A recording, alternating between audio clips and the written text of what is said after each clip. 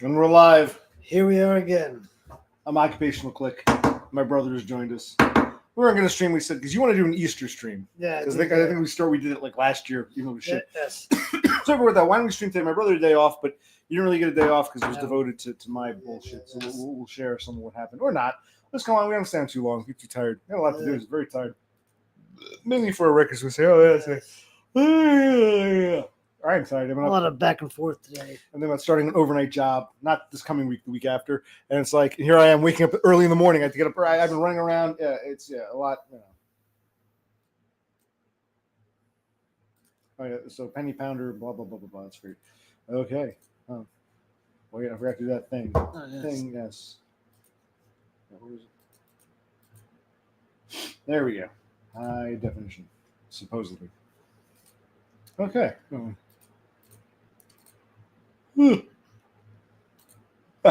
Tired, man. I really am tired. It's like just being. Exactly. Sometimes maybe it's true. Like hitting the live button, it like drains your energy force. Even if you don't do anything or say anything, it's like, oh my god. Yeah, well, actually, we went out. We didn't have time to cook tonight because we were running around missing cars and shit. We'll talk about that in a minute. We can do it, but we went to go to a place to eat. We got some mozzarella sticks and some French fries at this pizzeria, and it was very filling. We actually got a pizza too, a Sicilian pizza, but I'm just too stuffed. Oh my god, you get the itis. You know what I mean? You know what I mean. I think they do. He knows what I mean. The one viewer knows exactly what I mean. Yes. It's Friday night, and here he is with us. So everyone else is out partying or going to some kind of midnight mass or whatever it is you know. But for us, we're here, and No, not tonight. In fact, I'm glad you brought that up. I'm glad you actually, what's it called? A broken clock is right every now, twice a day or whatever it is. Now, I wanted to, here, give me a sec. Yeah.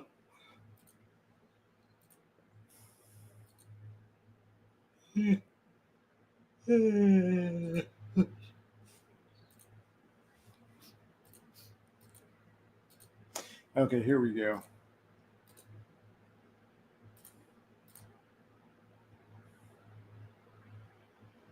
Okay, so right here, a question was asked. So, have you given up joining me on Autism Bucks? No, not at all. Quite the opposite. Yes. And in fact, I think I mentioned last time. We looked at some cars, both new, because at first I was like, do I get a new car before the tariff? I went to several different places. My brother came to one. We went to a Honda dealership, look at some like pre-owned, blah, blah, blah, blah. And it was like, it's not just, even if you put no money down, or whatever you put down, you're gonna be paying at least $400 a month, and then there's the insurance, which can be like $200 or $300. Yeah. So it's like $700-800 a month. I'm like, this is fucking ridiculous. So I ended up buying a clunker today. It's not a bad clunker. We'll talk about it. I bought a you can laugh because my shrink laughed. I'm like, I just need a car to go back and forth as long as I can break down. I bought a Chrysler, a Sebring, 03, and the place I bought it from, it's this garage right on. No, he's a big help. The answer is not. I'm trying to tell you my story because it ties in. If you just be quiet and let me tell my story. Had I taken out some crazy loan for a new car, I'd be paying it off for 7 or 8 years. I wouldn't be able to, apply for any bucks ever. I'd have to work 2 or 3 jobs until it was paid off. So no, the reason why did I buy a Sebring? The place I bought it from, it's this garage / they got tractors. Yeah. They used to be a Chrysler dealership. So before you laugh, I looked at the Carfax. And what happened was the original owner in like 2002, 2003, he bought this Sebring. He had it for about 10 years and had all of a sudden, maybe a little more than 10 years, like 12, 13 years. Around 2015, 10 years ago, the trail went cold. So I asked the dude at this place, I said, listen, what happened? The guy keeping a garage or something? And the guy goes, no, he traded it in, and we kept it here and used it as our, loaner car. But it only has, for a 13-year-old car, only has, 82,000, 83,000 miles on the odometer? Unless they did something screwy and reset the odometer. But no, it's, for what it is, everything's in good shape. The brakes, nothing spongy. It was, so it rides well. Rides well. I check all my credit cards. I got a bunch of credit cards, and they're all like, my credit is shit. But I found one credit card that has a limit of like $8,000, which is rare. Most of my credit limits are like 1,000, maybe 2,000. This one was like 8,000, and the car itself was $3 and change because they also do titling, I got to go back for plates, registration. I just had to bring them, the freaking insurance. I got a quote from, so it's a whole other can of worms. We talk about the mailbox too. So anyway, long story short, had I gotten the new car, I wouldn't be able to ever apply for neat bucks. Because I bought the clunker shit car, yes, I fully intend to. Absolutely. It was good. A Sebring. No, it's I need something, because even my shrink is like, Sebrings, those things are pieces of shit. I said, I don't have, I even told him, I said, beggars can't be choosers. It was the only car, there were actually two cars I could afford. One I liked better was an Acura, which is the high-end Honda. I really love the Acura.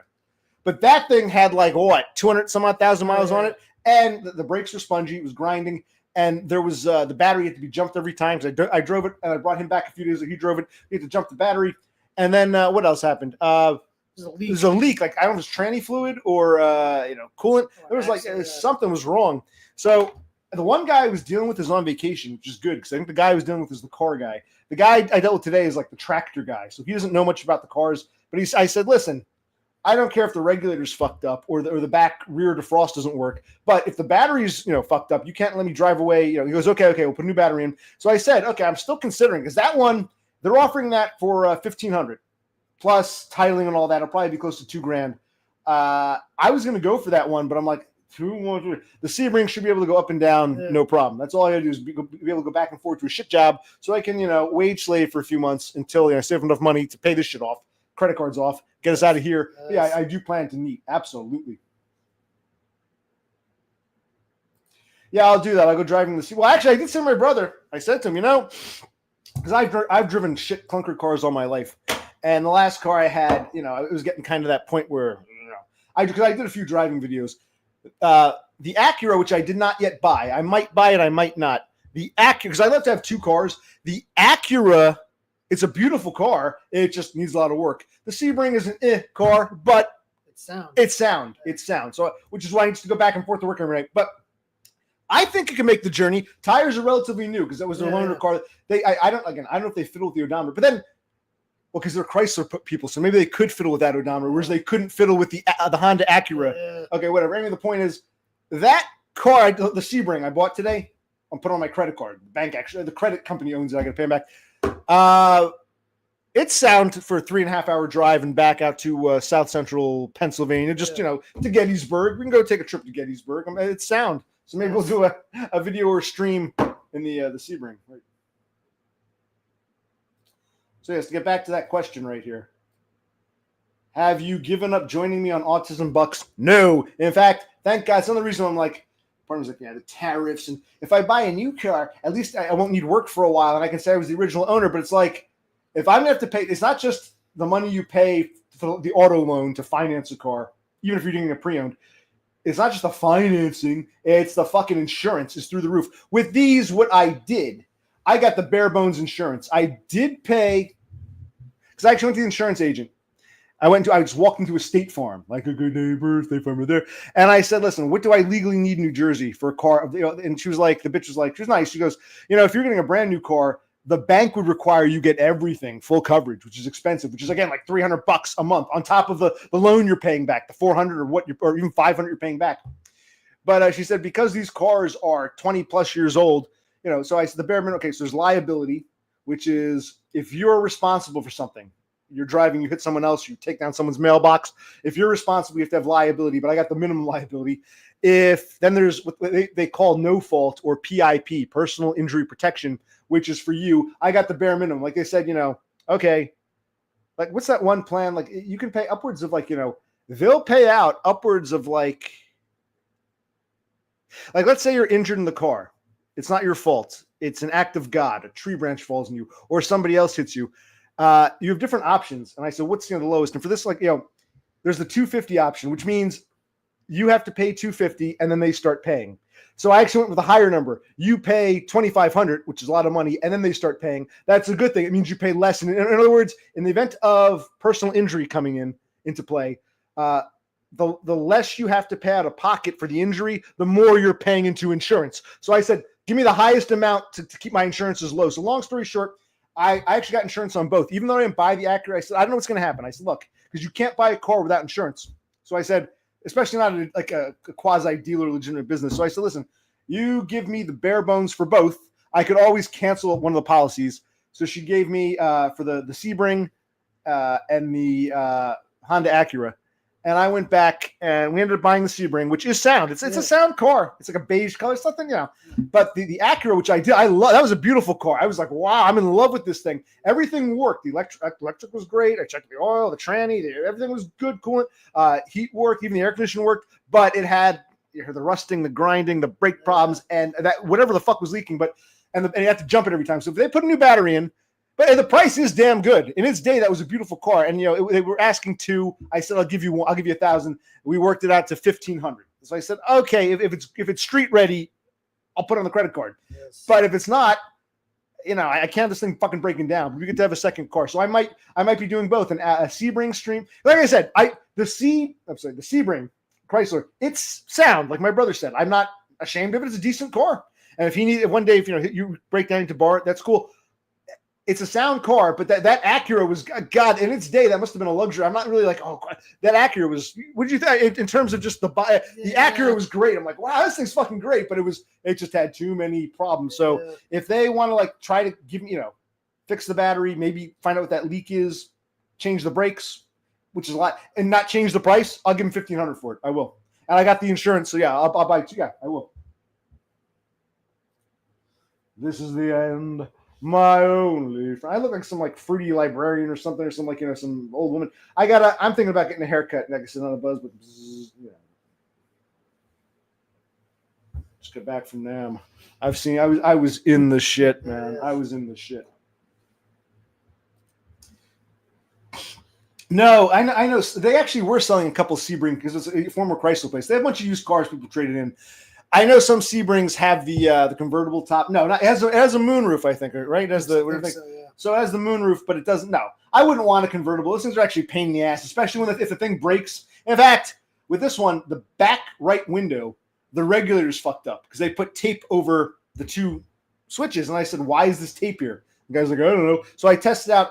Back left is fine. It was for the back right. The back right window will go down, won't come up. So we were there, I had to hold it and push it back up. That's fine. You got to be able to put your front windows down in case you get pulled over, cop can go to either side.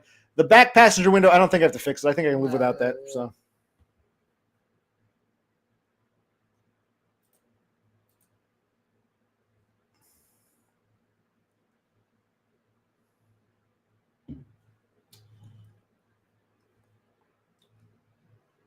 Okay.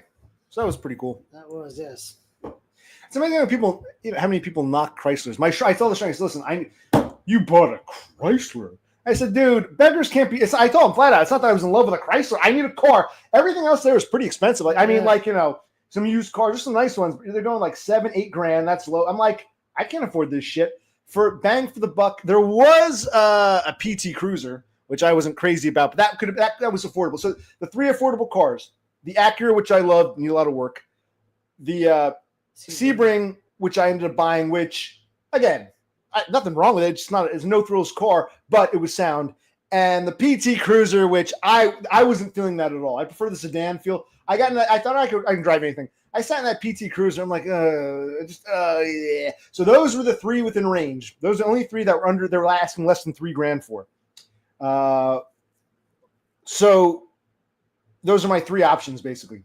I'm not buying the PT Cruiser. That was a total. I would much rather proudly drive a fucking Sebring than a PT Cruiser. But I love that Acura. It was just, it's a shame. And even I said, listen, I might come back today and buy the Acura because we bought the Sebring. I'll buy the fucking Acura if you. He goes, well, let me get back to you. Now, of course, today I'm not religious, but it's Good Friday. We're going to Easter Sunday. I know nothing's going to get done, but no one's in a rush to buy this car.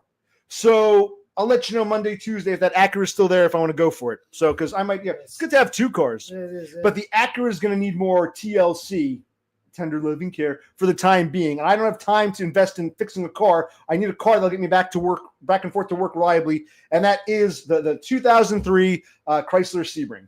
That's okay. You drive it. Drive it. Drive it too, bro. You might, if one day I'm off from work and your car's in the shop, you can borrow it.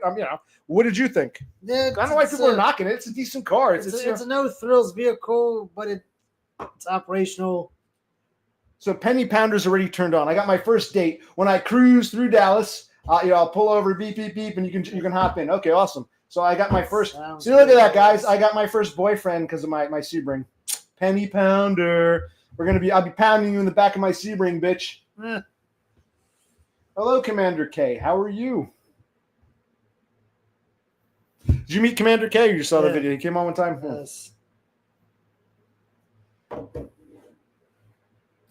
No, I did not buy the PT. Were you paying attention? I had 3 options. An Acura, which I loved but had problems. It's like Goldilocks. This is great. This is shit. This one was just right. Price-wise and drivability-wise, the Sebring was great. My first choice would have been the Acura, but the Acura needed work. The PT Cruiser, I flat out said, no, I can't do this. Fuck this. PT Cruiser was... Sebring, it's not... I don't know why people are just... It's a sedan. Typical sedan. Straightforward. You know. V6, I like them. Actually, they're both. The Acura and the sedan are both V6s. Front-wheel drive V6, which I like because the 4-cylinder, I guess nowadays, supposedly, 4 cylinders are better. 4 cylinders I used to have a Saturn years ago. You had a used Saturn, and that thing, you couldn't accelerate. I was like, so I'm glad it's not, because I've had 8 cylinders before, which I love the V8s, like the Marquis and all that shit. And I used to have a Cutlass Supreme. So I've always liked the big V8s, and you can't really get those anymore, but these are 6 cylinders, which is better, in my opinion, than 4. Then again, you might argue that a 4-cylinder from back then is shit, but maybe the 4s are better now. I don't know, but it's good to have a. So the Sebring. I'm not sure. Actually, I think they were all 6. I think the PT Cruiser was also a 6. I'm not sure, but the Sebring and the Acura are definitely 6-cylinder. So.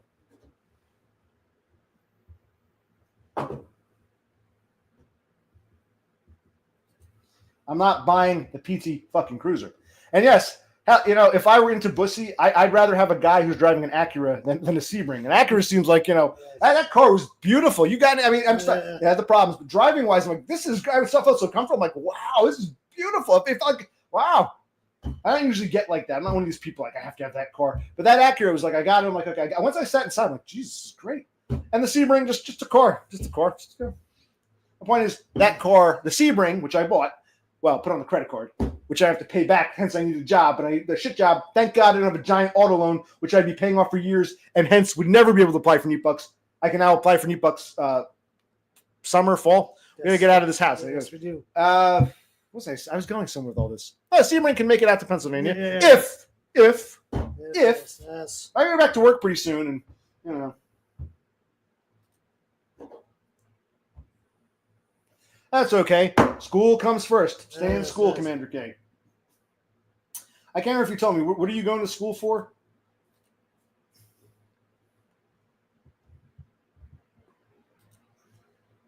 Yeah, no, that was that. They had a rag top. It was a bit younger. It was like an 08, and they wanted like 6.5 for that one. And I'm like, I don't even see. I don't know why you're knocking the Sebring. The Sebring I bought just looks like a regular sedan. I actually think the convertibles, the top down, they don't look. It doesn't look like a sports car. It looks like you said, like grandpa's trying to look cool. I don't care. And if those are to break, they're a bitch to put back on. So I'm like, I don't want a fucking convertible. I never wanted a convertible. The moonroof's okay. I didn't even want that. I just want, Okay, I think Totem is streaming. Is that what he's trying to tell me here? Good for him. Good for him. Where are we? If the starlings wish to fly away. If the starlings want to fly away, see where the starlings go, the sea shall bring. The sea bring.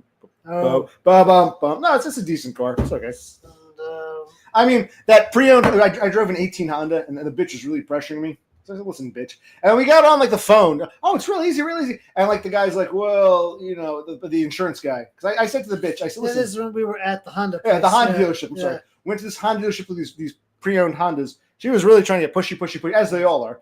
But then the guy gets on the phone. Because remember, the salesmen and women aren't insurance people. I actually like to talk to an agent. Sit down. I know you can do it online. I go in person, sit down at a desk.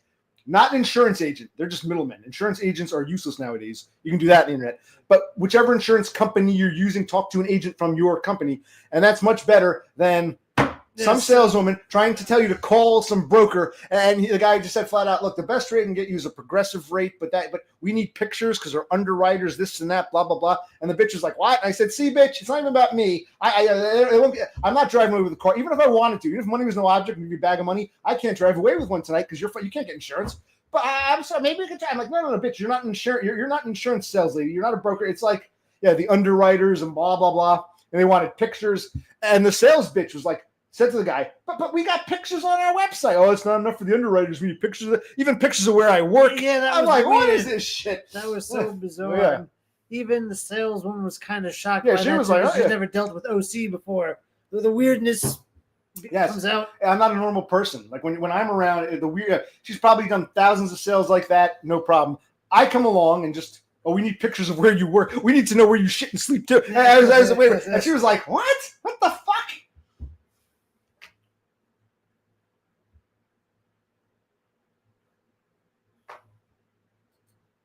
Oh, Penny is, Penny Pounder is always looking in our mouths because his biggest fantasy is to insert something into I it. see. Have I deprived you of vape? No. I'll take a vape. I think this one's dying though. Yeah, one of them doesn't taste too good. I gotta get a new one. Did I not have any more? Did I go through? I thought I had a third. I can't find a cherry bomb somewhere. Is it starting to wait? Is that blinking? Yeah, this one's starting to die. But I should have one more. I'll go up and get one of those. What do you call them? Those elf bars if I have to. But yeah, I thought I had one more of these unless I went through them all. Who the fuck knows? So I got that car and I got the insurance. I put it on the credit card. And we could talk about the mailbox shit. Oh, wait a sec. Does anyone else have anything to say? Have we exhausted the car topic? And I think I'm gonna. But yes, Neep now. Get a shit job, pay this shit off, find a better place to live, and get on Neep Bucks now. Because basically, even though the car was put on a credit card, I own it. There's no loan involved. I just, I'll pay I owe the credit card company. I guess they're the loan shark. But the point is, there's no bank involved. It's just the credit card. So, and it's only a couple $1,000s. So this isn't like I just made a major purchase, a new car or a pre-owned new-ish car, and now I've got like 7 years of $1,000 or $800 a month payments for the next 7 years. It's like, so because that would, I'm like, it's actually worked out in the long run. And I drove the Nissan Versa, which they say is the cheapest new sedan, and it was okay. Again, it's like it's the new Versa is a lot like the Sebring in the terms of it's just a car. It rides okay, nothing special, but nothing to complain about. But to end up tied to some loan for 7 years is like a total money pit. I'd rather put work into this car, which is it's in good shape. Oh, the guy pissed me off because he said to me, I tried to negotiate him down to $2,000. He's like, no, we put so much work. See, here are the invoices. And I actually said to him, I said, look, man, you had it serviced here. This is your shop. You can put any price you want for the invoice. So you can say, okay, let's say it costs, I don't know, $30 to change the oil. You can put down $700 for all I know. You can just put whatever you fucking want. You can't say, look at all the work we did when you're the one, writing your own bill. No, the computer won't let us do that. It's all legit. But the car is, because that was their loaner car. And if they didn't fiddle with the mileage, a 23-year-old car, 23-year-old car with less than 83,000 miles. No, I did okay. If I can get, and my shrink was like, well, if you can get up to 100,000, I guess you break even. And I said, I'm sure this car will probably last about 120,000. Not 120. Yeah, it'll definitely break. Oh yeah, I'm not worried about it. Yeah. So yeah, I don't regret the Sebring. The Acura, I still maybe it's a good thing we didn't buy it. But there's a part of me that's like that would have been a beautiful second car. Yeah. That car was beautiful. The Sebring, no complaints. It's just a car. Why do I have to keep repeating this? Christ. All right, let's move on. I guess I got a notification. There's a delayed notification, I guess. I'm sorry. I missed it. We missed it. No. I was buying a fucking car, man. I don't know. I don't really know. I don't know. It was never with him. I think it's worth it. It never felt quite right. There was always something. And the last time I said, I'll come out before you go to Australia. And he was like, he had a panic attack. Yeah. You know how he is. He'll say something. Oh, yeah, sure. I'm going to come on out. And then like when you get closer. So it might not even be worth it. But I'm saying I could do it now before I go back to work because the car will make it. I didn't trust my last car to be able to do that. Yeah, and then you hide them so I can't go back and watch later. So you private them. So I can't go back and watch. Yes. So, yes, the answer is I don't know. If we were going to do it, we'd have to do it next week because he'll be back and I don't go back to work till the week after. But he'll probably have a panic attack. So the answer is probably never. Unless Donda comes, and maybe I'll come visit if Donda's there. Maybe we'll see. Yes.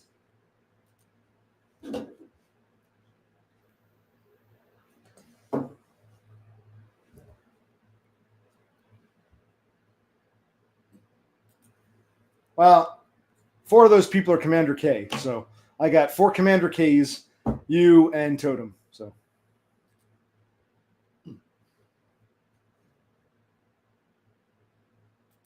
Well, I think the audience would like it for sure. Yeah. Like even Beppis once upon a time said, and I agree with her. She said, I would love to see you and Dumb meet as a viewer. I would love to see it. But, and she said, even though I would love to see it, I'm paraphrasing, whenever you call Dumb or interact with Dumb, he seems bored. Like when his buddy Otto calls him, he seems just bored. So Beppis' intuition told her that as much as it would be enjoyable as a viewer, Dumb doesn't seem that. And she was right. Dumb doesn't really seem, he'll say, oh, of course I want to see it. But it's you know how he is. And then, I said, okay, great. If I ever say, call him up, Dumb, can I come see you? Sure. Well, Dumb, I'm only about half an hour away. Whoa, no. You know how he is. So I don't think it's worth it. I don't think he wants to meet up, but yeah. No, he's not. I want to meet the man who met God. Do you understand something? Dumb met one of the coolest people ever. One of the coolest, most, in real life. In real life, Dumb met one of the coolest people ever. Molasses Cookies. So I want to shake hands with the man who met Molasses Cookies. That's why I want to meet him, not for the sake of Dumb. Yes, he met Molasses Cookies. I want to say, wow, I met someone who met Molasses Cookies. Whoa, maybe I can smell her on you. No, I'm being facetious, of course. The man met Christ, so I mean,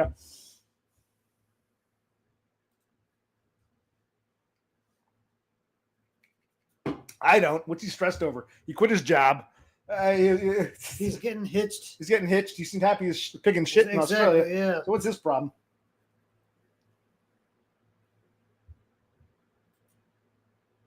That's another thing. I wouldn't want to meet him at a fucking steakhouse in Hagerstown, Maryland. I want to go to his native environment. Yes. I want to say I didn't come out here to eat a steak. Walk around the house. Yeah, I want to see the back. I want to see where you're. The real. I want to see Dumb in his native habitat. Not let's meet up at a restaurant and like fuck that. What the fuck? It is. Yes.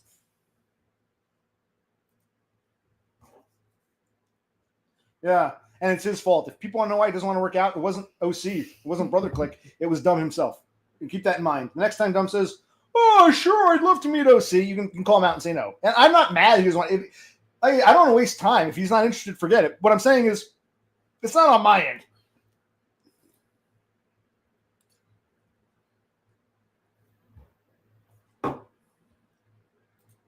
No, he has no sense of smell. He lost his sense of smell, so that's why he's able to tolerate it.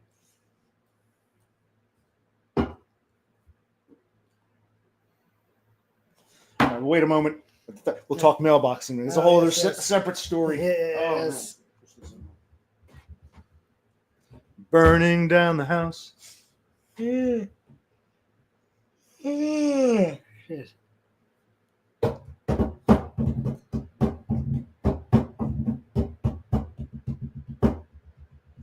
Yeah, see about how many Universal ones we have. We can talk about the TV too. It's like a time capsule. Yes. Yeah. That it is. That's been done. See, we went out. I bought the Post. Let's tell this story. Yes. Months because this happened on late March. Went out to Lowe's, bought a bunch of shit. Bought the new wooden post. Bought some paint, but not quite paint. Sealant stain, but it's like a paint. Bought the mailbox itself. Some mounting boards. Some numbers to put on the side. Reflectors, all kinds of shit, right? Brought it home, painted it, got it all prepped, got it all set up, and I said, I'm not putting it in the ground because if it's not up to code, the landlord will blame me. So I'm gonna, and since this asshole's paying for it, Sanjay, I'll hire a professional. So I got a professional come, but it took forever. The guy, because it got cold, right? Yeah. Well, no, first it got cold. It was below freezing. You can't paint when it's below freezing. You can't dig up the ground when it's frozen. So there was that, and then it got really wet and rainy. One guy was supposed to come last week, but it was down. We had 3 days of downpour. So I said to the guy, the first guy, there were actually two guys. The first guy, I said, listen, man, you were going to do it last Friday, but it rained. I understand.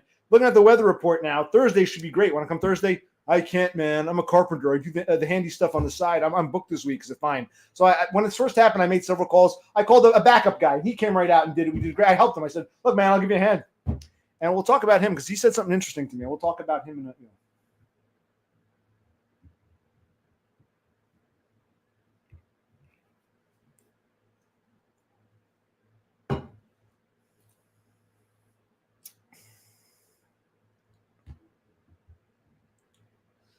Okay. What we actually ended up doing, we took the poor man's way out. The original post was still in the ground.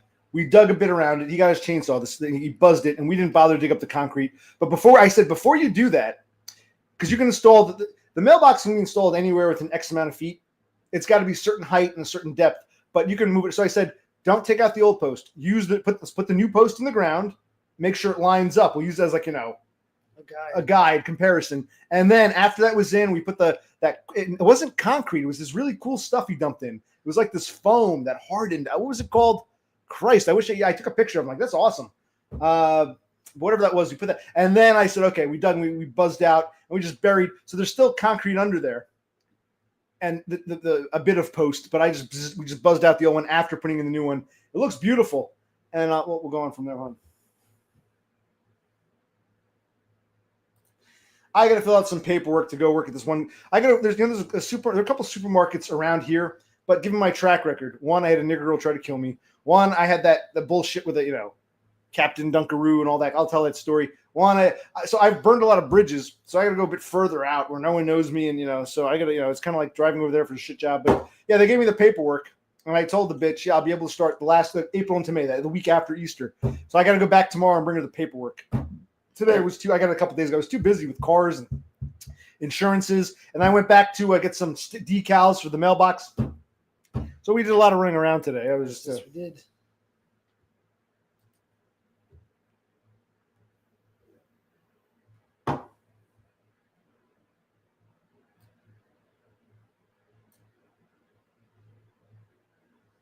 What I'm hoping to do is I go back to the shit job, make enough money to pay off these debts, also paying into Social Security. And how does it work when you apply for NEAT bucks? Let's say you apply SSI, I guess is a flat rate. If you get SSDI, first you have to determine it. Does it not count the current year? Or how does it work? Because if I can pay more into Social Security, I wouldn't my shrink say, "Oh, you're very generous with my tax dollars." Like a fuck.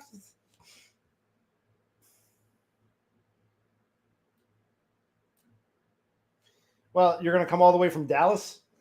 I don't think so. Plus, if I'm going to work overnight, the grocery store will be closed, so you won't be able to see me. I'll be, you can come to the store, but I won't be there. You can hang out in the parking lot overnight while I'm working. I mean,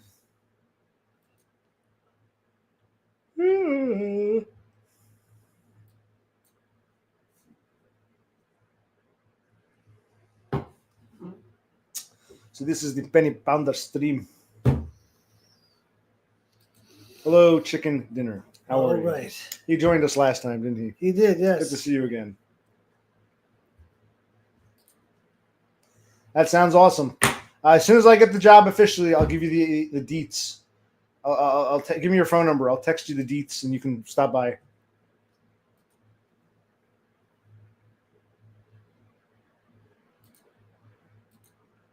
Yeah.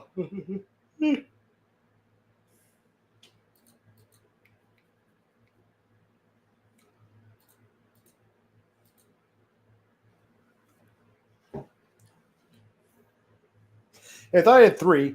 This one's dying. The one upstairs is dying. Where's the third one? It's like, went the road already? Jesus Christ. Who the hell knows? Actually, do you stream anything? You won't even come on. I don't think this Penny Pounder. No. I'm not gonna stream shit. Supposedly chicken dinner streams. I've never seen one. Unless he's like Totem. He privates them as soon as they're done. I don't. He has another name. Yeah. Well, that's his side hustle. He got into that because that girl was walking around with her camera, and she said, "Oh my God, you're so gorgeous. I have to take your photos." So that's a side gig. No, that's it. Yeah. You've already told me many times what you do. Yeah. I'm not answering redundant questions again and again and again and again. The starlings who fly in and ask the same questions again and again and again and again. Are you gonna get us another beer, buddy? Damn straight. Buddy's got us another beer. Unless you want us to get off.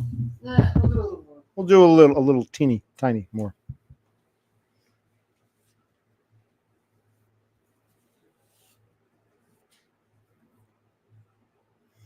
Notice how gray the sides are, My hair's kept its color for the most part, but I'm seeing right here, it's so gray. I'm amazed. Oh, and the car guy pissed me off because the car is due for inspection in May. And I said, "Do you guys do inspections here?" Yeah. He was I said, "Well, how much do I have to pay you for it?" And he's like, "Well, if you buy a car here, the first one's free, but just the first, you got to pay for the rest." I said, "That's fine. Point is, he didn't offer that up. I had to ask him, do you do inspections? Like, he didn't like the question. Yeah, I said, okay, how much? Well, first one's free if you buy from us. But I'm like, well, you should have probably led with that, you fucking I didn't say that. You asshole, but I'm thinking you should. So I said, okay, thanks for telling me. I understand if the next inspection isn't, but the first one's free. Good. That's good to know, because nowhere here is that fucking advertised that you do inspections, first one free if we buy a car. Remember that? The guy didn't want to tell us, and then I assumed I had to pay something. I never said, hey man, do you do free inspections? I said, okay, do you do inspections here? He goes, yeah. And I was going to ask how much. He goes, the first one's free, but not the. Remember, you're so like, I'm like, I never asked for unlimited free inspections. I didn't even know there was a one free inspection. Thanks for telling me now, you piece of shit. Yeah, you kind of pissed me off. But then again, the car salesman guy is on vacation, which is actually a good thing, because I dealt with the car salesman earlier this week. Didn't know he's going on vacation. I'm kind of glad he's gone. I think this guy that I dealt with today was kind of a moron. Like, he wanted to call my insurance company. I'm like, what do you got to call them for? He's like, to get the binder. I guess he means the information for the insurance. I said, what do you need that for? I brought it with me. I told you.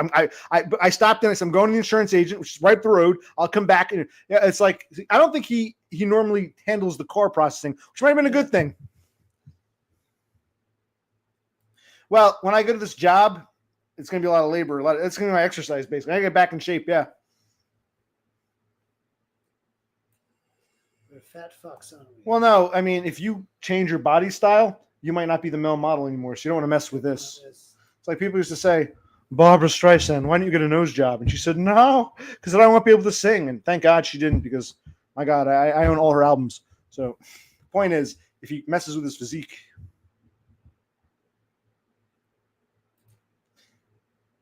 I don't think he's here. I haven't seen him. Off-grid live or off-grid prosperity, he's not here tonight. Unless he's streaming on his own, I don't know. I have no idea. I haven't seen him.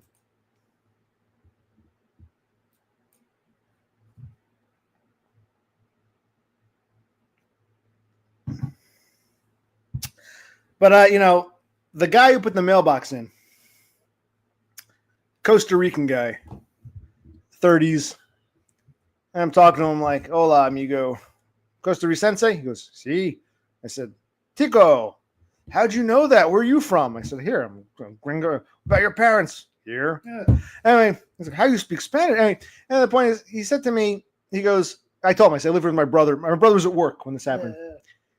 And the guy says to me, so, because I'm working with him, I was probably, yeah, he was a nice guy. And he says to me, he goes, so on the phone, text and calling, that was your brother, I guess?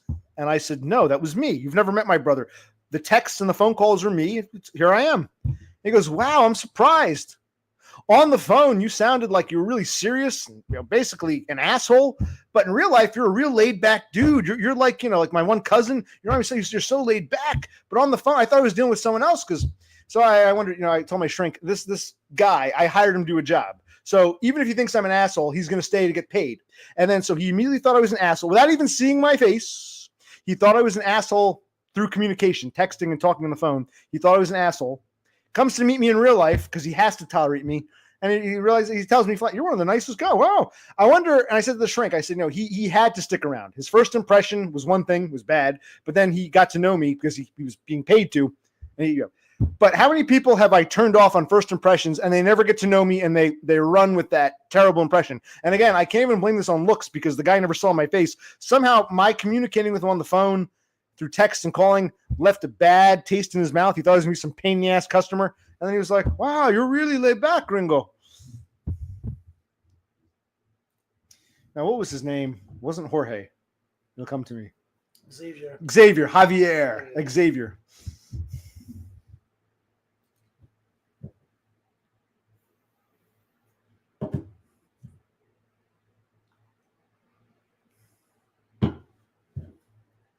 But how many other people like Xavier got a bad first impression and they never gave me a chance? Xavier had to. He wanted the money, so he had to work with me. And he realized, oh, I thought you were an asshole. You're a nice guy. How many others said, this guy's an asshole, therefore, boom, he's always an asshole. I'm not even bothering to get to know him, and I hate him. He's evil. Let's destroy him. How many? What did my shrink say? I can't remember. He's not much of value.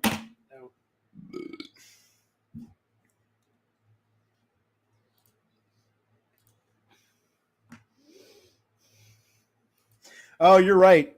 Maybe I'm still an asshole because I'm so good looking in real life. on the phone. This guy's an asshole. Up in real life, oh, blanco, suave. Yeah, maybe right. Maybe it is looks. I'm so good looking. And when he saw me, he couldn't help it. All my asshole behavior was tolerable because, hey, the way I look. Good call, Penny Pounder. You've been right. Hey, like a clock. You've been right twice so far this stream. So congratulations. That'll probably be it for him being right. But okay. Yes.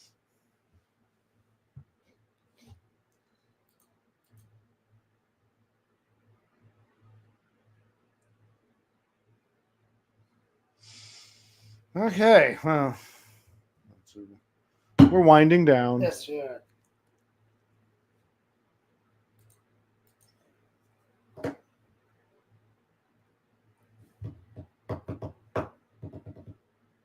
Oh, the Sebring has a radio, AM, FM radio, CD, and tape. So I can listen to my old cassette tapes too if I want. Yay. The CD player, where I haven't tried tape yet. CD player works, so I can listen to tapes and cassettes and You need CDs. the CD in the car. Oh, we might have, yeah. We'll get it tomorrow.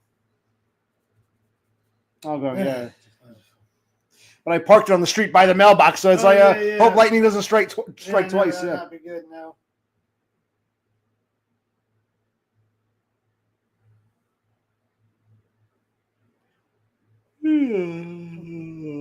Winding down.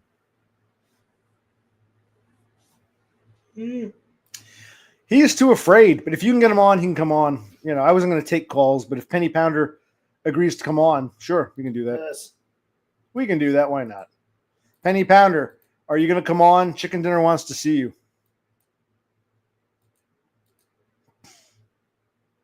Let me talk about what happened. So also, remember, we had to stop the mail. Apparently, I was going to start it up next Monday because I still want to. I got to touch up the mailbox. I got to put a little. I still have the paint. I want a few spots. Just nice touches on. The mail lady comes by. She's kind of. I get along with the mail lady, but how old would you say she is? 60s? I'd say later 60s. Oh yeah, and she's very squirrely, kind of. But I get along, and she's all like, "How are you guys doing? I'm so happy you got your new mailbox." Oh, I said, "Yeah, we'll come. I'll come to the post office. We'll start the mail up." "Oh, I already took care of it this morning for you because I saw the mailbox." I go, "Okay." Glad I spoke to her because I would have known. I said, "Okay." She overstepped her bounds. Overstepped her bounds, but she's going on about, "Oh yeah, it's great. I'm so glad. It's been so long. I'm so happy." I said, "Okay."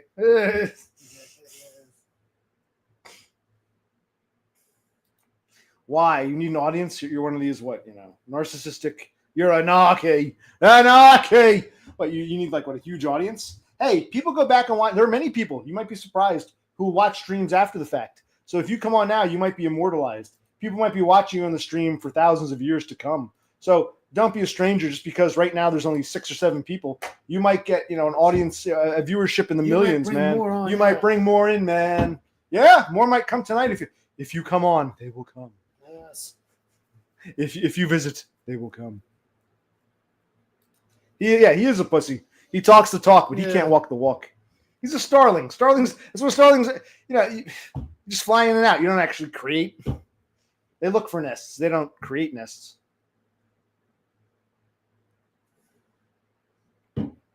Anyway, got something in the mail the other day. Actually, it was from State Farm, who I'm using. So it was a letter, and I thought it was going to say something like, "Okay, welcome to State Farm," blah blah blah.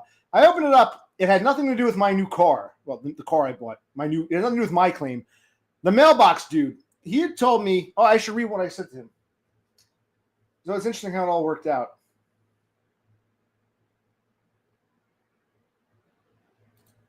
Well, at least we know what his hair looks like because he wasn't a pussy. He showed himself. He was not afraid. He was not afraid, unlike some people. Anyway, so after the guy put in the mailbox, after Xavier, after the Costa Rican Tico, Costa Ricense, after he put in the mailbox, what I actually did, he had the low. By the way, Xavier had a slightly lower quote. He wanted $350. I said I was giving him cash. So I was give you cash. And he wanted to do Zelle or what's. I'm like, I don't do that shit. I can write you a check, give you a credit card, I'll give you cash.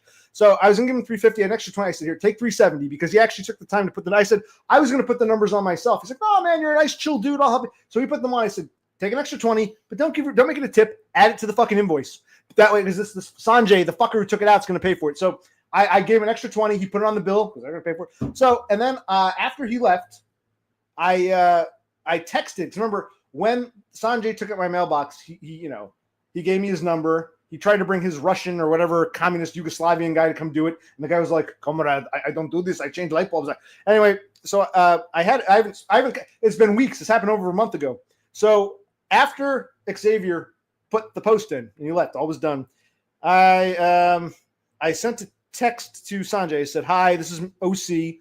Ground is finally dry enough to install the post." I told him, from Lowe's, the items are about $220, and the installation of the post was $370. It's going to be $350. So that's what, $3, $4, $5, $7, $390 and 29 cents. I said, listen. $590 altogether. Oh, my mistake. That's right. $370. It was about $600 altogether. Right. Well, $370. That's right. $220.29. So $3, $4, $570, $590.29. But I said, listen. Yeah, total is $590.29. If you want to give me cash, just make it $590 legal tender. So I thought that would be. I mean, he didn't get back to me. And then I got the thing from State Farm in the mail. I opened it up. I thought it was for my, the car insurance. It wasn't. Apparently, it was regarding this mailbox thing. And it said something weird like, "Dear unknown, we're so sorry for your loss." Almost like someone died, but I had a policy number. I called, and it was in regards to the mailbox. And I said, I said, "Look, man," I said, "Listen, it's odd." So I guess this guy, Sanjay, also a State Farm. But the name, it wasn't his name. I guess it was his wife. It was like a different last name. So I said to the insurance lady, I said, "Listen, the guy said he was going to pay me. I can go through insurance. Maybe it'll be better that way, just at least we get something." But I'm like, the guy said he was going to pay me. So I thought, because remember the three parties involved. There's Sanjay, who did the damage, us, but our neighbors, their mailboxes, not to the same extent. And I said, who called? I said to the insurance lady, "Who called you guys? Was it the neighbor?" "No, it was actually the insurance, the policyholder. I don't know if it was Sanjay himself or Sanjay's wife." Yeah. So I said, "Okay, that's fine." But I'm surprised because, I said, "I'm getting this letter today. The incident occurred on March 23rd. The letter is dated the 9th. It's not coming in the mail until fucking, the 17th, 18th. But when did they, Sanjay's wife, contact the insurance, you guys?" "Oh, it was on April 7th. I'm like, "Really? How come Sanjay didn't send me a text back on April 7th, April 8th? Hey, change of plans. I'm not going to pay for it. Go through insurance." He didn't send me a text. So I'm like, did the neighbor call the insurance? Oh, no, it was then. Why didn't they tell me? They could at least said, "Hey, heads up." So I texted him about paying me for it. Then, like less than 24 hours later, I get the letter in the mail saying, there's a claim regarding, the destruction of your mailbox. And then he texts me back. "I talked with the insurance and they said they will pay." He gives me the phone number and he gives me the claim number.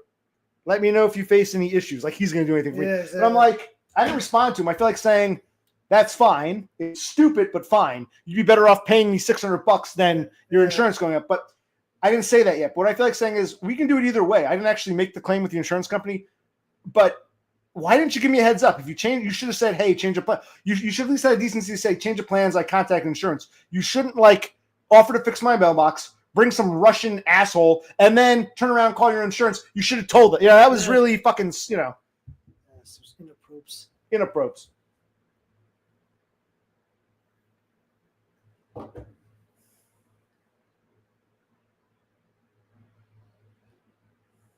So we have a functional mailbox again. Hey, who's Paul Allen? Is that somebody or is that Penny Pounder? Paul Allen? I don't know. Hi. I took a credit card, bought a Sebring, a Chrysler Sebring. Well, this is in pretty good shape. It was about $3,000 plus titling and shit. So I can go back and forth to some shit job. But at least I didn't take out a loan or finance a new or new-ish pre-owned car. So I own a Sebring. Thinking about buying an Acura. It's down to $1,500. It's a beautiful car. Again, 25 years old. Interior is great. Everything works. Electric. All the AC works even, which I don't even care about. Defrosters work. Heat works. Everything looks good, but there's a grinding and the brakes and it's leaking something, tranny or coolant. But maybe I'll buy a second. So I'm doing that and blah, blah, blah. And now I got something that the insurance with me. I don't repeat all this. The mailbox. This has been the week of insurance. Never ending State Farm. I should have called this State Farm stream. But I made the Good Friday agreement and I bought a fucking car because I need a car to go back so I can start work. Yeah, I have to fill out the paperwork and bring it back to this grocery store for overnight. It's a bit out of range, but I've burned bridges at every grocery store in the immediate area. I'm like, why am I driving 10 miles away when I could drive 2 miles down the street? But I'll be out of range and maybe it'll be a good place to start over. They want to hire me because I walked in. Not that it's rocket science, but a lot of these grocery stores, when people coming off the street, they don't often last. They do it for a few days, maybe a week or two, and they go away. So a lot of the managers and supervisors and foremen, they don't want to train people. They barely train because like why waste time training someone who's going to disappear in a week? So they don't train a lot of people. And but me, because I've done this, I told myself flat, look, not rocket science, but I know what a U-boat is. I know what spotting is. I know how to make a bail with a wire bailer. I know how to work with a hand jack and electric jack. I know how to spot pieces. So they understand I come pre-trained.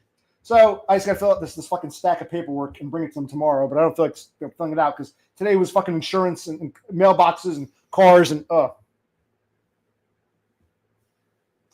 You know what? I'll answer that question if you want to come on in person, man. You pussy. If not, you've lost your OC privileges. I'm not gonna repeat all this shit. No. You can always go back and. Yes. That's cool. A lot of people either don't know how to do it or they don't want to do it. I don't mind. I just hate when I come in and the bailer is over full because no one on the previous shift could be bothered making one, or maybe they didn't know how to make one. So I don't mind making bails. I just hate when a bail should have been made 3 hours ago, but no one made one. And a lot of these kids, they just keep throwing shit in there. They didn't have the decency to say, wow, it's full. Let's leave the stuff to the side. So either make a bail or at the very least don't add more cardboard. You'll have these ridiculous, and I have to make the bail because the fucking, Yes, Penny Pounder is a coward. Absolutely.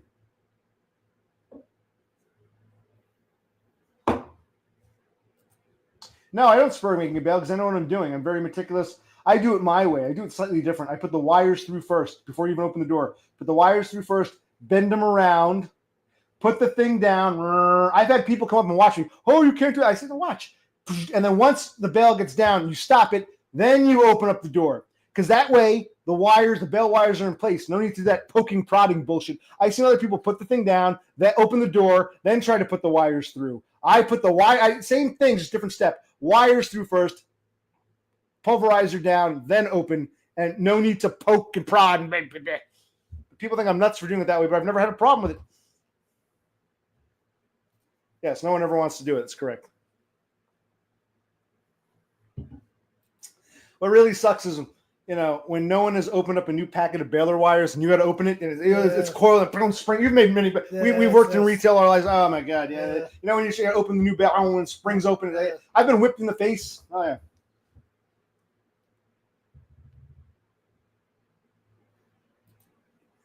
No, you're a coward because you don't have the balls to even do it. To put your forget about arguing. You're too afraid to do what others have done. Yes, it does. And a new pack of wire, not only is it spray, it's heavy, but it's disproportionately heavy. The end with all the loops is super heavy. You're trying to who works shit jobs. Yes, all these people I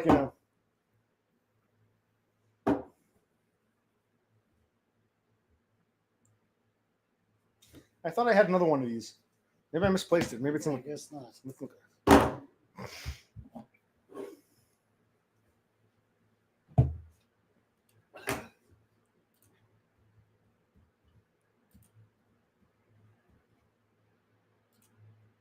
I should have called the State Farm stream because both the car and coincidentally, I didn't realize that guy, his wife was using State Farm. His insurance, his registration was expired for over a year, over a year. How do you let it go that long? It's one thing to you forget to pay it, but how do you go a whole second cycle? Because they must have sent him something else saying you haven't paid registration in a year. Yeah. I will when you come on. You don't want it because you're a pussy? Why would I argue with you? Because you're a pussy. Don't make excuses. It doesn't have to be an argument. We can just talk about shit. He's just a pussy, period. He's a pussy. Okay, so we've talked. I was thinking of the Good Friday Agreement between the U.S. had to step in. I remember growing up, you hear these stories about Northern Ireland and the Protestants and Catholics killing each other, and there was the Good Friday Agreement and blah blah, and things have been better since then. So my Good Friday Agreement was, my Good Friday was my insurance came through, and I bought the car, and I still have the insurance. I didn't cancel it yet for the Acura, but I got, they never got back to me. So I'll have to stop in there on Monday. I'm curious. You might say it's a waste. I want to see what they say. Maybe they'll say the car's a piece of shit.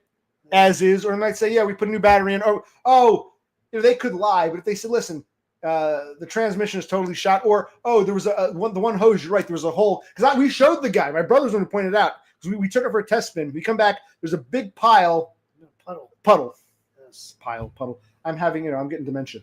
There's a big droopy, wetty thing on the ground. We pointed out. I said, the guy couldn't deny it. I said, you see that? That's where the thing was parked.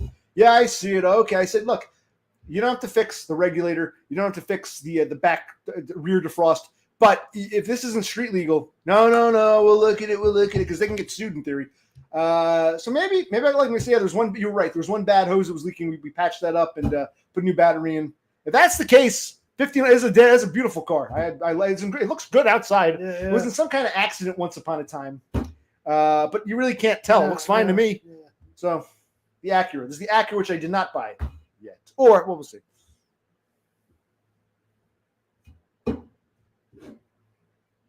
But the Sebring, which is getting Penny's dick hard. He wants me to pound him in the back of it. That's fit to drive out to Gettysburg or Chambersburg or Waynesboro and back. I'm sure it would make it there and back okay. I have faith in that car. I know I got to go back to work soon. So just putting that out there.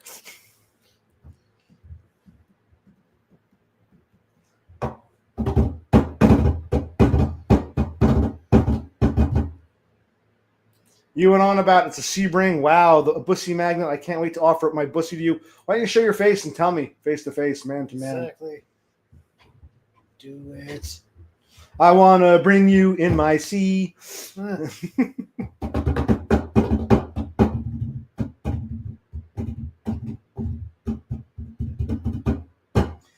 I don't know how long is this claim going to take with the mailbox. That's why I go back to work. It's like...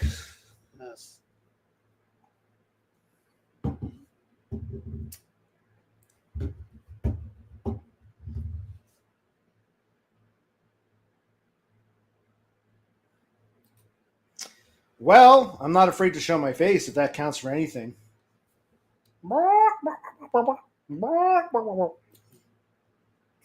Penny Pounder's like, I wonder how old he is because he does. I'm afraid if you're under 18, I'd rather you not be here. I like adults. Yes. I mean, I can't verify ages, but you strike me more and more as like some fucking 12-year-old kid. Yeah, it's not even meant to be. You're so immature. It's just I really wonder how old you are because I don't want to talk to a 12-year-old kid. If I'm sure arguing with some 12-year-old kid. I met a lot of adults my age and older who still act like 12-year-old kids. So you never know on the internet. That's why you don't want to show your face, because then we know you were a child. Should I ban Penny Pounders? Because I don't want children here. If you don't come on and prove you're an adult, I'm gonna have to ban you. Now that's why you got to come on.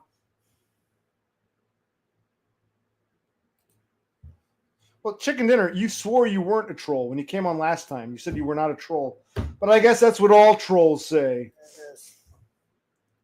So I think Penny Pounder's underage. That's why he's want to show his face. Okay. He seems that way. He seems that way, and he seems that way. Yes. Queen, I got my blazing girlfriend. Okay, queen. My queen. You sounded like a simp or like queen, queer, like a fag thing. It's like, it's a weird thing to refer to your chick as a queen. It just sounds like either you're a major simp. Oh, God. All right, I'm going to bring Zenesis on, which is fine, but I was hoping Penny Pounder would come on and prove he's not a child. What's up? I think Penny Pounder won't ever come on. Well, do you think he's underage? He might be like, 12, 13? No, he has a special personality type. What's his special personality type? Those kind of people who always want to troll around. Never be like serious. Well, Chicken Dinner is kind of the same, but he came on. Chicken Dinner is an outlier. Oh, he's the outlier. So, what would you like to talk about now, Zenesis? Penny Pounder says, Penny Pounder, if he's putting you to sleep, why don't you come on and wake us all up? Yeah, Penny Pounder, yes. I'm going to have to ban him in a minute. He's or time him out. I'm afraid he's underage. He's flirting with a timeout. Yep. So, what brings you on? Yeah. I have a weird ritual that I always wake up at 4 a.m. this time around because I always need to go to the toilet. And this is like the time usually where you stream.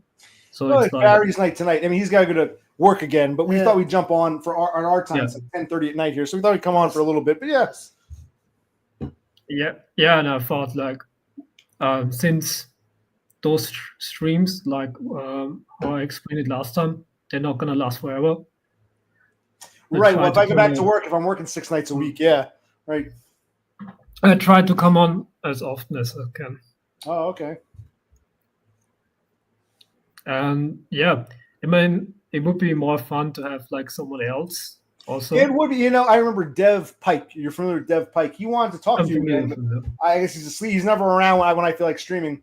He got upset and said, "How come?" He asked why I don't invite him to my streams. I said, "No one's invited. I stream when I stream. If you're here, you're here. There's no invitation. Yeah. Anyone's welcome. It's I stream It's open whenever. invitation. Yeah, open invitation. Yeah. So if he's here, he can jump on. But I haven't seen him. I think for Dev Pike, I think for him personally, it's a time zone thing also. Well, it's a time zone for you because you're in England right now. 10, 11, No, he's in Austria. Right. I'm sorry. No, Austria. I'm saying in England right now, it's 3:30 in the morning. You're an hour ahead at 4:30 in the morning. So, yeah. But I guess you're an early bird. You get up really early. So. No, I usually go to sleep at 2 a.m. or something like this. I'm a guy who sleeps a couple of hours, wakes up, needs to go to the toilet or do something, and then goes to sleep. I'm a weird one in this one. I don't sleep like, through it, the whole process. No, I understand. Well, I think Dev Pike said he called it Victorian. I think that's what he called it. He'll sleep for a few hours, get up, sleep for a few hours. So maybe it's a European thing because what I meant with regarding time zones, because for us Eurocell it's really late. And well, you know what? If I do a night job, I'm gonna come home in the morning, my morning.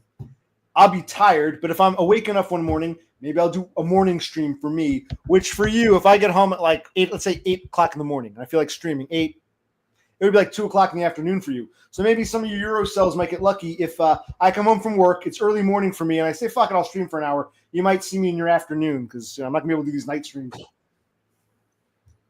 Yeah, it depends how motivated this person is to come on after work or something like this. Right. So I'll see how I feel. If it's a light night and I'm off the next day, I might say, fuck it. It was a light, easy night last night. We didn't get a big load, and I'm off tomorrow, so I can stay up. What the hell? Maybe I'll stream. So it depends on how I feel. Yeah. What else is going on in my life? But yeah, it might happen. The last stream went really well, I think. It was an interesting stream. We had quite the cast of characters. Was that the last one or 2 ones ago? Is that the one with you and Chicken Dinner and what's his name? Off Grid. Yeah, that's the one you're talking about? Yeah. Because those guys made me... I didn't neglect what those guys said. I always think about the arguments I get from other people. There is some. I think there's some truth to it, especially to Off-Grid when he mentioned that I'm not satisfied with the things which I can get currently. It's like the black pill sphere. It's a stereotype that females wants to get for Chad. They want like the best looking one. You're saying that's a stereotype, that women don't want the best looking dude, or what are you trying to say? No, they do want the best looking dude, but they're not really satisfied when they can't get it and they settle down with someone else. For me, I only got most of them. In my short-term encounters, I mostly got with high-tier Beckies and Beckies most of the time. I never got to never slayed my looks match or something like this, because I'm pretty much invisible to them. Wait. So you're saying you feel you're on par with like your looks matched to the Stacys, but they think they want better than you, so you settled for high-tier Beckies who are below you. Is that you're going to insult some people here, because some people here can't get anything. And I even said what I really hate is some fat ugly bitch who I don't even find attractive thinks I'm coming on to her, like as if you bitch. So I can't even get a fat chick. Not that I want one. You're saying you're entitled to Stacys but have to settle for high tier Beckies. Is that what you're telling us? There's a meme in the incel sphere or black sphere. There's this term called Chad-sexual, and I would say the male equivalent would be Stacy-sexual. I would say I'm not here to brag or something like this. I just try to be honest. Yeah, be honest. Go ahead. Yeah. And I'm really invisible to my looks matches. No, I never get attention. What are your looks matches? You're saying you believe Stacy is your looks match? I don't know what. This is the thing also. I noticed personally that IRL, I do really well with high tier Beckies and below. Right. Well, how do you know? Honestly, how do you know the high tier Becky isn't your looks match? In other words, why do you think you're on ultra Chad level? Maybe you are. I'm not a woman. I can't tell. How do you rate yourself as? You might be right, but how can you know that you're at the Stacy look? That you're the male equivalent of the Stacy? How do you know for sure? Maybe you're the male equivalent. I'm not saying. Right. I'm not saying that the male equivalent of Stacy. No, you said you're invisible to your looks match, who you believe is Stacy. Yeah. So you're saying Stacy is your looks match. How do you know that you're the male equivalent of a Stacy? You might be the male equivalent of a high tier Becky. I can't tell. You're a guy. You look like you belong in a movie. You're probably better looking than most people here, but I don't know if women would see you as an ultra Chad Preet or if you'd just be like a high tier. I don't know what you'd be to women.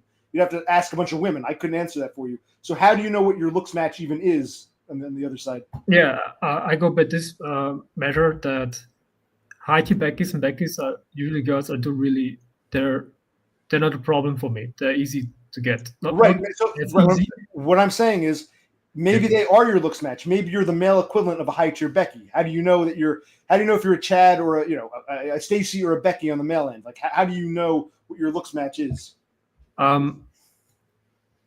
It's a common thing, common knowledge in black sphere that people struggle with attracting the looks matches, and they always tend to stay down, and they get the most attention from the group who are like below their own looks level.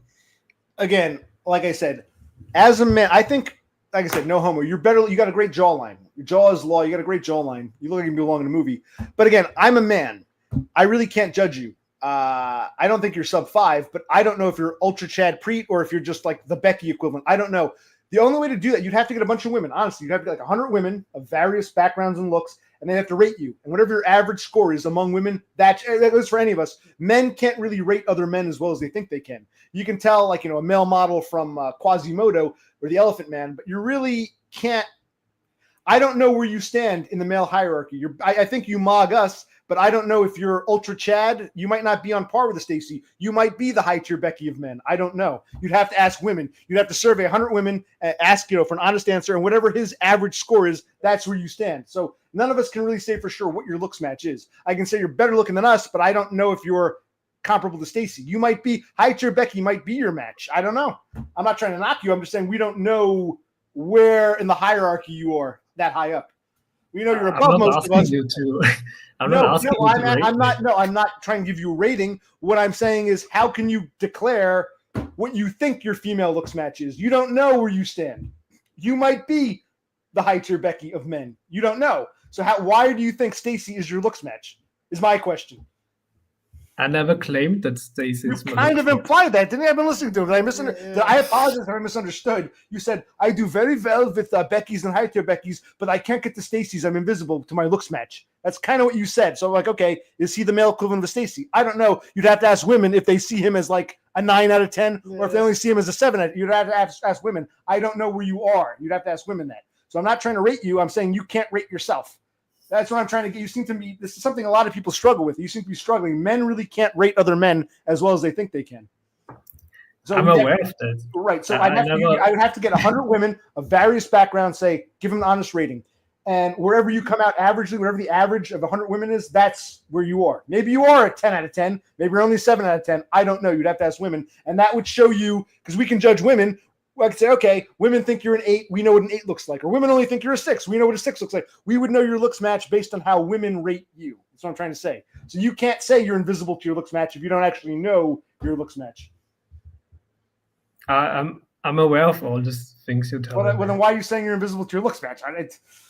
No, there was an argument from Off-Grid the last Okay. time we spoke. Well, elaborate. Remind us what he said. What did Off-Grid say that you're disagreeing with? He told me that there could be a thing why I'm not satisfied with sleeping around is the reason could be because I'm settling down looks level wise, and I'm not attracting those kind of girls, which I don't know, which So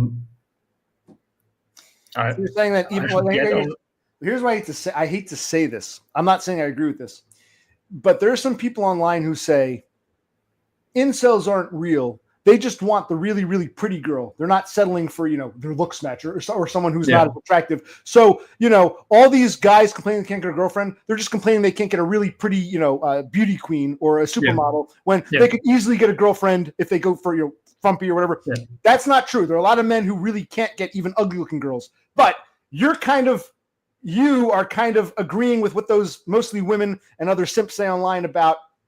You know what I'm saying? It's not true what they're claiming. There are men who can't get anything, but you're basically kind of proving their point. Yeah, I can get a high tier Becky, but I'm bored with them. I really want the Stacy. You're almost like proving that stereotype that, incels just want a really hot girlfriend. They won't settle for less. That's why they're single. You're kind of proving that point in your case. It's not true for all, but you know what I'm saying? Because is that kind of what, am I hearing correctly? You're right. Yeah, this is what I meant, that there could be like a thing why I'm not satisfied or feel empty, is because I always subconsciously felt that I'm like settling down. Right. You figured you see yourself as better looking than the Becky, the high tier Becky. So you want to. I mean, like even if you look at academia research regarding short-term relationships, it's well known that guys tend to date down when it comes to short-term things, and try to get a long-term relationships with people on their level. Okay. And what's wrong with dating down? Why is that a problem? For me, it's personally, I don't see it as a problem. I'm just it's not implied as something bad. It just happens. It is what it is. You're saying you don't want to date down to what you think is below your looks level. You want a supermodel because you feel you're on that level, and anything less is boring to you. So you don't want a girlfriend if she's not 10 out of 10 is what you're telling me? Is that basically what you're saying? Maybe I'm trying to understand what your argument is here. I'm not criticizing. I just don't understand what you're trying to get at. Yeah. You're bored. You get girls interested, but they all bore you. They're not your type. You want something. They're more interested in you than you are interested in them. You want a girl who you find super duper attractive. Is that what you're trying to say?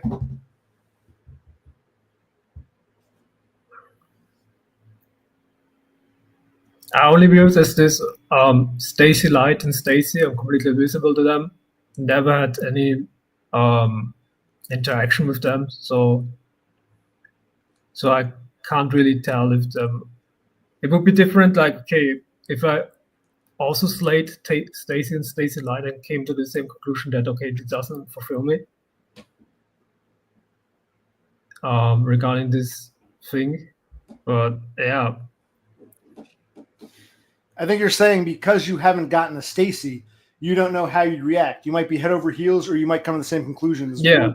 Women bore me, so you don't know. Yeah. You can't say because you don't have enough experience with Stacys. You're bored of Beckys and high tier Beckys. If you could get Stacys, either you'd be satisfied or you'd be bored. Still, you're not sure which. I think that's what you're trying to argue. Yeah.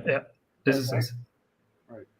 Okay. It doesn't need to be Stacy, but Stacy Light. So like Stacy Light, right? Someone you haven't been, someone even hotter that you haven't been with. You might be, wow, enamored. This is what I wanted, the prize. Yeah. Or you might be like, this sucks. Quick question: a Stacy Light is better than a high tier Becky? Of course. Okay. Yeah. Stacy's above a Becky. Okay, so Stacy Light, high tier Becky. Okay. Yes. Like I said before, I'm not here to brag. I'm just trying to be honest. I'm trying to think. No, I'm trying to understand your argument. I think I understand what you're saying now. It's a bit confusing. Yes. I mean, men can debate. You can say, wow, I think that chick is like a Stacy Light. She's good looking, but not the great. You can squabble over it, but you, generally speaking, Stacy is a tier above a Becky. A high tier Becky is better than a regular Becky, but we're not in Stacy territory yet. He's saying he's had high tier Beckys. He's never crossed into Stacy territory. That's what he's saying. He's saying if you were to cross that line, maybe he'd say, wow, Stacy's the best. I'm so glad I got with Stacy. The rest all bore me. Or he might say, wow, even Stacy's boring. That's what he's arguing. Okay. I use the bathroom. I'm going to grab us one more beer. Are you okay? We want to go a little further? Yeah. I like your piss. Oh, this okay. You need one or you good? Fill your cup first. Yeah. No, I got to get up. All right. You hold the fort. Ask whatever you want to ask. What are there any other points, Zenesis? Any points you want to address of what not Penny Pounder, what's his name? Off Grid or Chicken Dinner said? Yeah. If there are any points from last time, you mentioned that. What else did you want to address that they had to say that you feel you didn't address? The thing with Chicken Dinner was that he said something about this that I'm blocking myself mentally wise. I think I'll be right back. Chicken Dinner said you're blocking something mentally. Yeah, he said that there's therefore some sort of mental blockage, all right, which prevents me of trying to figure out what he's getting at. I'll be right back. I'm not disagreeing. You're entitled to your opinion. I'm trying to understand. Maybe it's a language thing. So, okay, elaborate on what you think he was saying and what your mental block is. I'll be right back.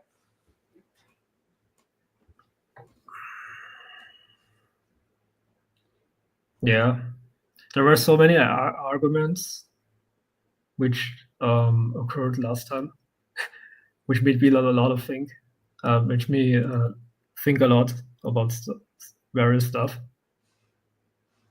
I like those topics also a lot because they can improve also someone's like thinking. I like this panel a lot also because you can't speak about the stuff with therapists really. No, they wouldn't understand what's going on. Yeah, I especially regarding this black pill kind of thing because they will view you as something weird. Yeah, they wouldn't see it as normal or acceptable, if you will. Yeah. Yeah.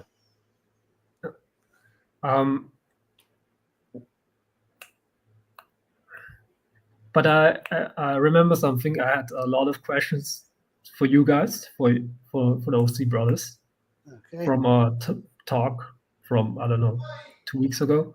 Okay. Yes. Sorry. Yeah. One thing was, I noticed that you guys have a really tight brotherhood bond. Was it always like this? Like when you were? Was it always like from the beginning? What I mean like by that is, were you always like this tight, even if you were children? We've always had a close relationship. We grew up in a nut house. Our parents are pieces of shit. Mm-hmm. So I think we bonded or like trauma bonding. We used to go along with her sister, but she was a bit younger, not as exposed to all that. And when she grew up, she became a bitch. It's a shame. We used to be close to our sister. He still talks to her. We're totally estranged now. Yeah, he and I have always gotten along, thank God. Because I even tell my shrink. My shrink's always like, man, your mother hates you, your father hates you, your sister hates you. You better not piss off your brother. So, for now, it's all I can do. Hope I am. How did your sister manage? Because I have 2 sisters myself, and I'm the only brother. But your case is like the reverse of my case. You have 2 brothers and 1 sister. Right. So how did she cope with the fact that she's like the only sister? Did she was she always jealous of your brother? I don't know how she felt as a kid. I think she's oblivious to her female privilege. That's what I think. Okay. She drank the Kool-Aid. She was like, oh, men have it. I even said once, she's going about, men have it so much easier. How many times I would do the job and the man takes the credit? I said, yeah, the boss's son who got promoted got the credit. What about the fucking Mexican cleaning the toilet? He's a man too, you idiot. So she drank the Kool-Aid, giving little girls capital, the whole, what they now call DEI. Now we give capital to, these foreigners. When my sister was, coming of age, it was like girl power. We need more women in the workforce. So she was given I really think my sister should be working in a grocery store baking cakes in the bakery, but she was given a very good job in IT, but It's like just giving capital to people who deserve it. Like, do we need all these? No offense, these Indians working in IT. My sister these girls working in IT. It's just basically we've given capital. So my sister thinks she's accomplished. Look what I've done. I'm such a hard worker. And I'm like, no, you're affirmative action. And my sister, she's a girl. She's got a pussy between her legs, and she's blonde haired and blue eyed, and she's not fat. So all that helps. Oh yeah, women are more privileged than men, I believe. She'll never see that. Yeah. She'll complain about, oh, men have it so much easier. Yeah, the boss's fucking prick son who got promoted. She's complaining about the men above her, not totally blind to all the men shoveling shit on the side. Yeah. Regarding this, taking responsibility or taking accountability stuff, you will never get an honest thing out of them. So it's built in the nature. Now you might be right, but it still doesn't change my nature, which is fuck you. Fuck you talking about? Yeah, I mean, I'm personally not angry at them because I don't hate them. I understand them. I view it as, okay, this is just nature. It's evolution. But what's unnatural, I think what a lot of people have complained about, maybe you're aware of this, we talk about biology, we also talk about society. If it's in their biology, they can't help it. But society doesn't have to promote this enabling behavior, which I think my sister was enabled.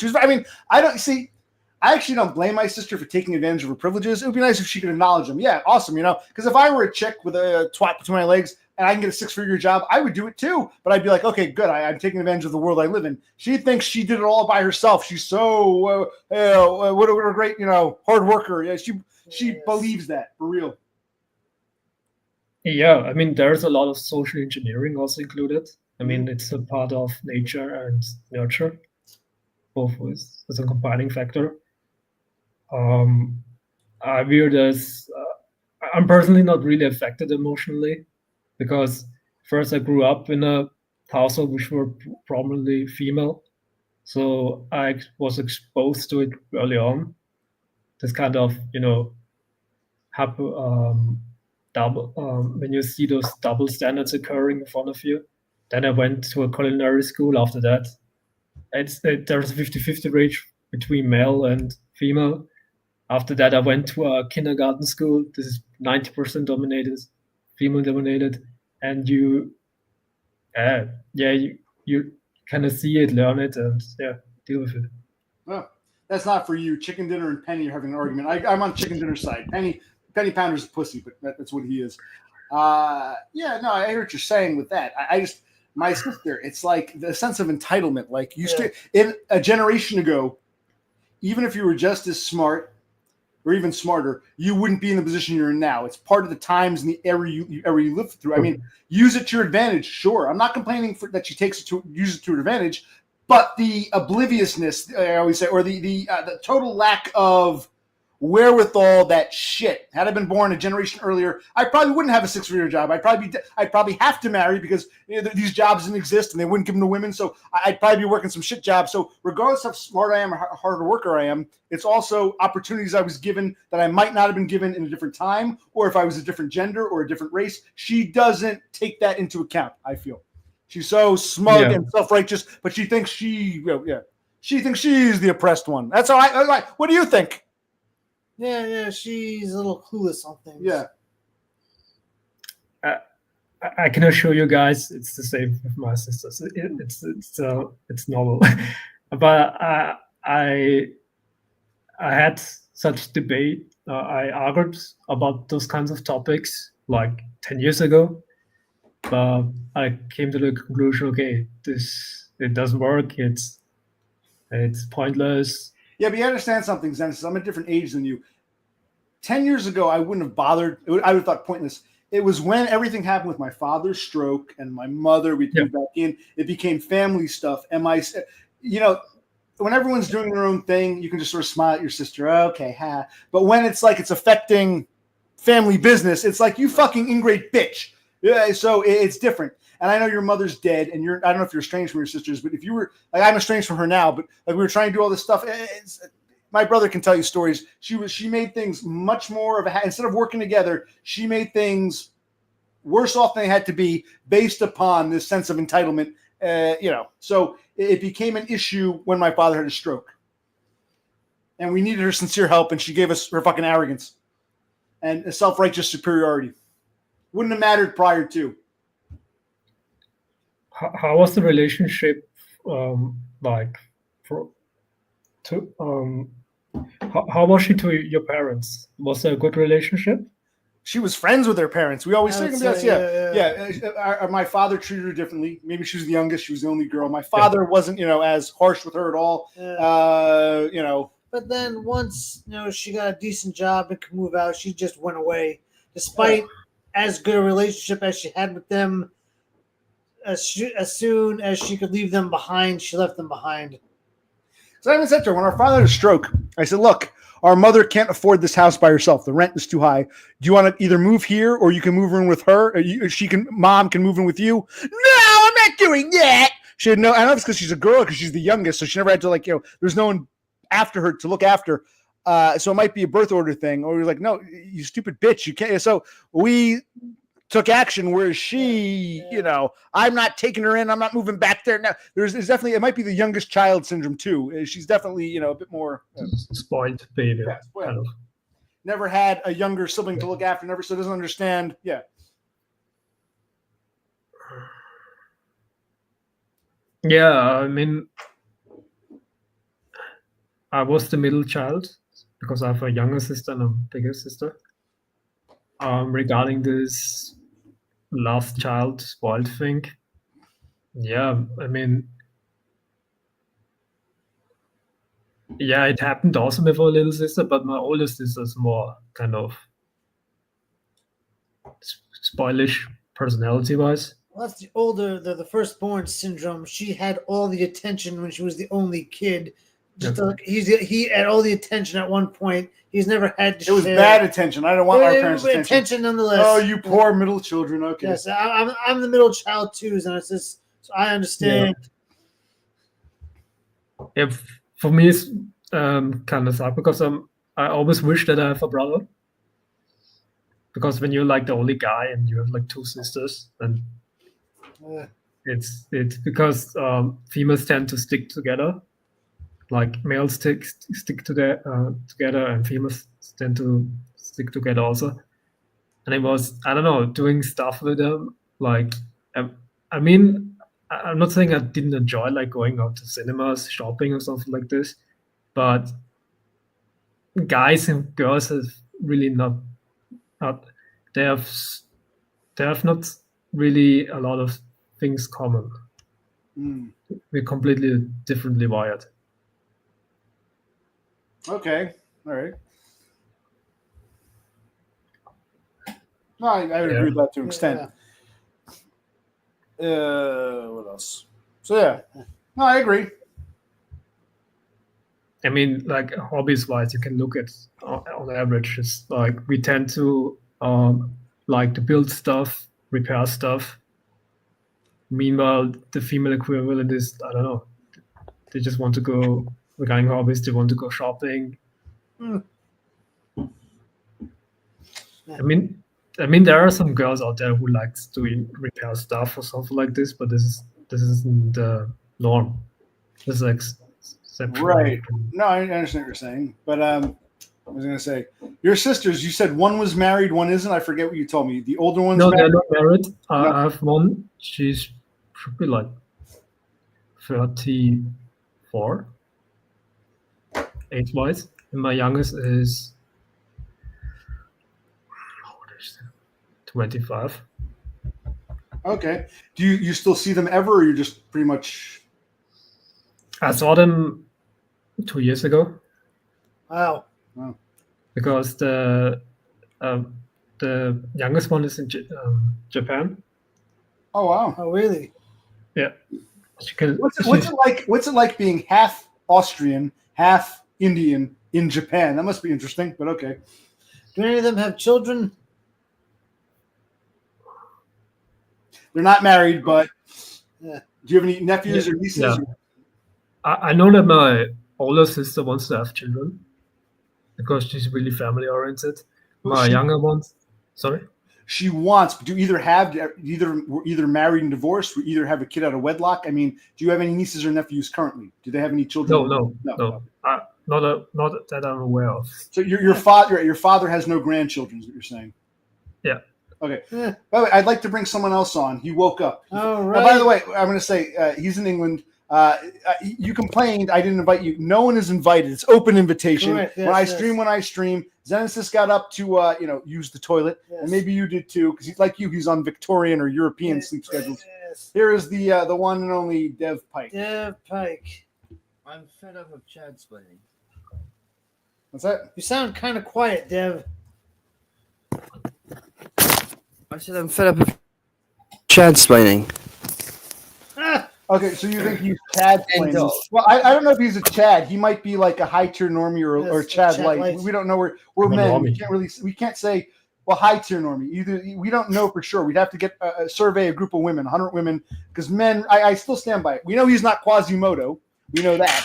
But is he a Chad Preet? Is he a Chad Preet light? Is he a high tier normie? He's better looking than anyone else here, but I don't know how women perceive him. He doesn't know how women perceive him. We don't know what his looks max is. But whatever. You're saying you're tired of a better looking guy explaining himself to all us ugly fucks. Okay, so go ahead. Tell us your story or what you're thinking, Dev. But it's the usual position. I've heard the rhetoric, and it's predicated on narcissism. I'll just quote verbatim. Okay. Zenesis stated himself, if you're of a certain age, even if you're 17, you can be more intelligent than a 60-year-old man, right? Which is the predicate of his own argument.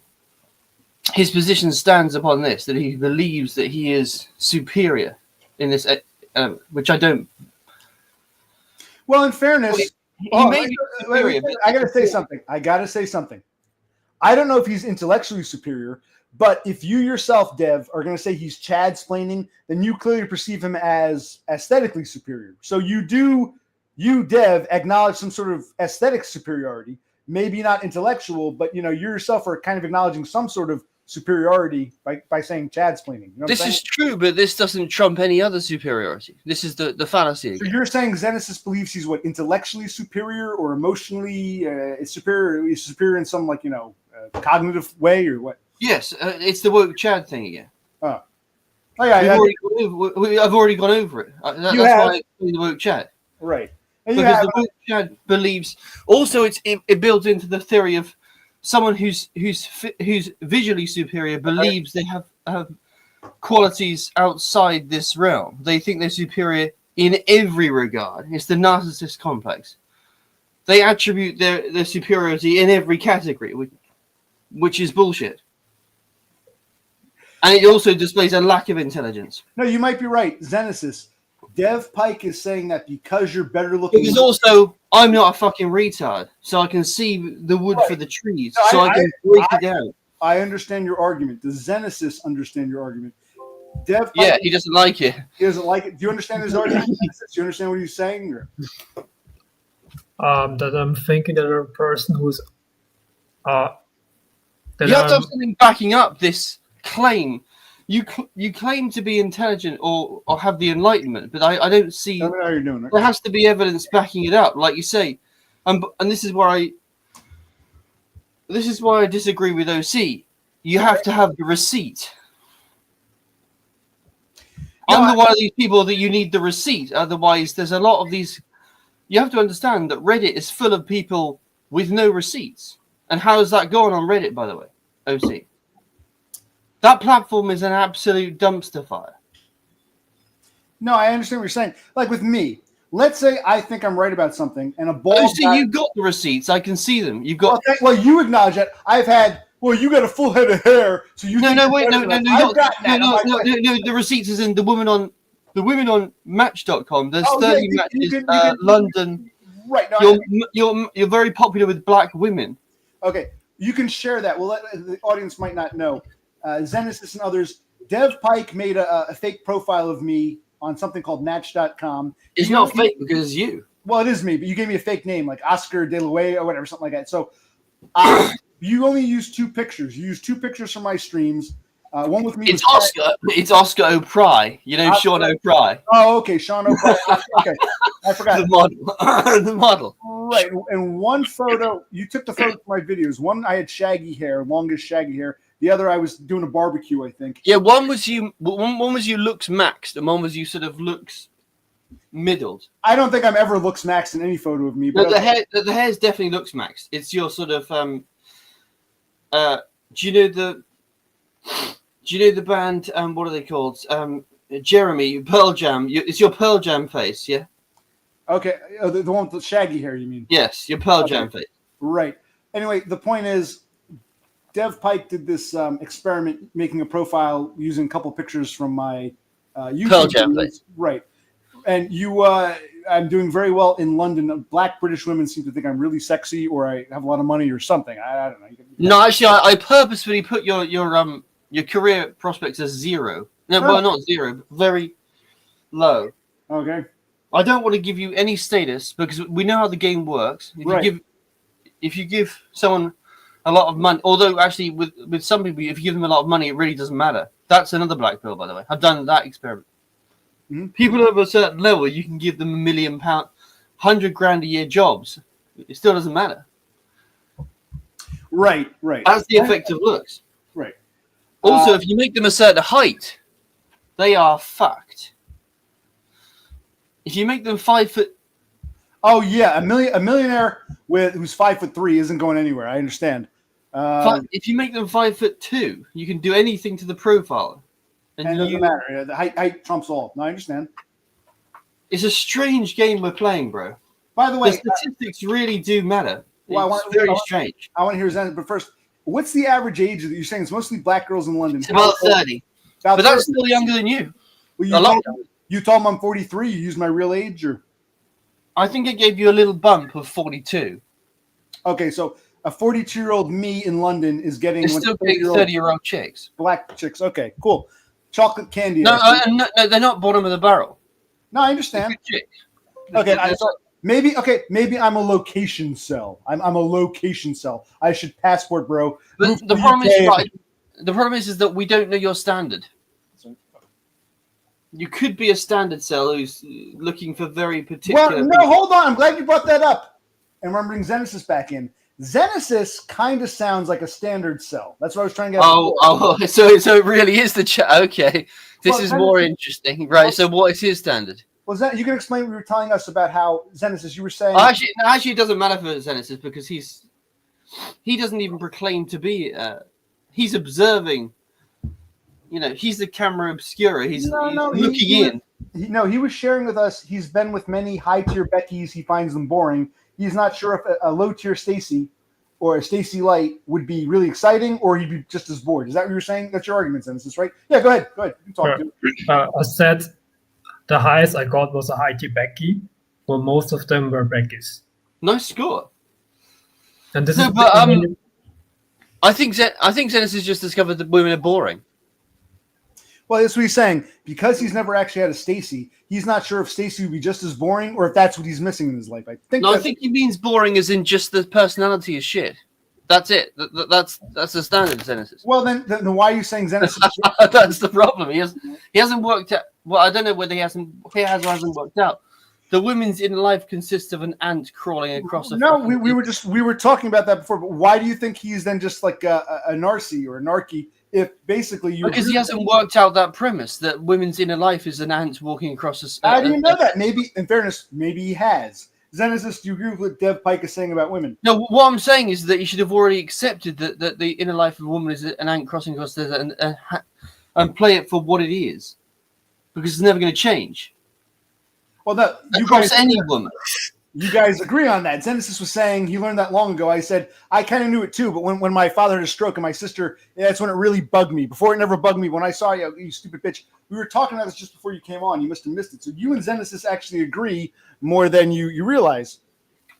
Did you even watch like some of the streams? I haven't got the time to go through all the streams, but I picked up on some of the. No, not all the streams. Tonight's stream, just like 10, 15 minutes before you came on. I was asleep. Oh, okay. So yeah, we'll go. Okay, yeah. Well, you have to watch the whole thing. But when the stream is done, rewind back like 10 minutes before you came on. You can hear he's basically agreeing with you. Zenesis said what you're saying now. Yeah, I know, but right, okay, so that's one agreement, but there's other points where Okay, well, I actually want to hear them. What's the point you disagree with Zenesis? And Zenesis, what's something you disagree with about Dev Pike or you think he doesn't understand? Let's hear it, because you can share. Go ahead, you're here. I'm glad you're here. We were talking about you earlier. I said, really? Yeah, sometimes. Zenesis wanted a panel, and I said, well, Dev Pike wanted to come on, but he's never around. I stream when I stream. He's asleep. I'm asleep. So, okay, I'm not never around. I'm comatose. Okay, well, go ahead. I'm here. I'm not going away. I'm going to give you two the floor. Work it out. Remember, don't talk over each other. I'll be back in like a minute. But I wanted to talk with OC anyway. So I'm here. You're going to talk to me. Get a topic going. We can't just totally ignore Zenesis. We have to have a round robin where three people are talking. I don't ignore Zenesis, but I've only just woken up, so I'm a bit... Anyway, it doesn't matter. Talk for a minute or two. All right, I'll start. You had... I can remember from our last talk that you had a lot of questions you wanted to ask me, but you couldn't because of the time limit. My question is about white Beckies are brutal in Germany, Austria. They're very pro-ethnic. You might have a location bump in Germany, in my opinion. You mean that they're white Beckies in Germany are like the most woke in the West. Some of the most woke, it seems. Yeah, they're the most. They're really liberal, right? And you mean that because of that, but because of that, I have easier. You mean because of this? I'm not denigrating you. You still do well in the UK because of that. But I'm saying you've got to factor this element in. The ethnic tax in reverse. You've essentially got an ethnic. I don't know, an ethnic bump, whatever. Ethnic lottery, but you've won the genetic ethnic lottery. I mean, yeah, I agree with you that there is an ethnic tax. I mean, in the positive, you get a rebate, ethnic rebate. Then, just be white might be a fallacy that ugly ethnics say. In truth, the woke white German girls might like the guy who's half Indian. If you're a good-looking dude and you got the brown skin, you might actually gain points. And I think you gain a slight bump. Yeah. Dev Pike is arguing right. Dev Pike is arguing the opposite of just be white. He might be right. It actually might be an advantage in this day and age to be a bit brown skinned. So yes, I think it's a little bump, and you have to beat. You have to go over a certain threshold, like a 5 or 6. But I don't think. Right. I think and you're saying that Zenesis has that bump, so you don't use it to his advantage. Yeah, definitely has the bump. Good to see you, Chris Dubs. We're talking to Zenesis and Dev Pike. Chris Dubs is here. Nice guy from Australia. But keep going. Go ahead. I'm here. Let's just talk. Yeah, I mean, regarding the ethnic tax kind of thing, I agree with you guys that for, I don't know, sub 8 guys or sub 7 guys, this stuff occurs that they get a hit on their SMV, but it can also, especially in a Western country, boost their SMV if they're really good looking, because it makes them exotic. There's the exotic halo. Yes, the exotic element. Yeah, but this enrages whites. It's quite funny, but although I am white, this is part of the Stormfront cell kind of thing, which is I think that's quite funny because the actually I think it enrages ugly ethnics more. Because ugly ethnics are so invested in the just be white, bro. Whites can't be cells. There's no such thing as a Mayo cell. So when you got an ugly ethnic and then you've got, a brown ethnic who's doing better, like Chad-like brown ethnic, I think it actually bugs the ugly ethnics more than the storm cells. But I hear what you're saying, Dev. I think it actually bugs them more because they're so invested in just be white. That's true, yeah. But it's okay simultaneously, probably. But probably more the ethnic because it doesn't give them the pass. Right, exactly. Well, it's not my fault. I'm ethnic. If I were white, but how come Zenesis is doing okay? It can't just be race. Oh, they don't like that. The ethnics hate that. Again, you have to break down the whole thing into statistics.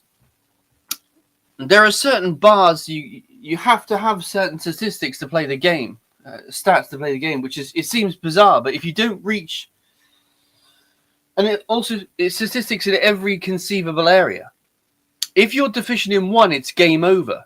That's what it seems. If you're too low in one, you can't play. It's bizarre. If you're too low in... Well, right? no, we know because Zenesis is racially low, but it's not.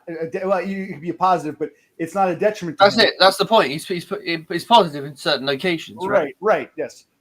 I don't think worldwide he can be though, because this woke agenda is spreading like wildfire. So I think he might get the bonus everywhere now.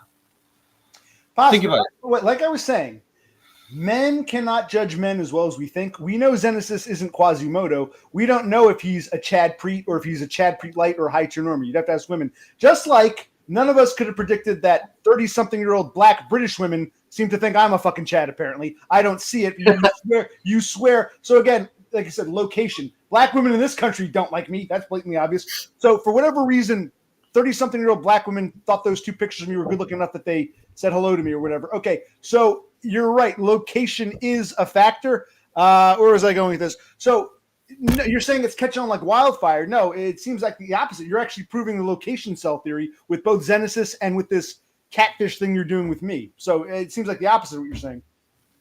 Yeah, no, I'm not saying the ethnic thing is overwhelming. I'm saying it's a slight boost at a certain level. But and Terry makes a good point. Maybe I'm ugly, but my whiteness, maybe just be white is a thing in London. My whiteness is giving me a boost among black British women because they don't. That's have true. this, Yeah. There's not. We don't have. You see, in America, it's different. There's the whole black and white tension. Black women are, but they're aggressive as well. Black women are aggressive. Maybe in England it's different, and so the British black women aren't like our American nigger bitches. So the she-boons over there are different. I'm a white guy, so I have a full head of hair. Can you do that?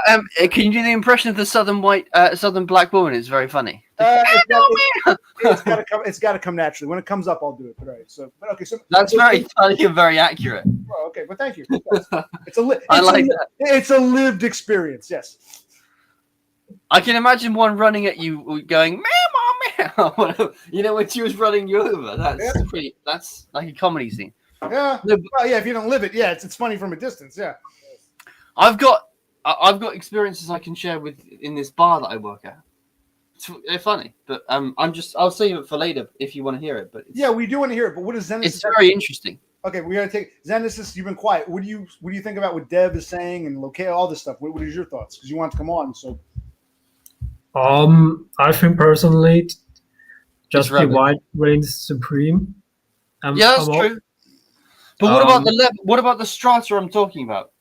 If you're a 5, just be white, I think is bollocks. If you're a 6 if you get close, when you get closer to Chad, the just be white goes, the advantages go up.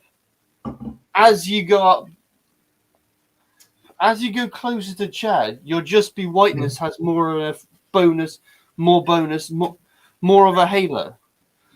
This is what I'm talking about, breaking it down. A bang average 5 out of 10 white guy is not just be white, bro. I think it depends also. A 6 out of 10 becomes just be white. A 7 out of 10, just be white, right? Yeah, location is also really important. The environment, because like I can take Pro C and OC for example. If they would like be in India, they wouldn't struggle like getting bitches older. Because of the just be white thing. Is Pro C like Proust OC or something? Proust occupational click? Is that what it is? What is he asking? I don't understand. I don't understand the question. Proust. The writer. Proust? Proust. I don't know. Yes, Proust. Okay, right. Maybe. But I was going to say with Zenesis, I agree with you, Dev. Zenesis, even if being brown is points removed, based upon Zenesis' testimony, he's gotten a lot of high-tier Beckys. So obviously, right. Yeah. So obviously, his race is not a factor, or his looks are so good they add that halo points. Yes, right. This is the point. This is what he misses. You've got to it's got to be strategized. No, it's strata. Once you go over a certain point, the ethnic tax is heavy at 4. or 5, yeah. Right, but he's good. Then suddenly enough at that 6 day. and 7, it becomes a positive. Right. In some bizarre actually, twist. yes, it This is actually what I'm works for talking your about. advantage. Yes. So This is why I'm saying we're living in a fucking bizarre fucking paradox like world where women apply these taxes in a fucking arse about weight. So somehow it matters, right? right. And it's mainly facial. 4 or 5, suddenly you're an ethnic. Fuck off out of the country. You fucking. So in other words, Zenesis, if you looked exactly like that, but you were white, you might not. You might have lesser value. It's like a reverse. So an ugly white guy and an ugly ethnic, the ethnic is worse off. A good-looking white guy and a good-looking ethnic, the good-looking ethnic, you might actually, if you looked exactly the same but were white, you might not actually be in the same position. Your race, your exoticness, because of your face, might actually, I think what Dev Pike is saying, might actually give you bonus points. But it is. This only applies to Western countries. Yes, that's true. Yeah. You're living in Austria, so what does it matter? Yeah, you can't do what your father did, Zenesis. I'm talking about West. Yeah. Right. Zenesis can't go to India like his Austrian father did and find an Indian bride. I understand that, but you live in Austria. No, I think he'll still be okay in India. You think you'd be okay in India? Probably considered ugly or normal looking. No, I think you would not be considered ugly because you're lighter than the average Indian, so you have those. You're not white, but you have. Bro, you're 5. What are you? 5'11". The average Indian is what? 5'6". Yeah, but the thing, way above. Sorry, that's rubbish. The Indian culture measures the attractiveness by skin color. By whiteness, they're the most racist. Yeah, they're the most racist. But even though Zenesis isn't white, he's lighter than the average Indian. Because he's not mud black. Right, right. He's half Austrian, so yeah. I think he'd do. Right, Totem agrees. He'd be slaying in India. Yeah. Yes. Did Dev Pike freeze up? I think so. We can't really.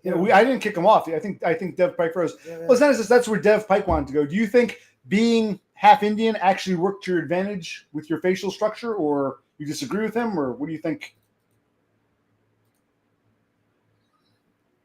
It's hard to say because I don't know how I would look like if I were only white.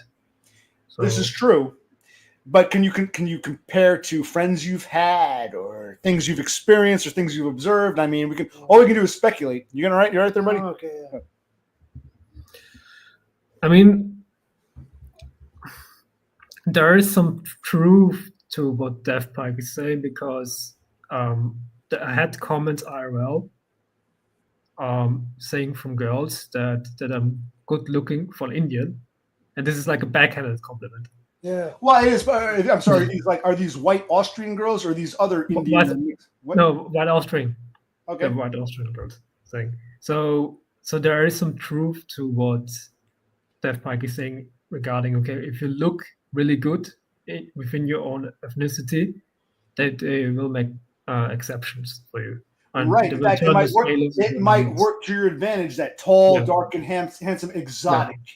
I don't think most Indians are icky brown, but you actually look better, than you would as a white guy because you have that exotic factor. Have any girls ever said to you, wow, I'm really turned on by your skin, or wow, you're really exotic, or you've ever gotten like a sincere compliment based on your half Indian background? Or... Be honest.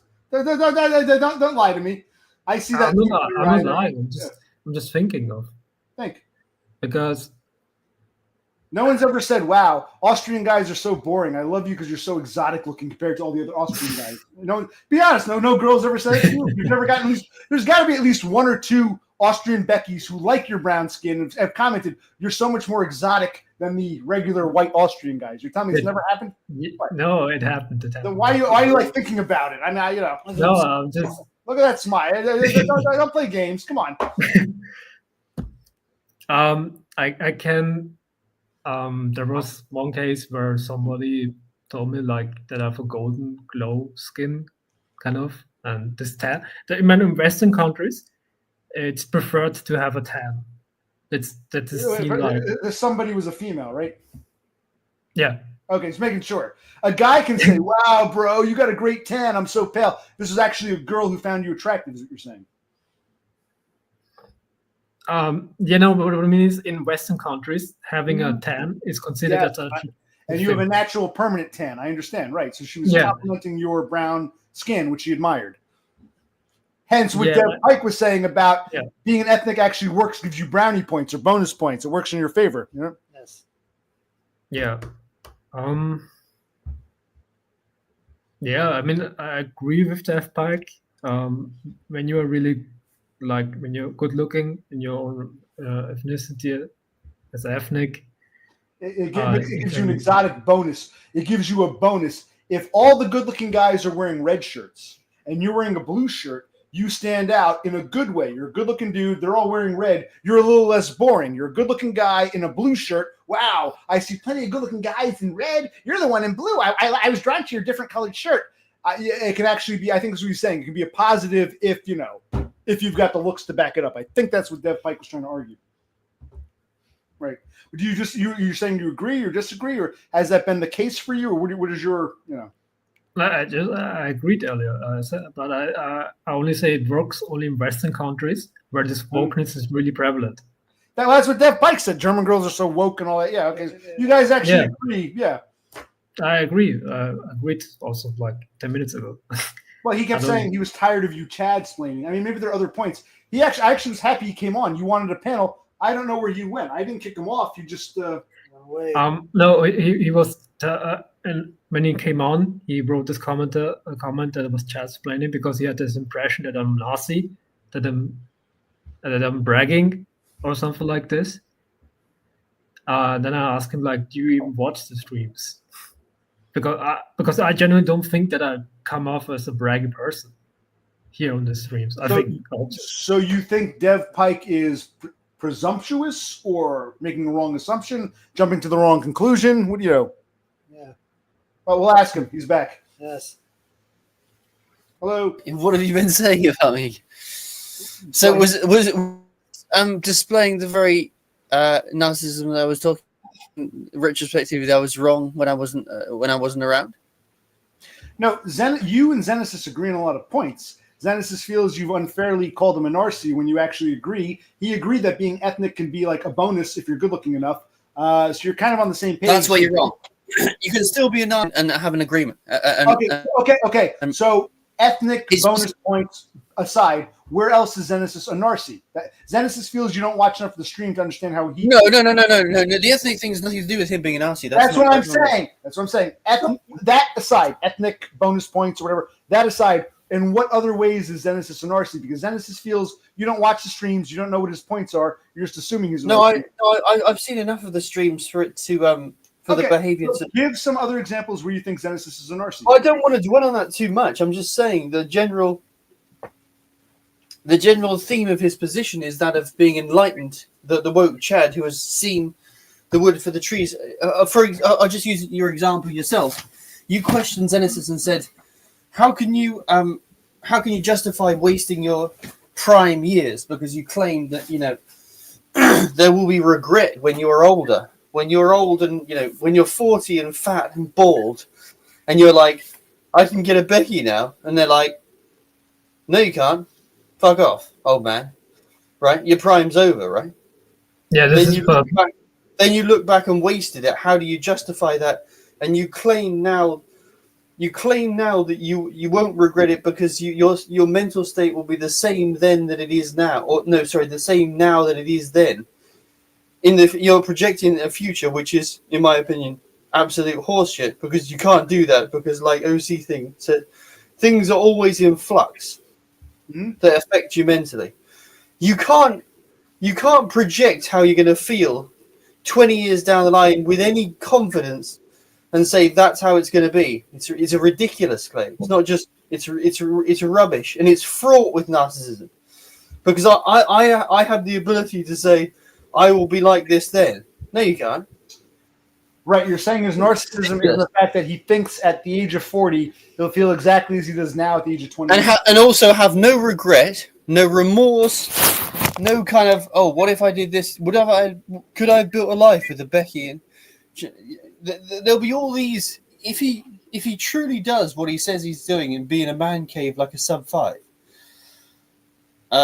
and does actually waste, there will be loads of these types of questions. What if I did a Becky? Would I have when he actually is old and sub 5, he'll have regrets. Would I have a house in the cottage in Austria, chopping wood and eating strudel or Alpha-stop or whatever, getting fat? Wiener Schnitzel, Vienna sausage, yeah, precisely.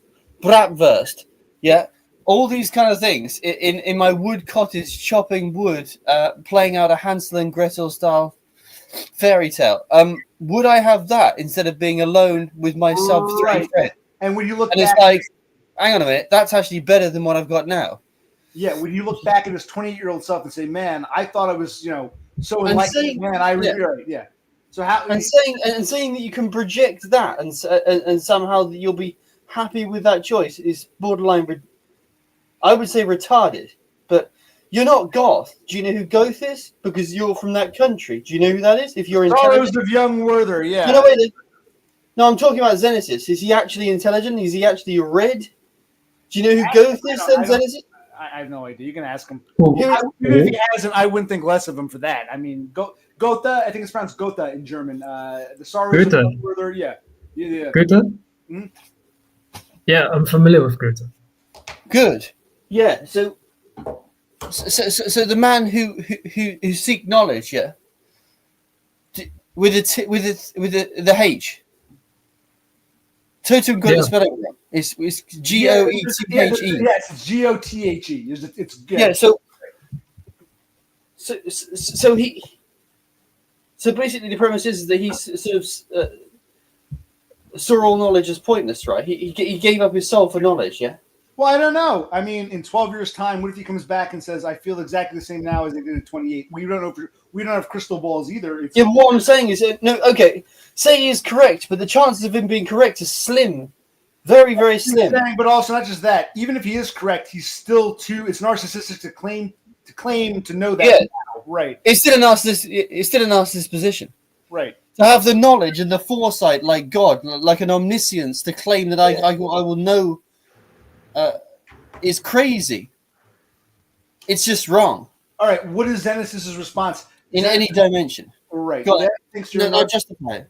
Even if you turn out to be right, it's arrogant of you right now at the age of 28 to declare you know for sure. Even if you turn out to be right, it's still, he says it's arrogant and narcissistic. So what do you think, Zenesis? I mean, he has a valid point. I mean, it's a ridiculous claim. Well, let him talk. He's Dev. He says you have some valid points. Go ahead, Zenesis. I mean, but you can apply it to everything in life. You can never be certain of. Yes, that's true. 100% certain of anything. Yeah, that's it. That's what you've missed. Yeah, I mean, I agree with you. This is a mistake. Well, you've hit the whole nail on the head on the Chad-splaining. They're so sure of everything, they have to be wrong, and I can apply it to everything. I mean, I would expect it to happen in OC's job. Chad goes, "Buh, buh, buh. I know what's going to happen in business in 5 years' time." No, you don't. What the fuck are you talking? And because this is the point. Because they're Chad, everyone goes, "Okay, Chad, let's go along." This is what actually happens in reality. That I agree with. Well, this is what I really hate about normies.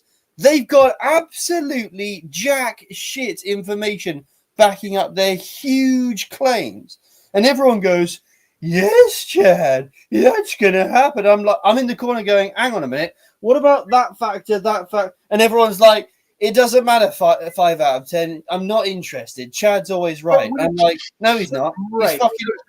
And then, by the way, if you go into the history of Chad's predictions, he always fucking gets it wrong, and no one's tracking. Yeah, but I mean, he's got it wrong there. He's got it wrong there. I'm not following him. Somehow, Chad's halo wipes the whole thing. It's like a fucking, I don't know. It's like the Matrix. It wipes everyone's memory. Then it starts again from the next day. He was right. He's right. And I'm like, no, he was wrong on the 5th of June. He was wrong then. He was wrong then. I'm not fucking following him. But everyone else is marching along like a fucking... I agree with you 1,000%. And that's one of my biggest hangups and hatreds of normies. But that's why I can't have a job full time, because I end up going to the manager or someone, Right. you're fucking wrong. We're alike in that way, but how does this apply to Zenesis? You're saying Zenesis is the same? I get this is the point. I'm getting this vibe. I'm right, and then it's all predicated on I've got these looks now, and then he's applied. This is where the narcissism goes in, where more attractive people attribute these positive elements to themselves. So I'm more intelligent and I'm right, and it's like a mushroom effect. I'm more good looking. Survivorship bias. Okay, I'm not leaving. Brother Cook's got to bed soon. Want to do one more beer? One more beer. Hold the fort. I like where this is going. Yes, I'll be back. yes. Maybe we'll go after. Yes. I'm gonna go get a beer, pass some water, use the toilet. You can The lorry. Want to do one? No, lorry's a truck. The loo. The loo. Do you want to do one more beer? You're up for it? one more Okay. beer. Yeah. All right. You want to talk to Zen and Dev? I'll let them have All it. right, Yeah, okay. yeah, I'll be right back. I like where this is going. Dev, I agree with you, but how can we say for sure that Zenesis is like that? I mean, in fairness. I don't know for sure, but I'm getting heavy. My thing is always based on stats and how many things of these line up with his. I hear you. I'll be right back. And there's like these huge green light. There's another one. And there's another one. There's another one. And there's only so many of these passes I go, and then I call bullshit, and then that's it. I think what you're describing it's called the survivorship bias, because a lot of these good-looking people, they tend to have. I can tell you from my experience. I talk with a lot of good-looking people IRL, and I ask them if they're aware that they might get those bitches because of the looks. Everyone denied this thing. Really? That's hilarious. Yeah, That's everyone funny. denied this. And but I've in the beginning I thought that they're like lying to me, or So they're gaslighting me. actually the ones coping then. But Interesting. what I realize is that they genuinely believe that they have a good personality, that they earned it. Christ through hard almighty. work. And this is where the survivorship bias comes in. This is what it's called. When you think that all the stuff which you get from the handed out, that you work for it. But where's the evidence that they've worked for it? The only evidence they've got is their own. They haven't got any outside verification that they've worked for it, except for their own perception of how hard they've worked.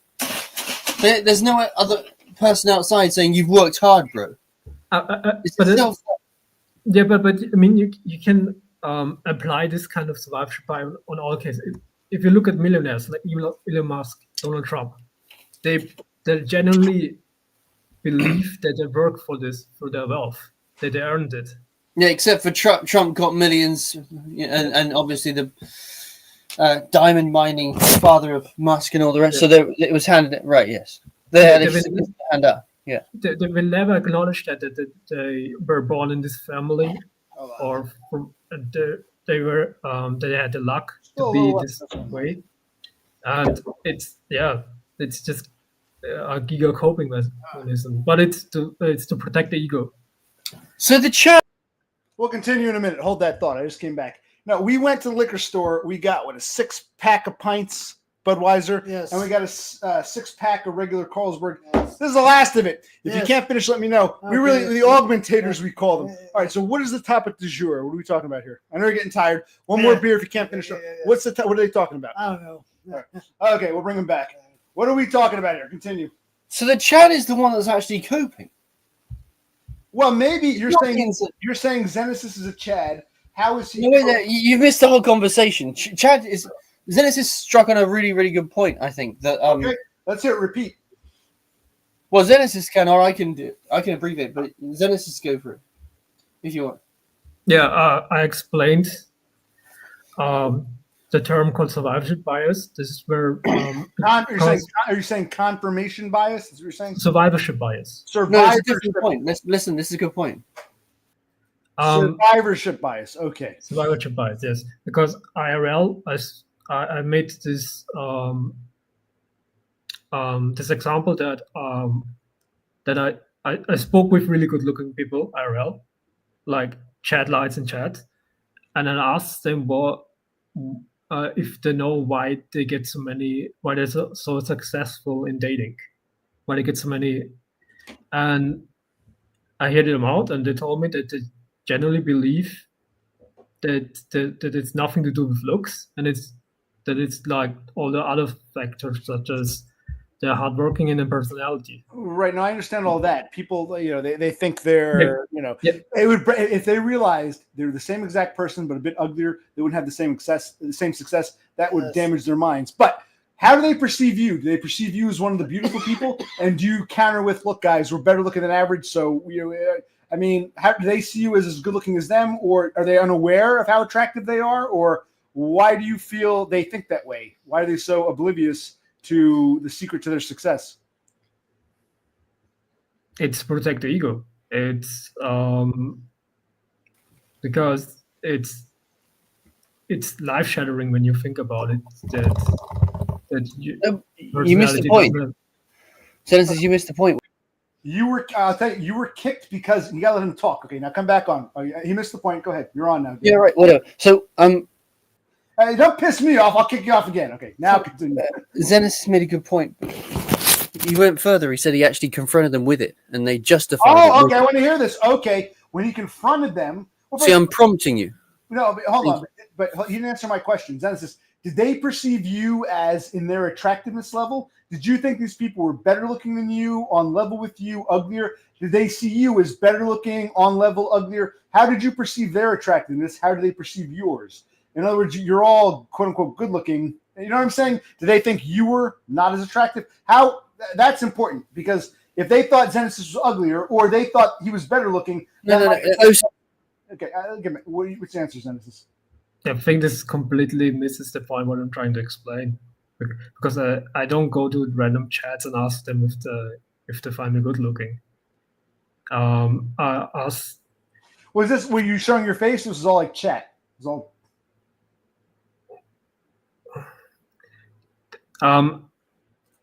Okay, tell you what, I'll put you on by yourself. Go ahead, Dev Pike. Explain Zenesis' point, because now Zenesis is pissing me off. Go ahead. I walked away. No one give me straight answers to what happened. My brother's half asleep, and you're being okay. Go ahead, Zenesis. Why don't you? I don't disagree with Zenesis on this. I think you're being crazy, but that's just you. I don't care. But what Zenesis was trying to say is, I'll abbreviate. So he wouldn't have the conversation with them in real life if they didn't deem him as attractive as them, because they're essentially bragging. No, wait. It was this in real life? He said chat room. So I'm dead serious. I don't know the background, the details. You're assuming it was in real life. He said he doesn't go to random chats, so I can't get a straight answer as to what happened. No, I think he'll be in real life, because he's obviously dated Becky. So why would it be in chat? Chat rooms has no validity. He himself just mentioned chat rooms. Did you not mention? Right. Who did Chris Dubs? Okay. No, Chris Dubs is an idiot, so I don't really listen to what you're saying. So Zenesis has actual real life experience, which trumps everything that Chris Dubs has ever, not ever done. But we're bashing Chris Dubs. Okay. So no, I've listened to Chris Dubs, so I know what he's like. So I mean, he's got actual real life experience with women, and which is that I understand. He told us himself. He's trying to explain a valid point. The point is that he's come to these chads, and these chads have actually said, and he's actually confronted them with this. Oh, he's come to these chads. I thought he said chats. Okay, so we're talking real life. No, it's the accent. I thought he said chats. Oh, like chat rooms. Okay, right. So what I'm saying is that he's confronted them with the kind of with the black hole that with the black hole. It's not your it's not your actions. I'm following. It's just your looks. Okay, right. Continue. And they've come back with him. No, bro, I've worked hard. Right. I've pulled myself up on my bootstraps to protect the ego. Okay, What do you think about this? I think Zenesis. What do you think about this? I think the chads are actually the most coping people. You know, they say the incels are coping. These chads are coping. Yeah, I agree with you. Chads. These chads are coping the most out of everyone. Yeah. Hold on a minute. Dev Pike had a strong bias against Zenesis, even starting with, I'm tired of all the Chad-splaining. So Dev Pike wrote Zenesis off as a coping Chad. Now he's agreeing with Zenesis. I guess the woke Chad. He's Chad worshiping himself. Yes. But the point is, not all Chads are the same. Even a Chad Preet or a Chad Preet Light or whatever the fuck Zenesis is can be aware. So a woke Chad is a thing. In other words, Deb, do you understand? No, wait. This is no, but the point is, this is actually. This isn't. You are contradictory. You sound different now than you did 20 minutes ago. Now I go away to take a piss and you're helping Zenesis. Okay, cool. I'm happy for you, but what? The problem is you're applying your Spurg logic to this. I'm agreeing with Zenesis because he has valid points and has valuable information. This isn't Zenesis's position in total. This is one area, right? I'm not agreeing in the totality of everything he's saying. But in this area, he has way more experience than you and I. Sorry, I agree.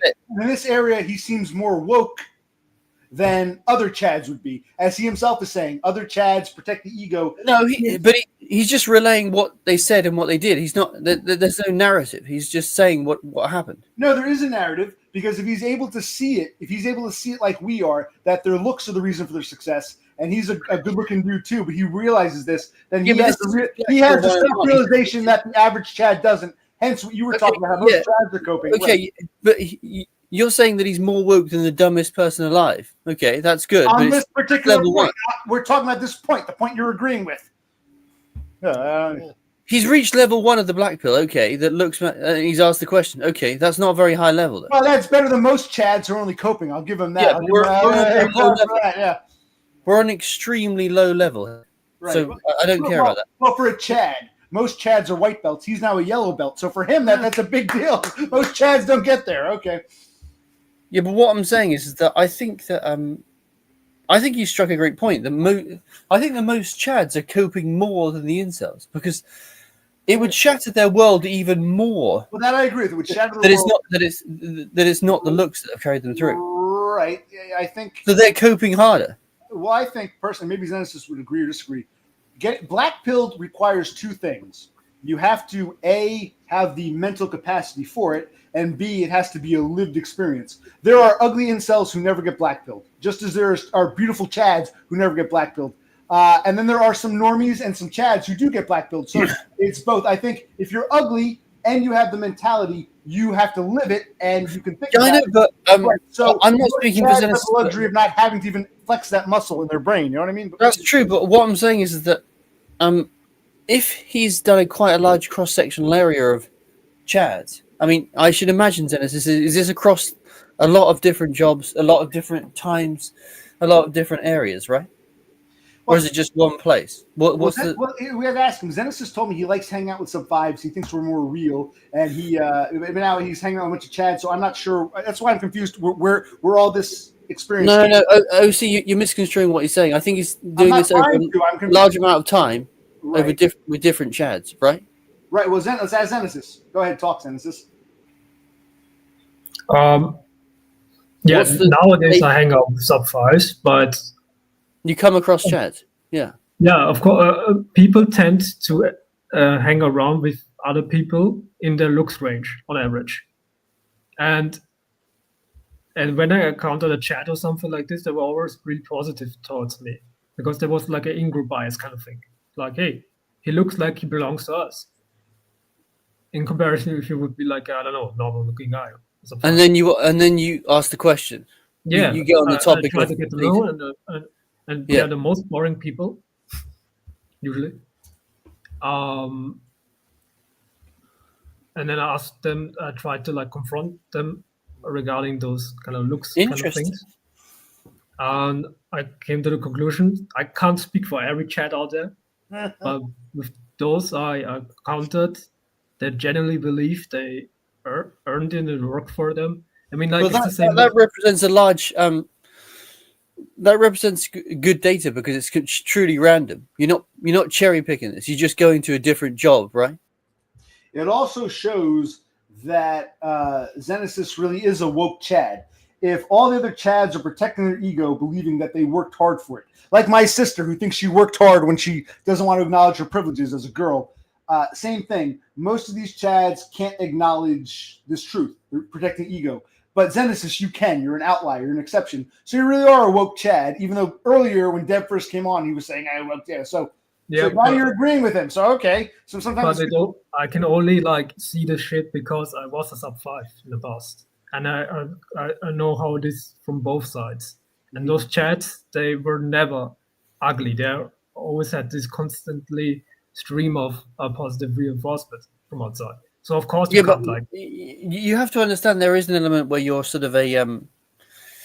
I think you're an outlier with you've dived deep into Black Pill. You've gone on probably the incels.is forum. You're heavily you're not interested in things that Chads. There's no Chad on incels. Well, I mean this. Well, now you're actually sounding like you not Zenesis. Now you agree with them. Why do you think Zenesis became a woke Chad? Because he used to be sub 5, because there's something different about his thinking pattern. It's almost like Dev Pike was knocking Zenesis. Now all of a sudden I come back, I take a short break, I come back. Now I'm happy for you guys. I'm like, what happened? Now, okay, so now basically Zenesis, Dev Pike was calling you an RC. Now he's like basically saying what you were saying. So I guess you won him over, or you finally convinced him. You finally listened. Okay, go ahead. No, I'm just saying that he's obviously. I'm not saying he's been radicalized online, but his online life doesn't reflect his real life. I would claim that there's no real benefit of him. It's good to know the Black Pill, but I would say it's not doing any favors being in this space, the Black Pill space, because it really just doesn't. You don't have the stats to back up the research. There's no. Your own stats are nowhere near. It doesn't make sense to go so deeply into this realm when you've. Well, I'll tell you this. Let's say Zenesis one day is in a horrible car accident and his face is disfigured. He won't be as depressed as the unwoke Chad. At least he'll understand why he's being treated the way he is now. It won't be as rude and awakening for him if he one day gets too old or too deformed. That's true. There's a kind of enlightenment that's taken place. But right. What I'm saying is, after the enlightenment has taken place, you don't carry on the enlightenment forever. You move on past it. There's no. Once you know, the Black Pill doesn't really do. It doesn't explain very much. It doesn't explain how to get out of it. It's just one line, and then you sort of move on. You don't. There's no. It's a black hole. There's no. What does Zenesis think? Do you agree with what Dev Pike is saying? The Black Pill is a black hole. We'll go to 230. Maybe what Dev Pike is describing that I think he means that you can never forget the Black Pill. You can never escape from it. Right, you can never unremember. You can never unsee it. Right. Black Pill will always collect this via process. Mm-hmm. But when you know about it, you just move past it. There's no. Don't keep on going on these forums and all that. I mean, I've talked to Jack Tisson about this, who's a very intelligent man. I know you don't value him, OC, but he is actually intelligent. So I don't really know. I'll have to watch him some more. But I go ahead. I have a point to make, but go ahead. I would just look at it. There's nothing to learn about it. It's just a few, Right. But here's what I'm going to argue. I'm going to proffer up this thing. Okay. Let's say Zenesis goes out to the Beautiful People Club, and he's the only woke Chad, and all the other beautiful people think they're hard workers. They got the pretty girl because they're, just hard work and the personality.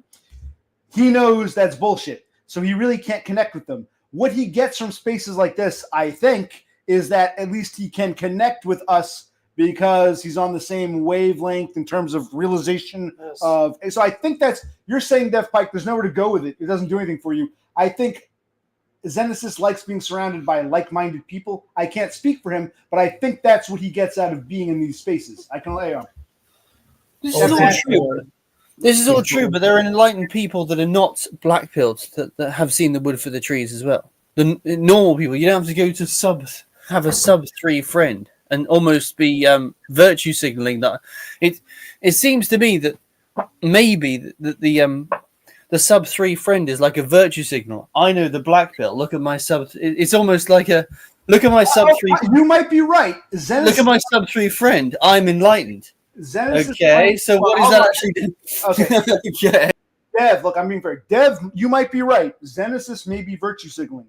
I think Zenesis' counter argument is that he was once ugly too. Yeah. He was once sub-5, so he was friends with sub-5 people to begin with, and even before he became, the ugly duckling, the beautiful swan, he still kept in touch with his sub-5 buddies. I think his argument isn't, I'm not virtue signaling. I actually was a sub-5. I'm one of you, so I still like you guys. I think that's Zenesis' argument. You say Zenesis is simply virtue signaling. I'm a good-looking guy with ugly friends, so I'm one. Yeah, we'll put you. You can go to bed in the next 5 minutes. 5 minutes. Okay. Yeah. So I mean, I don't know whether he's got a genuine connection with him, but with his friend, which is likely. But it seems If you can't finish, don't finish. there could be an element of virtue signaling, like a social media kind of. And you might be right, Dev. I'm not saying you're wrong. I'm not sure. You might be virtue signaling. You can ask him. But yeah, there might be an element of it. But I think his counter argument is it's not like, right, I was always beautiful and I decided to be the one beautiful person who was friends with the ugly ducklings. He's claiming he was once one of us. And even after blossoming, he can't forget his past and what he lived through. So I don't know how we prove or disprove if he's virtue signaling or if he's being honest about, his past experiences. How would we know either way? This is the problem with the internet and social media. Everyone can be fake. But, right. Yeah. Well, then, okay, let me ask you. I have a question for Dev.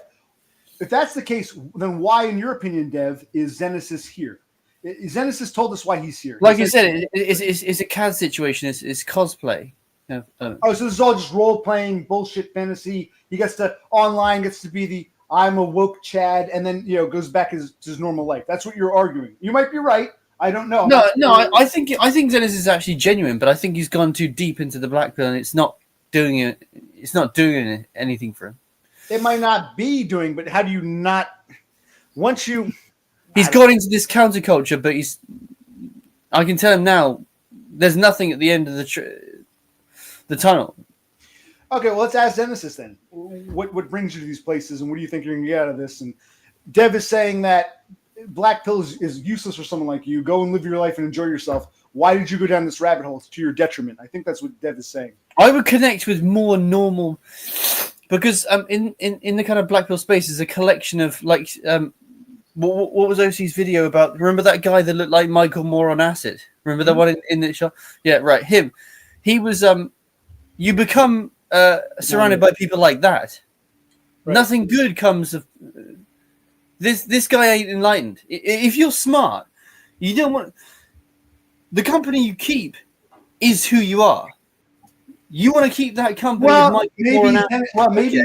Okay. That means you ain't smart. You're not going to learn anything from it. Well, in fairness, maybe Zenesis thinks he's us, not looks-wise, but perception-wise. Yes. What do you think? No, Zenesis, it's your turn to talk. Dev's done enough talking. Go ahead. Regarding this question, why I'm here,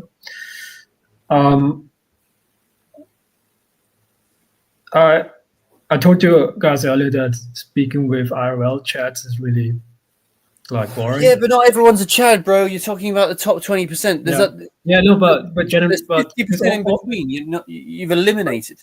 Yeah, but this also applies to normies. That's true. No, but this is what I'm trying to get at. Life's like a lottery. You need to go through this shit. This is what you haven't worked out. You have to go through this fucking mill of shit. And that person's shit, that person's shit, shit, that person. And they won't say, I know the black pill. They won't say that. You have to ask them certain questions. Are they enlightened here? Are they enlightened here? This guy actually does know the black pill, but they won't say it. They won't say it like that. Do you know how rare it is to find a person? True. No, this is true. It's like winning a kind of lottery, but you have to go through this process.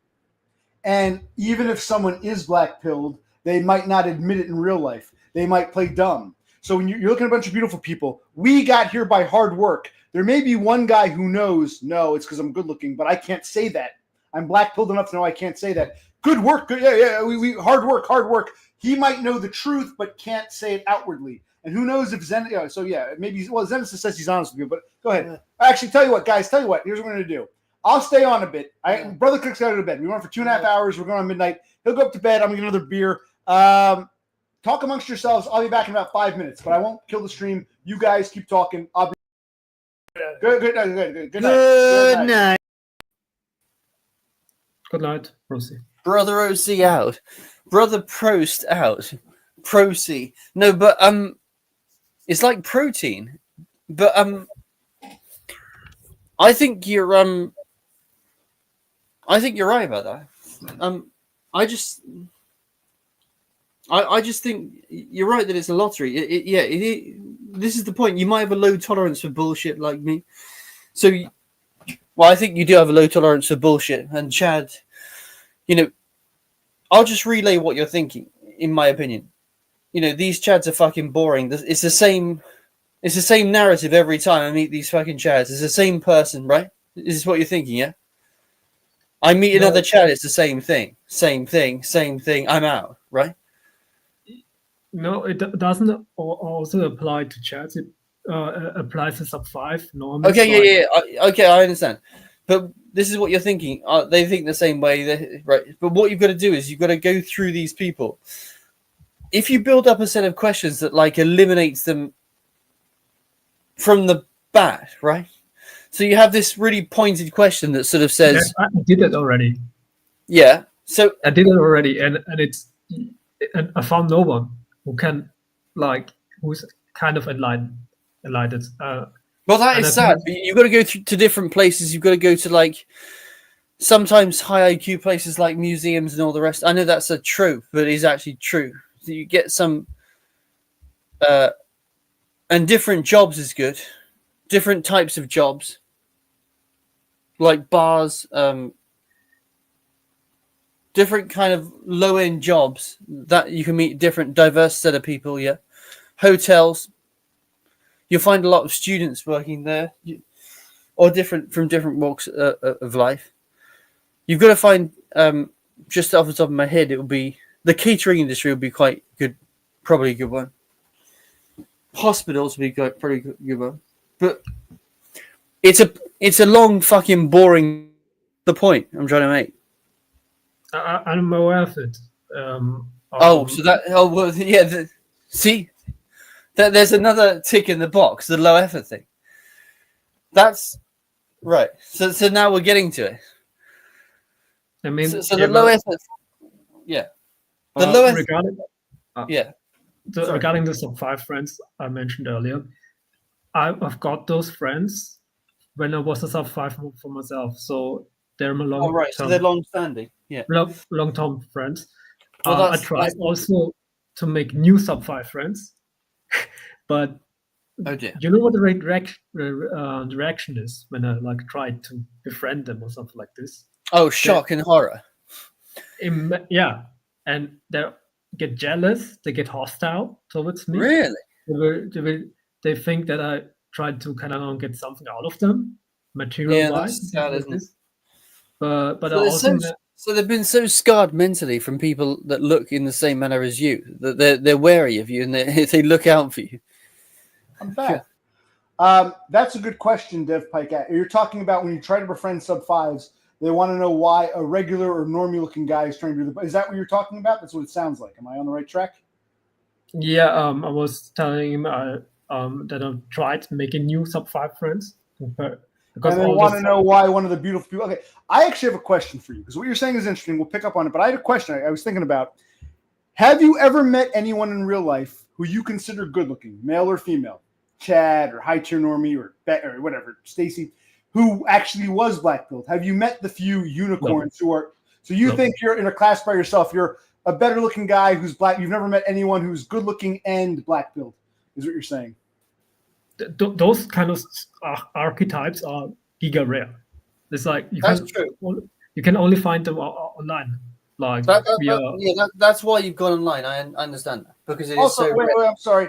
I just came back. Denmark guy, if you want to come on, I'll let you on. I just saw you there. We have a possible other guest who wants to join. Please, I just went away from it. If you want to come back, come back. Here, I'll bring him on. This is I believe this is not Denmark Andy, the cocaine fiend. This is Denmark guy who's Dumb's buddy. I'll bring him on. No, I've renamed it. He's Torso guy, not Denmark guy. Okay. All right. Well, okay.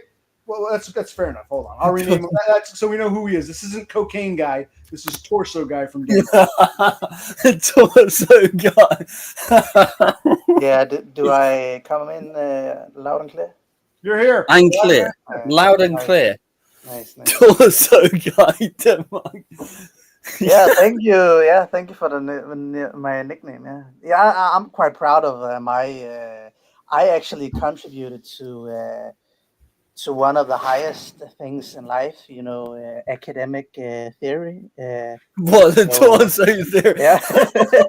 What did you contribute with? You haven't contributed with anything.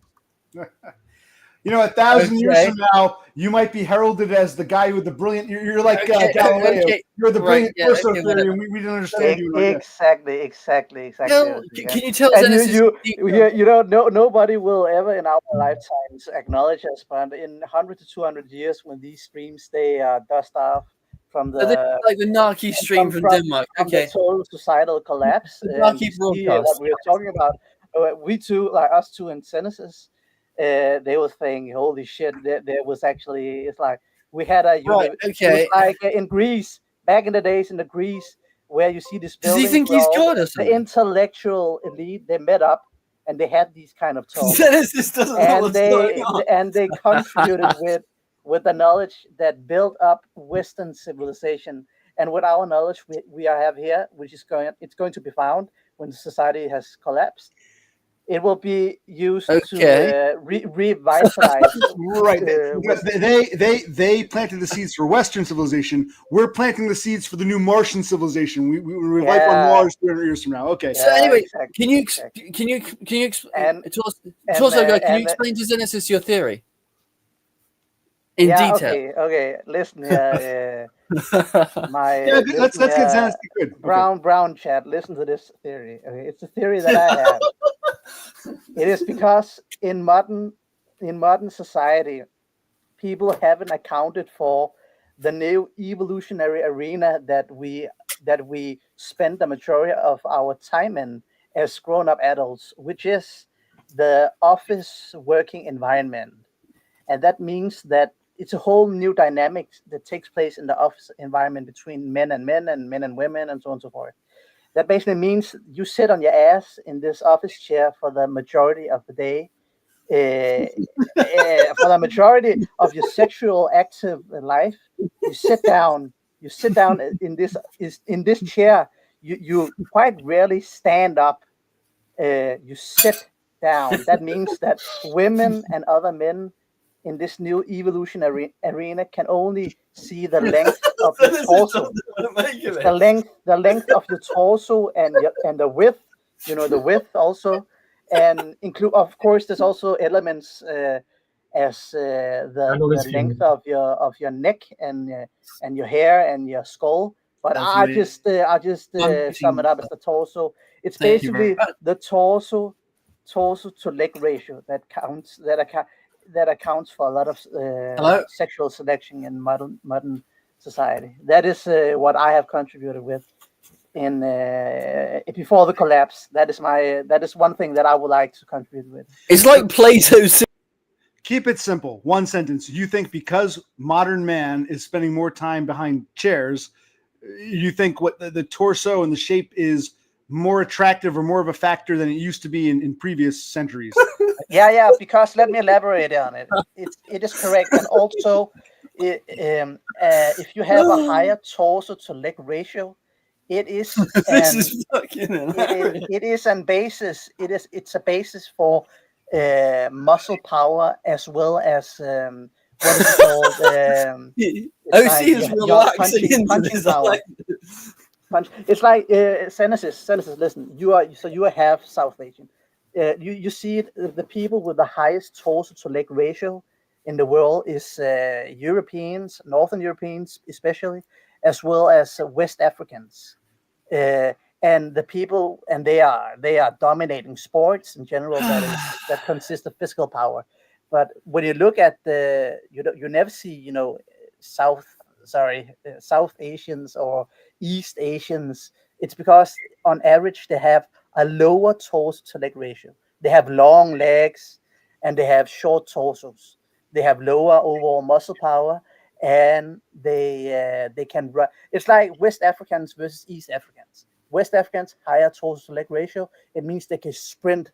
They sprint fast muscle twitch. And the other one is they just run long. And nobody wants to fuck those marathon runners anyways. And they want that fucking 100-meter sprinter West African. They're running away from the desert, bro. Yeah. So the West Africans, if you take a West African to Western civilization today, you need to put him in office in order for him to fully maximize his potential. So that's torso build. Yeah, it's torso build. Yeah. I mean, yeah. Look at that torso. Look at OC's torso there. Yeah. Look at it. Look at OC's torso there. He got. How good is that theory? Do you have a name for this theory? It's torso theory. No, it was just some shit that I thought of one of the last streams. Surely it's torso theory. Yeah. But I think, it's because I have quite long legs. Because I remember years ago that Torsology. When I sit down, when I'm like 5'11", when I sit down, women like are often the same height as me, despite being like 5'7", 8", or something like that. They perceive you taller. They perceive me as shorter because when we sit down, yeah. So I would rather be a little bit shorter and have a better torso to leg ratio than I would be taller. Yeah. Wait, you have a short torso, long legs combination, right? No, it's not that extreme, but it's something that I see sometimes when I sit together with other. If, for example, if I'm together with one of my male friends who I'm taller than when we stand up, and then we go into a car, I know that the car seats can be adjusted. But anyways, you get what I'm saying. Then we sit down, or it could be a bench or something like that, and then we are at the same height. And that's like, what the fuck, you know? What the fuck, you know? That makes me unsecure, you know? Like, what the fuck is going on, you know? Right. Wait, you live in Denmark, right? What? Yeah. This is like one of the tallest people over there. I think it's the same. Now Zenesis is laughing at his height. This is the Chad punchdown. I think it's the same thing as in Germany and Austria. Yeah, but I was really shocked that you were here, like. Zenesis, yeah. Well, we know Dev Pike's take on the torso theory. I think you know mine. Zenesis, what do you think of Denmark guy's torso theory? I heard this theory like on his first appearance. It was a couple of months ago. I'm not really neglecting this kind of thing. It could be true. There could be some truth to it. It's interesting because you never hear this kind of thing, like especially like new theories that are not really common in this like space or insult space. So it's a good thing to contribute. It's interesting. It's diplomatic. I think there's something to it, but I'm not sure it's overwhelming. For me, it's like I'm really okay. There might be some truth to it. Precisely, it's about 1 or 2. It's like a sub 5% element, but torso guy thinks it's the element. That's the problem. Wait, I don't believe it. I think it's really convinced that it's 100% true. Denmark guy believes that it's overwhelming. No, it was just a little banter, you know. But I think, you know, this is the whole issue. Overblowing. I think that it has some. I think it has. I will say the torso might be another factor in the equation. Yes, but I don't think it's the be all and end all. It's way down on the list. Yeah, it's not even up there with jaw or race or skin or hair. Denmark guy, I'm not knocking you. Personally, I think while it might factor in, it's not the defining factor. To say I'd rather be 3 inches shorter to have a better torso is ridiculous. I don't think most men would want to go. That's what he was claiming. That's where I disagree with you 1,000%. But okay, that's just my opinion. It's the attribution you put to everything. Right. You can't put it above actual height. Yeah. It's ridiculous. It is. Denmark, I'm not saying you're wrong. It might be a factor. It just seems like you're putting too much weight on this torso thing. But maybe you're right. In 1,000 years, we'll say, wow, Denmark guy was the genius. But, you know, it just seems like the torso can't be. I don't think that's the prime factor. Yeah. Yeah. we will never figure it out as society collapses and the new theories will have to emerge, and Because like we will never figure it out. When the society collapses, the president will have the shortest legs and the longest torso. Is that right? Yeah, it will. Yeah, but then, but I don't know. We're gonna have a president with a 5 foot torso and 1 foot legs, right? we're gonna have a president. But it's actually I think that dwarfs actually have a quite long torso to leg ratio. Yeah. That's, what about how yeah, big your but head is? I'm talking in not in the extreme scenarios. Well, but wait, in what more- about how big your head is compared to your torso? Yeah, that could also be your theory. You could contribute with. So mine is head theory, right? Yeah. But you know that plastic surgeon that is really famous. He's called some. I don't know what his name was. He had some blog or something like that, where he has these case stories, and there was this guy who wanted to put a silicone implant into his head or scalp or something like that, and plastic surgery thing because he wanted to be like 1 inch taller or something like that. You know. So I like Denmark torso guy. So that could be maybe you should do that, Pike, if that is your theory. Go and get an implant inside your skull and. Well, so you have like a crown at the top, right? Okay. So anyway, I just wanted to. Can I say about my kind of experiences in this bar? Sure. Okay, but you give your experience. I want to hear what Zenesis and Denmark guy think. So Dev Pike is going to tell us about an experience or two, and you guys comment on your thoughts. Go ahead, Dev. Let's hear it. So I don't know. I've had these weird experiences where I've had some success with this this kind of Becky with a short, nice body, but sort of average face. But then that seems to be out of the realm of most average white guys. Okay, so basically, you're like Zenesis. You're like Chad Light or high tier. No, I don't think so. Okay, all right. Let's hear about your success with women. Go ahead. Is this a she-boon? Is it a female Nigra? No, it's white. Okay. No, but wait there. You've seen my picture, so you know whether I am or I'm not. You showed me a picture, but I don't know if that's you or not. That is me. Okay. All right. So anyway, so this girl at your job, you work with her? She would have. Yeah, but it seems to be like really specific. I think with normies you get this hot and cold thing because I'm pretty much dead to all the other. Well, not all the other. To most of the women that perceive themselves as sort of upper, right? They wear a lot of makeup that are sort of very thin. I'm kind of dead to these women. They don't. They kind of say hi a little. Okay, let's not babble. This girl, how would you describe her? First, is she a waitress? Is she a dishwasher? Yeah, she's a waitress. Okay, just waitress. And she's what, a Becky, Stacy? What is she? No, she ain't. She's not Stacy, but she's not lower tier. She's 5 or 6. She's got a very nice.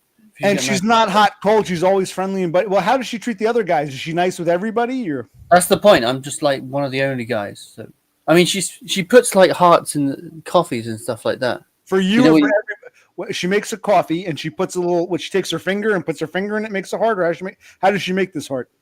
Don't know. They just do the decorating of the coffee. With what? What do they use to decorate? I'm not sure how they do it. I've never done it. But you know when you do a symbol in the coffee, yeah? Kind of. You never known that before? Yeah, I don't know how they do it. She take her finger, she take a spoon. How does she do a symbol? What is she using? No idea. Okay. But anyway, she puts a heart in every time she does the coffee, right? For you or for everybody? I haven't seen.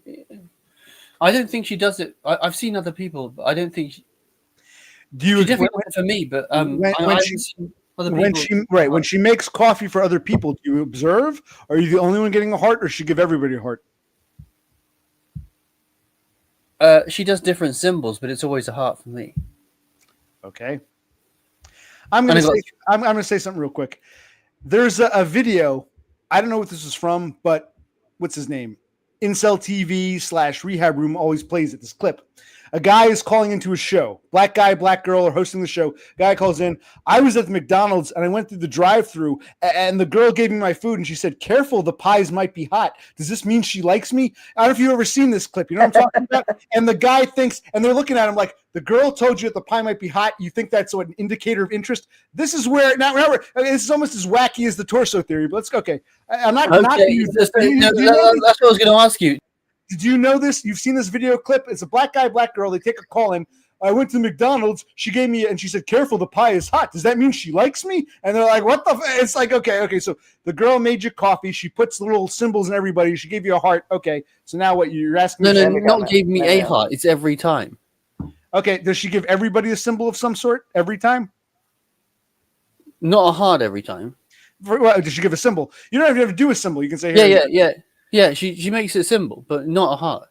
Maybe you get a heart. Does it mean anything? You get a heart, and that guy gets a cross, and that guy gets a smiley face. I mean, maybe she has a different symbol for a different person. Maybe, yeah. I got 3 hearts. Let me comment. I'm going to comment real quick. I remember one time I was at a diner, and there was some waitress there, and it was time for the check, and she gave me the check, and she put a big heart with her name because she wanted a nice tip. I didn't think, wow, is she in love with me? She put a heart. I actually thought, this bitch is fishing for a tip. She clearly not attracted me. Maybe I'm wrong, but it seems like this is where we're going. But okay, continue. Is that what? So that's what it is. It's nothing. I don't know. We need more details. What does Denmark guy think? Go ahead, torso guy. I would just comment that in the current what does it mean? society, in the current modern society, I think a lot of men, basically the majority of men, are living in kind of like a mass psychosis. So what we are hearing now from what Pike is saying is we need to accept that it is in a state of psychosis. Yes, and you're Sigmund Freud. He has basically experienced something that sounds like true female validation, and that is so rare that it has to be. I'm making fun of this. No, I'm not saying my brain. Well, I'm not saying this is validation. I'm saying it does. So it doesn't mean anything. I should disregard it. What I'm saying is that men's brain. Are just so. Yeah, I know, but you're saying it in a way where our brain be Sigmund Freud, but I know psychology, so I know you're not Sigmund Freud. This COD psychology thing is not going to work on someone who knows psychology. I'm just saying that I've heard multiple men. I also have stories like this where I find out that it basically. There was nothing about it. It's just okay. That's fine. It's our brain. It's nothing. Well, wait. What if Zenesis got a heart? Would that be real for him because he's better looking than us? I mean, how do we know when the heart means something or when it just Yes, that's it. And how do I know? Yeah. Okay. Yeah. We boil it down to that. Yeah. But there has to be a clear-cut, hard, empirical, replicated data. From multiple angles that confirms that it is heading towards something, So if it was go on then. Hard, explain what this hard. Wait there. So go into it then. Explain what this clear cut. No, wait there. Explain what the clear cut hard data is. Explain what the clear cut hard data is. Okay. Explain what the clear cut hard data is. It could be, for an example, I'm requesting more data. From you, what is the context? You are buying a cup of coffee. No, I'm not buying anything. I'm working there. Well, wait, stop. Stop. But others get coffee too. Is her job to make coffee for the other employees? I mean, because sometimes. Or she make you coffee when you ask for it. She makes you coffee just because. Okay, but just for you or anybody. Can anyone working there say, "Hey, Trixie, give me a coffee"? Yeah, okay. I'll give you context. So. She just asks everyone whether they want coffee, including me. Okay. And when she makes these coffees, she may or may not put a heart or a symbol of some sort, or we don't know what she does. No, she always puts a heart. Not may or may not. She always puts a heart. For you, what about the others? Does she do symbols for everybody? Does she do hearts for everybody? She does symbols, but it's not a heart every time. Okay. But for Can you, I say something? Does it mean anything? All right, it's your turn to talk, Zenesis. Go ahead. I don't know. It's your turn to talk, Zenesis. Go ahead. I don't see this as an IOI thing. It's just a normal, basic gesture. That's what I think, but I mean, Yeah, I it's don't just know. polite. Maybe this is the love of his life. I don't want to steer him in the wrong direction. So, But to so me, it doesn't mean anything. Also, go ahead. I got sorry, I got a I got a heart with these because I'm a gym cell, yeah, with these big arms coming out of it as well. It's always a heart with something else, right? Okay, I guess so. What does this mean? That's what I'm saying. I'm not claiming, but I'm not. Picture it didn't happen. I want to see pictures of next time. Take like a month. I want like a week's worth of pictures of these hearts. This is what women do. They bait you into a hazard. They bait. Yeah, you what into is this? hazard. What is she basing me into, though? That's what I'm saying. Yeah, I'm not saying I'm Chad, bro. I get all. I'm just saying, what is She's actually gonna poison you and fucking steal your insurance money or some shit like that. What is it? What does it mean? Nothing. I would. Kaz is trying to punch down again. She's an absolute witch. Women are going to make Kaz it is the most extremely normal clear person for ever. you if there's something like has she touched you or has she like touched you on the Touched me? shoulder? Yeah, like something. Has there been any? The fuck does that mean? Okay, wait, I'm going to ask Chad. No, wait, I'm going to ask Chad. What are the actual stone cold signs, Chad? Zenesis, what are the signs that you've had? Good question. Yeah. Which actually means anything? Yeah. Let's see your actual experience. Yeah.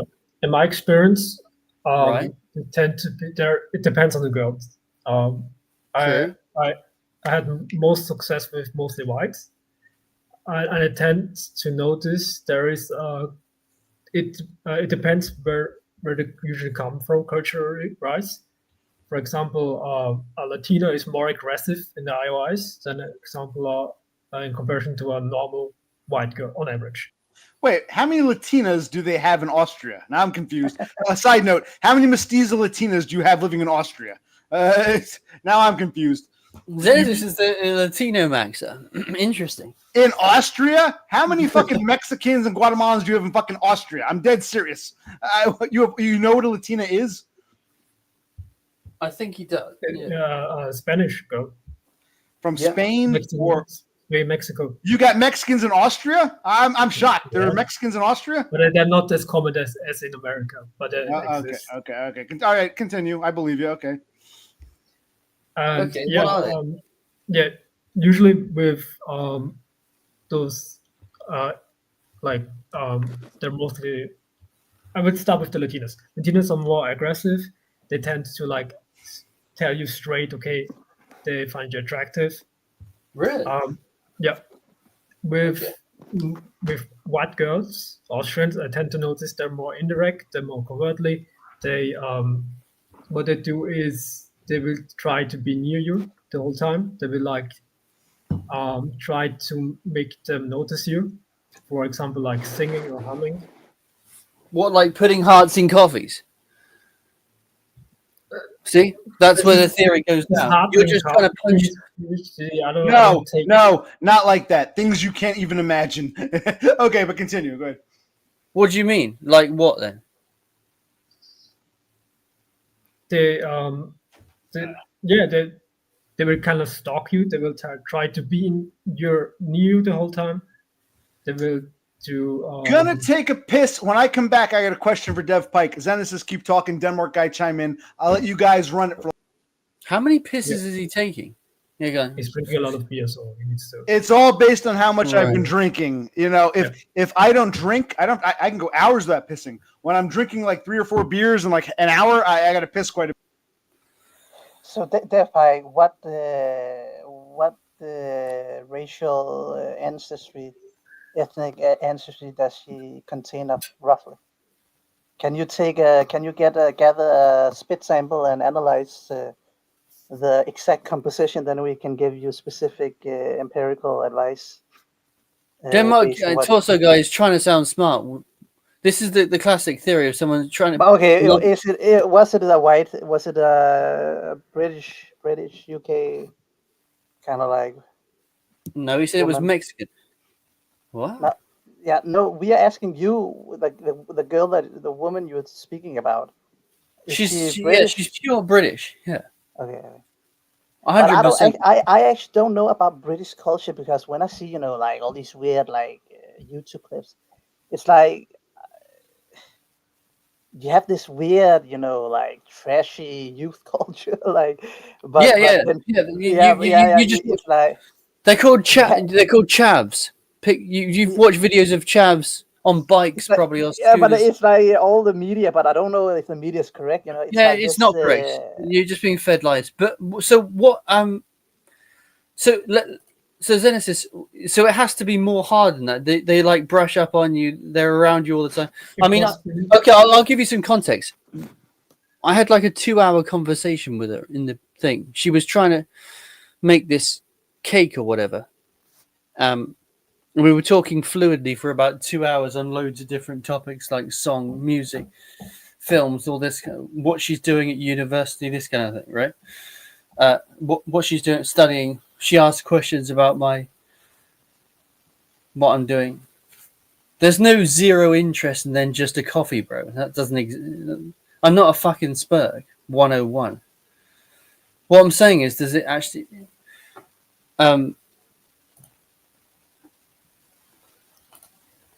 But I wouldn't escalate. I don't know, but I wouldn't. And she's the same person that's doing these. What does this actually mean? So what I get right is that she's going out with you for a coffee date. She's willing to go out with you. No, I'm working in a bar. I'm just working in a bar with her. We're just co-workers. Yeah. All right. I mean, I can tell you from my experience. When a girl likes you, they tend to like really be. They really show it. They do really show it, but they mostly show it on a covert kind of way. Like tell me the covert kind of ways. Yeah, like but they're also like, did you notice that she wants always be like near you, or she's playing with your hair? Body language is so important. True, yeah. So, because when you're telling me like she only wrote you a heart or something like this, I can't really go like I don't know what to do with this, because you need to describe me like how's the body language. Do you think like do you perceive her as being into you, body language wise?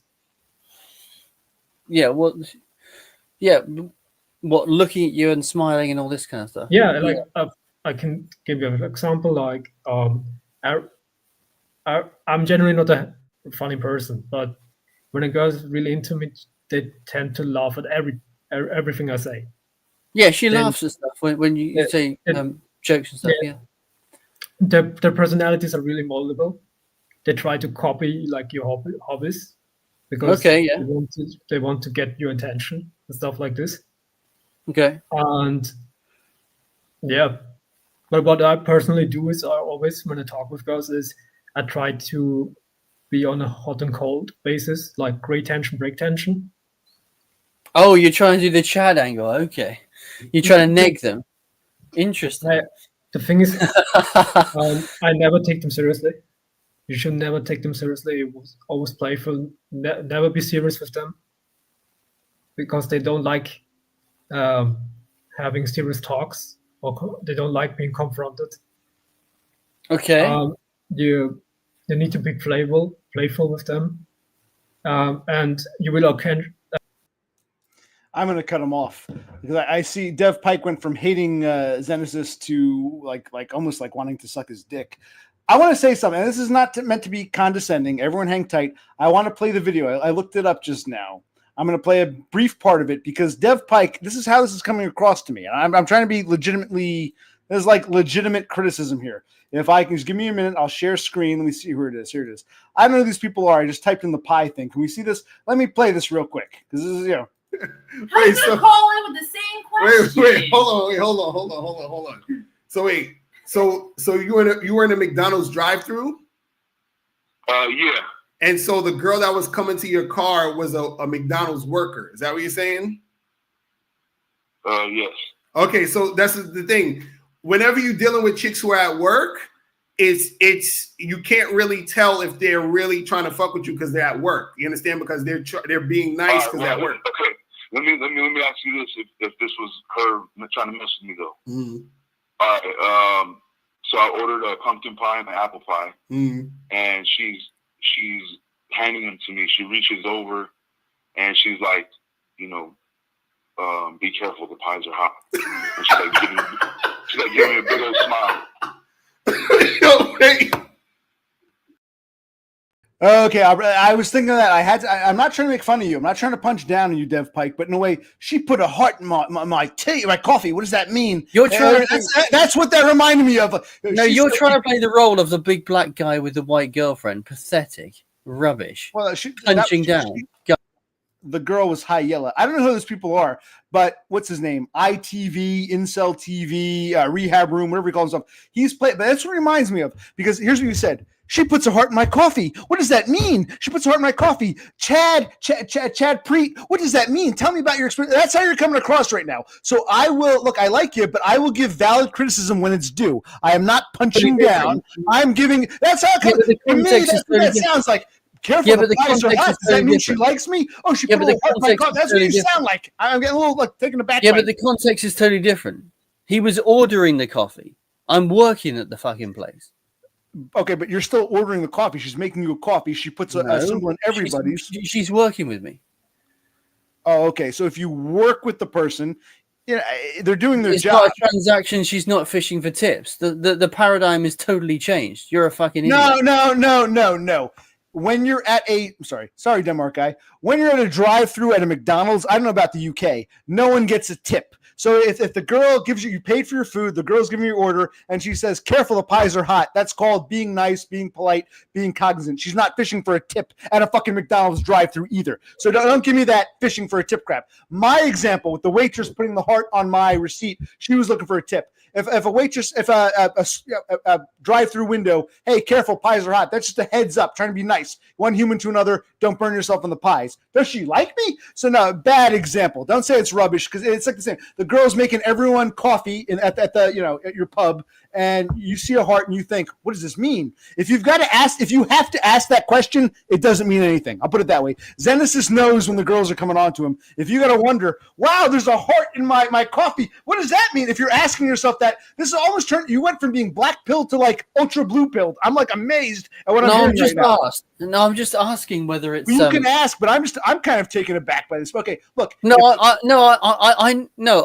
aware that it's probably nothing. I'm just confirming whether it is nothing.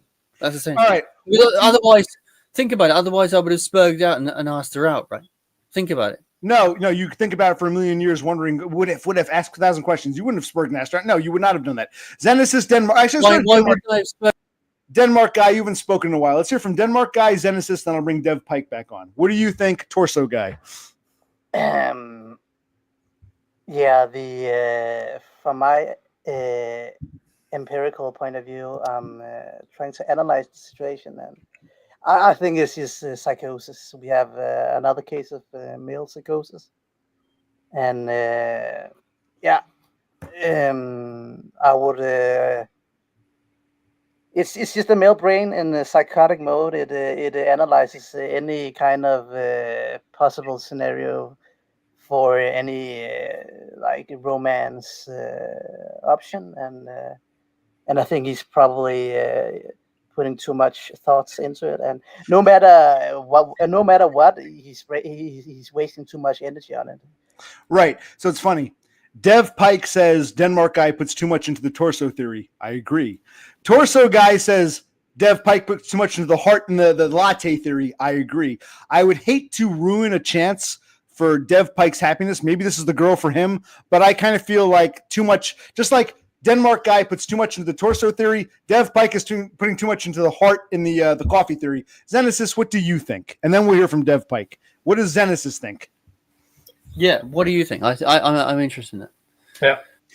He like I said wants to know what he wants to know what Chad Preet thinks. Doesn't care about Denmark guy. He doesn't respect Torso guy. He wants to hear what the Chad. Does this mean something? If Chad Preet Zenesis, if you wink your eye and say "Go for it, Tiger," he'll be like, "Chad confirmed it." So remember, Dev Pike is much more fragile than he lets on. So be careful. Answer honestly, but be careful. Tread caution. No, I don't. I just don't value Denmark. Denmark Torso guy is talking in these kind of pseudo-scientific. But yeah, with the torso theory. But I agree with him on the heart in the coffee theory. But anyway, go ahead. It's Zenesis' turn. Let's hear from Zenesis. I actually value him because he's got experience in this. I just said it's yeah, fine, but it's his turn. Let him talk. Yeah, as I said before, when a girl likes you, she will make it clear that she likes you. Right. And ambiguous heart in the coffee. No, an ambiguous heart in the coffee. If you have to ask yourself, does this mean something? It probably doesn't. It'll be obvious. You want to ask yourself. That's what I'll put out there. But go ahead. It's repeated, like you said, over and over again. So it's repeated over and over again. And the thing is also that not?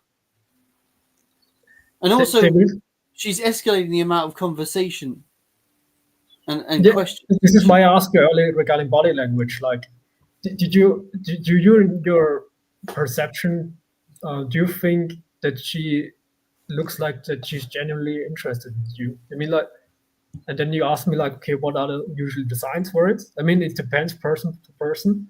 And for me, I'm a big fan. Trying to moderate. I am the moderator, you motherfucker. Who was talking? Torso guy. No, I'm kidding. No, for you, go ahead. I couldn't resist. Go ahead. Yeah, I'm a person who's really a fan of having game. I'm not, because most of the people will say like Black is the game scope, but I disagree. Game is really important. Right. To keep the conversation going, and because they're emotionally driven, and this is the problem with most men, especially Spurks. They tend to think everything in a logical kind of way, analyze every kind of shit. But stop! I'm going to cut you off. Forget them. Is that what you think Dev Pike is doing? He's spurging out and trying to overanalyze something innocuous. But this is also a male thing, because we tend to view things in objective kind of ways, and women, they're completely opposite. Or complete opposite of us. They tend to be they tend to view everything as an emotional kind of term, and it's what only matters is how they feel, right? True. How they feel in the moment. This is the only important thing, and this is where games comes in, and this is where you can try to make it feel like safe and stuff like this, and pass the evolutionary shit tests, because this is also a thing which I wanted to ask you regarding shit tests. Do you think that she is shit testing you, or are you aware that she might shit testing you? Because when girls are into you, they tend to shit test you subconsciously. In what areas? Like, for example. No, hold on. Yeah, I mute people. For example, hold that. I think it's the opposite. I don't think a normie chick or a Becky chick would shit test a Chad. She would go out of her way to be walked all over. They like being walked on by Chad. So I don't agree with the whole she's shit testing you. Now, you can say I'm not a Chad, so what do I know? But I'm starting to disagree, because I don't think an ugly chick would shit test a Chad. You're telling me all these low tier Beckys and normies shit tested you? I mean, you can tell us, but it sounds like kind of woo. Every girl should test subconsciously. Okay, fine. I won't butt in, but okay. But there's something that piqued my interest, because I've seen plenty of good-looking dudes taking advantage of an ugly girl who's so desperate to have the Chad. Yeah. So, but okay, go ahead. Yeah, but this ugly girl will still like shit test him like later on. It might work in the first, I don't know, 2 o'clock. Later on, they're not even at that stage. She's just making fucking coffee. In American English, we took the Spanish term barista. I don't know if they use that in the UK. A barista is just a coffee maker. She's making you coffee. She's a waitress. She's also a barista. She puts symbols in everyone's. Where is the sign that this girl is in love with Dev Pike? The fact that she asked him about. Maybe I'm wrong, but go ahead. Now I'll go bye-bye. No, I don't think she is, but I'm just asking the question. But because it's an ambiguous area, but I want to hear more about what Zenesis is saying. What are these shit tests? What's the sign of it? Like for example, I will give you an example. You know, girls are used to like asking guys always the same questions, like what to do for work, what the height is, and stuff like this. So because they want to see like what kind of person you are.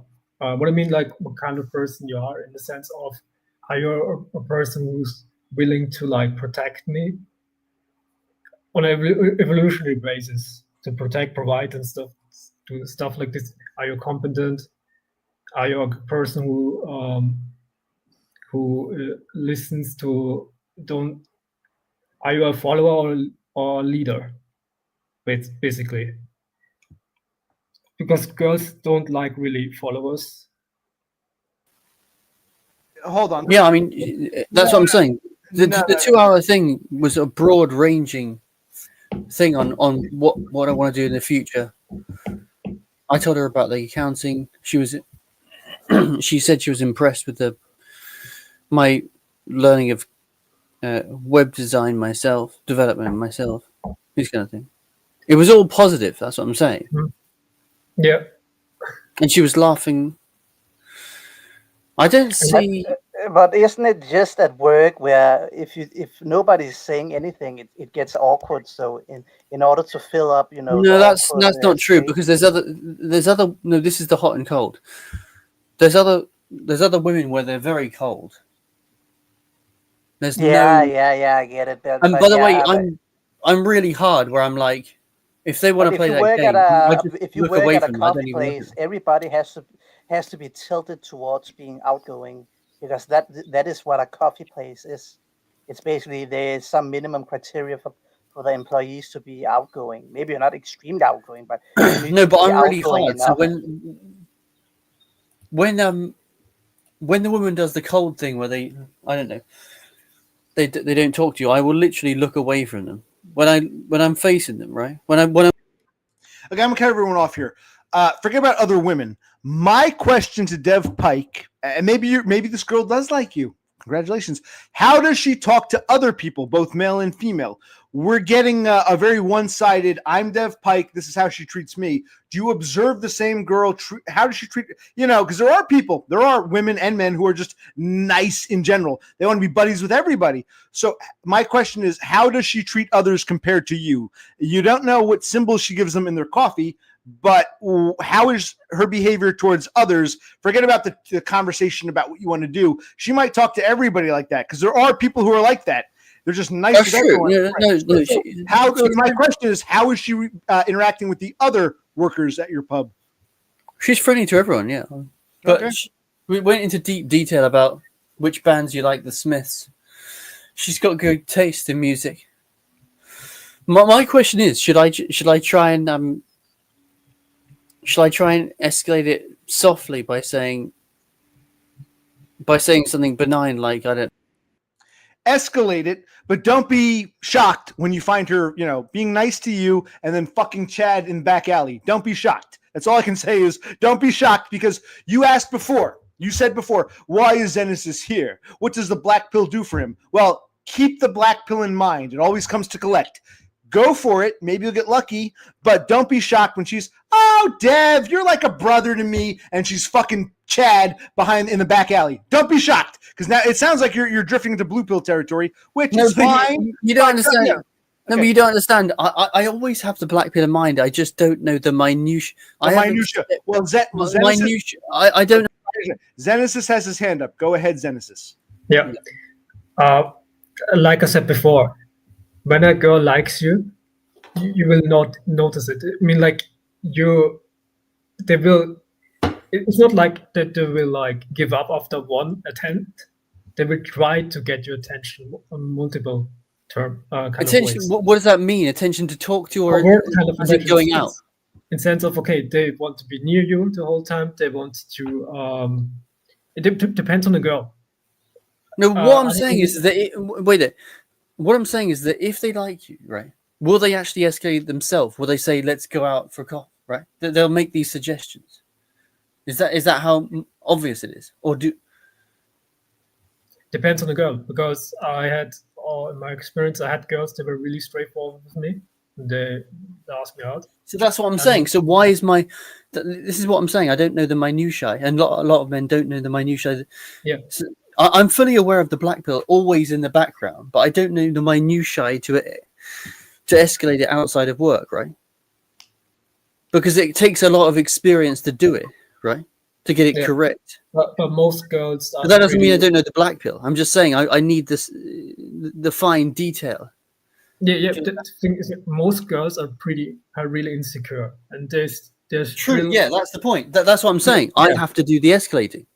Yeah, you're the man. There you go. Then. So I'm not wrong. So how are you laughing at me when I'm getting it right? I have to actually softly escalate. Because it doesn't matter. If you turn out to be wrong and she never liked you to begin with, she's being friendly, and you do that, as Totem said, a broken clock is right once or twice a day, she'll definitely escalate it to management. So you might be in for a rude awakening. I'm not trying to be, negative. I'm trying to be realistic. So as the man, I'm going to escalate it. Go for it, man. I encourage you, but don't be shocked if this ends very poorly. That's all I escalated to management. It's fun. Yeah, that by the way, that's what I was going to do, because I'm going for other jobs right now. So I'm trying to get accounting jobs, and if I have another job and I can afford to lose this one, I will escalate it. But if this is my yes, that I approve of. If you have a better job lined up and this becomes a part-time shit, who cares? If she gets all, oh my god, he harassed me, fuck it, fire me, I don't give a fuck. That's good. But if you need this job, if you need the job as someone who has to wage cuck because I don't meat bucks, don't jeopardize a job over some girl who's being. Wait there, you're not even wage cucking. You're fucking neat bucksing, bro. That's correct. But you weren't here earlier. You don't pay attention.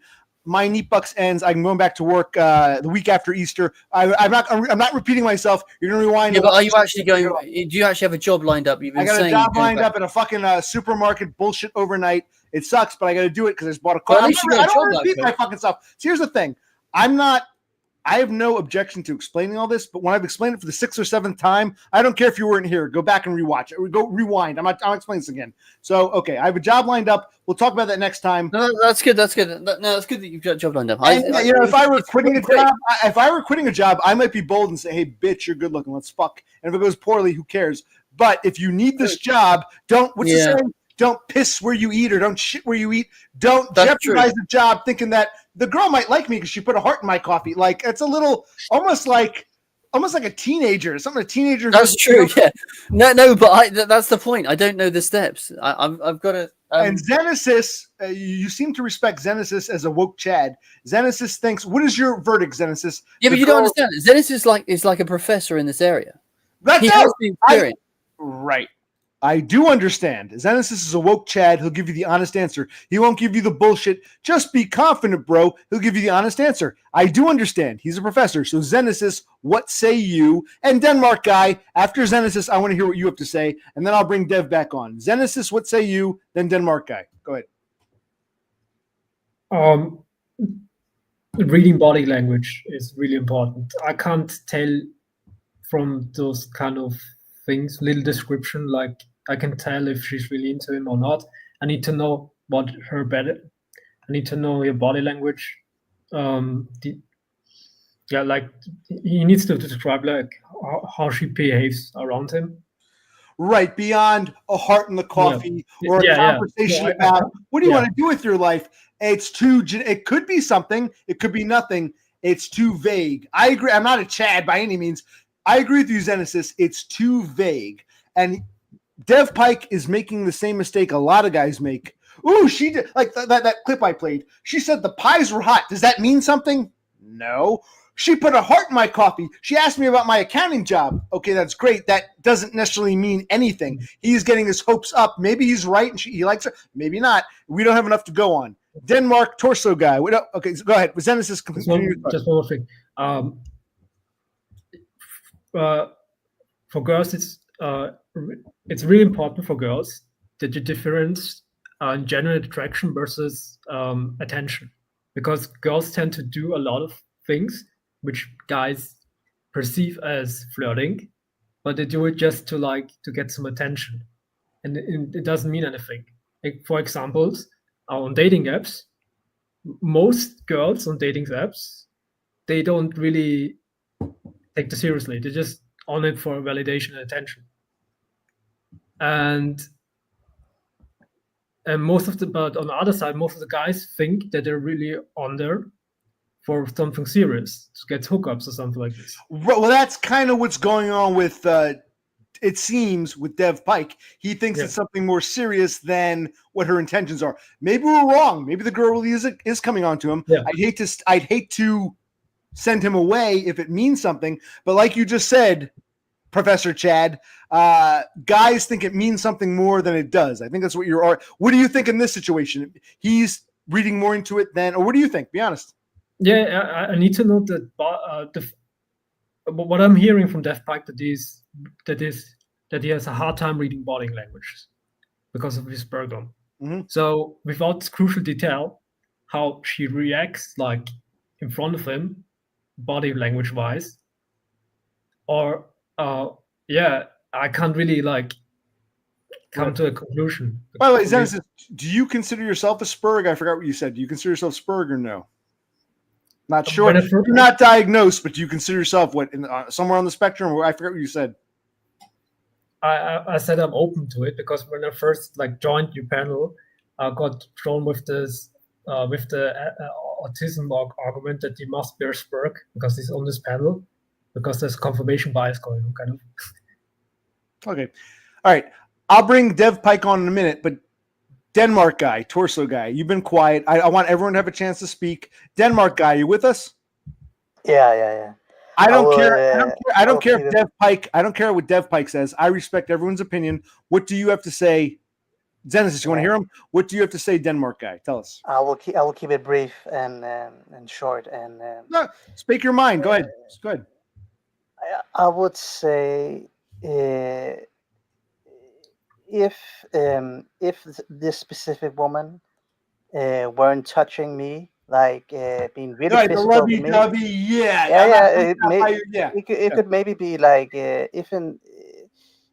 but it depends on what stage they are in the situation, But if it sounds like there's been enough time for it to naturally happen, that she has probably left some conversation and then touching on the shoulders or something like that, or something similar like that. Well, on the torso, yeah. On the torso, yeah. Maybe she was checking out the torso, but that it doesn't sound that has happened. So I wouldn't escalate on. And also, as this is a working environment, I would, and it sounds like I don't know, for me it's the only thing that I want now is a long-term monogamous relationship, but for Dev Pike maybe it is just to the short term is okay. It sounds like, because I would never think about anything in this situation other than I wouldn't escalate anything unless, especially at a working environment, only if there was a long-term monogamous relationship kind of thing going on. Option in the future. I would just keep it going for socializing at work. Right, exactly. Socialize, but think that, yeah. All right. Yeah. I agree with you. You made a good point. I'm going to bring Dev Pike back on. I have two questions for him based on what you just said. How long has this flirting been going on with the hearts and the coffee? And what is he looking for? A long-term relationship or a short-term fling? Ideally, would he want her to be his girlfriend, or does he just want to get with her? Let's bring him back on. Dev Pike, you heard all this. I hope you're paying attention. How long has this flirting been going on between you and this barista? And what is it you're looking for? Because Denmark guy is correct. It sounds like a good amount of time is going on. She would have taken it to the next level if she really, and even Zenesis confirmed that. So let's bring on Dev Pike. Okay, you heard all that? Yeah, okay, I get it. So it's not been long, just a month. But and I remember I only do a couple of shifts a week. I literally work probably 8 hours a week with her or something, for 2 shifts over 2 days. So we don't actually see that much of each other. Really, when you're in the shift, the bar staff don't go in the kitchen. It's like a fucking black hole to them, right? It's dirty and smelly. They don't, right? They well, go no. in, If one of your duties is to make coffee for other coworkers, she's got to make coffee for guys in the kitchen and right. The coffee ain't in the kitchen, bro. But she's making coffee for coworkers, so anyone who works there, right? Yeah, but I'm only there twice a. Sometimes she's not. It's like once a week. I literally see her one shift a week. That's it. For a couple of hours. I mean, there's literally not much time for this escalation to occur. Right? Well, so when she sees you, is it like, oh my God, it's been so long. It's been like years. I'm so happy to see you. Our short time together is great. Like, what is or is it just, hi, it's good to see you again. I'm nice. Because that's the other thing. Hold on. It could be both. She's so happy to see you because you rarely see each other, or she's a really nice, gregarious, outgoing person, and you only see her for 8 hours, so you don't know what she's like. Maybe she's like this 24/7, but you only see a small snapshot. You know what I'm saying? You only see a small window. Right. So what I'm trying to gather is that so basically, the physical kind of contact thing has to occur for it to be anything real. She's got to actually physically touch you. Well, not you, but if she's like, doing little things like this. Okay, I need another beer. I'll be right back. You guys talk amongst yourself. I'll be right back. So it's got to be more physical, right? Yeah, it's got to be way more. Yeah. They will occasionally like touch you on your shoulder or something like this. They will laugh at your joke. Even if you're not a funny person, they will laugh at everything you say. They will play with their hair as one of them. She flicked her hair once, I think. But does she do it on a consistent basis? I'll take note of it. What else? What about it? Has she said anything about her current boyfriend or something like that? No, I think she's single on Facebook. I've been stalking her on Facebook. Okay. But have you watched her Facebook or something? Do we have her on Facebook? I'm stalking her on Facebook. Okay, yeah. Okay, and it doesn't look like she's currently in. So wait there. This is a female perspective. Although I don't like Kaz, she said I would not be touching someone I was interested in and only seen 8 times. So it's not. But listen. Women are really bad at telling the truth because the truth often is associated with losing face and so on and so forth. But maybe, I don't know. It's the internet. But Kaz has nothing to lose by saying that. But women. Kaz isn't real life. Women, I know what you're saying, that she doesn't have a relationship with this woman. But women always, no matter what, will always protect other women, no matter what, basically. As long as they're going to protect the other women from a man. And I've seen it multiple times in my life. It's sad. It's like it's hardwired in. By the way, this is to Kaz. I'm definitely not touching her first, bro, because I'm going to get fucking sacked. So what about can I ask Zenesis, what's the best way for me to escalate this if I was trying to escalate? It depends what kind of personality, because there are different types of girls, archetypes when it comes to girls. What did you say? What type of personality? I think she's an edgelord. She likes Smiths.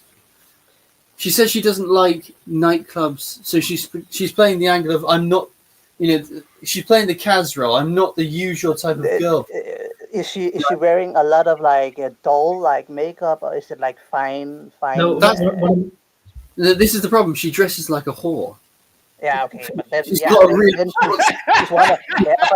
of those. She's not like the other girls. She's special. She's pure. Oh, she just happens to dress like a whore. This is. Yeah, I know. It's funny. The male brain is. You see, it's the male brain. The male brain will make room for anything that has the opportunity. No. I'm not saying. I'm not saying that she's like not like the others. These were words that are coming out of her mouth. I don't like modern pop music. She's playing the edgelord. I like the Smiths. That's edgelord. I'm not like other girls. Like, okay. She's trying to play this role, but then I think that's just something young women just do that. I know. Yeah. They want to look like they are not these fucking. No, but do you understand? That's what I'm saying. That's what I'm saying. I'm aware. Yeah, we agree. Yeah, we agree.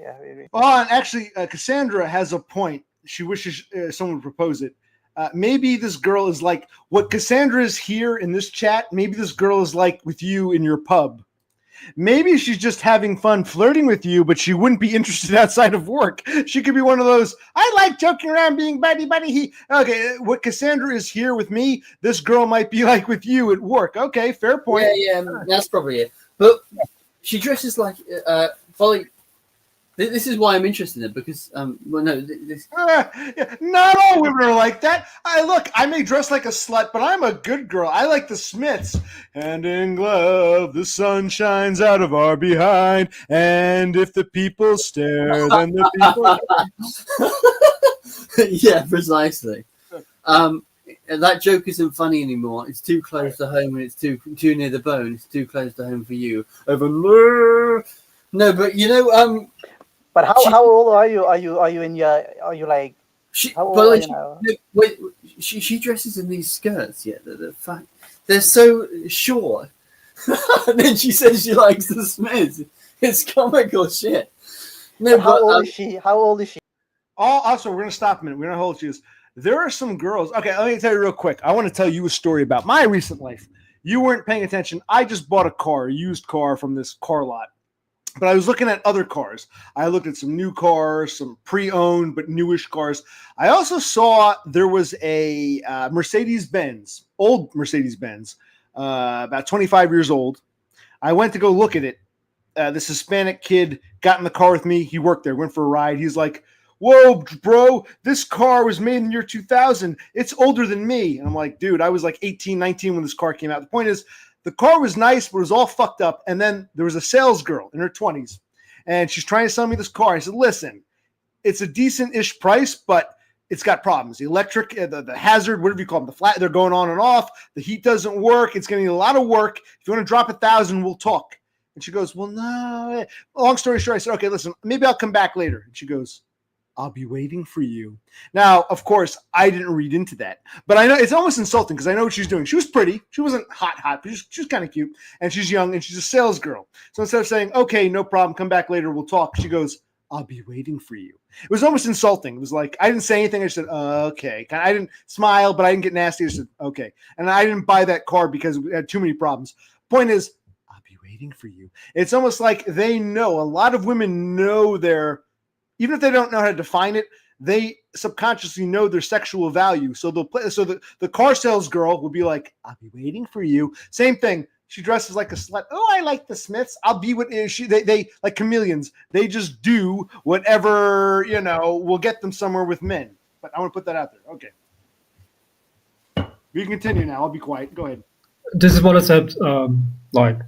Well, we want to know how old she is. We want to know how old she is. But do you understand the point I'm trying to make? Was that totally out of left field? This girl, she's not interested in me sexually. And I'm just there to do business. But instead of saying, okay, come back later, we'll talk, like man to man, I'll be waiting for you. Like and some men, it works. I don't blame her for doing that because some men will say, oh boy, she's so pretty. I wasn't going to buy the car, but now I will because you said she's waiting for me. I wouldn't do that. But I don't blame the bitch for behaving that way because some asshole simps, if a guy says, okay, come back later, the car's a piece of shit. The pretty girl, I'll be waiting for you. You know what? I'll buy the car. It's a good sign. So that's what I'm hearing a lot of here. Do you understand the point I'm making? Okay, go ahead. That's true, but she's not selling me anything, so it doesn't work again. The context is totally different. Okay. We're just working together. Well, Denmark is the king. Okay, we're fine. Fair enough, but Denmark guy wants to know how old is this girl? That's the problem. She's young. She's 22. All right. Zenesis, you were going to say something. You were saying earlier, what point you want to read? No, I wanted to say that when you first interact with the girl, you must first distinct if she's flirting for attention or she's genuinely interested in you. And this is like the most important thing when you interact with a girl.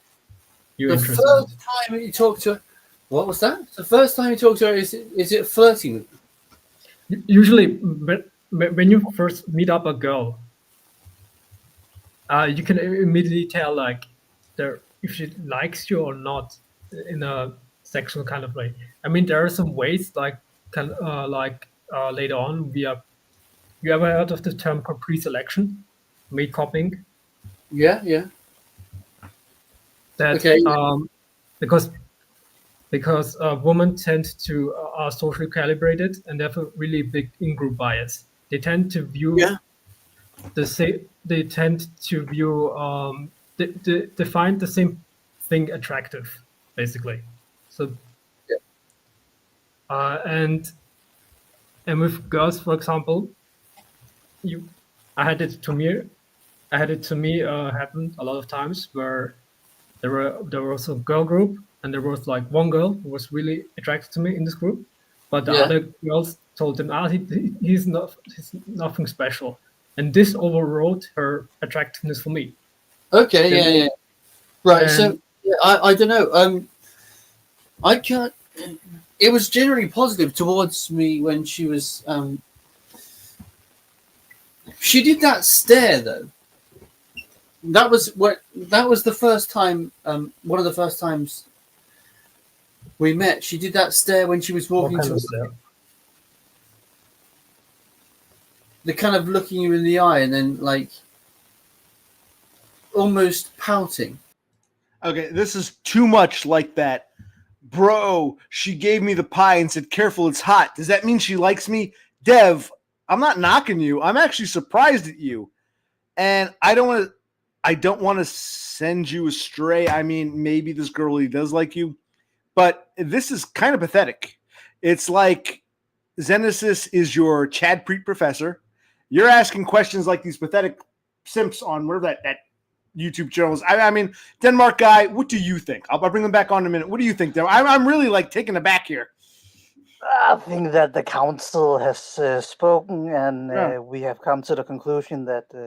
I agree. Yes, we're all sort of in agreement. Other than What about you, Zenesis? What do you think? Okay, it's fine.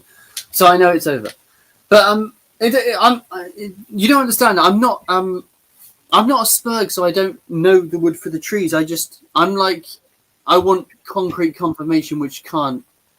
Whoa. You said you're not a Spurg, but you want concrete confirmation. That's kind of contradictory. Spurgs want concrete confirmation. Spurgs want to ask 1,000 questions to know for sure. So you say, I'm not a Spurg, therefore this, and you describe what a Spurg would do.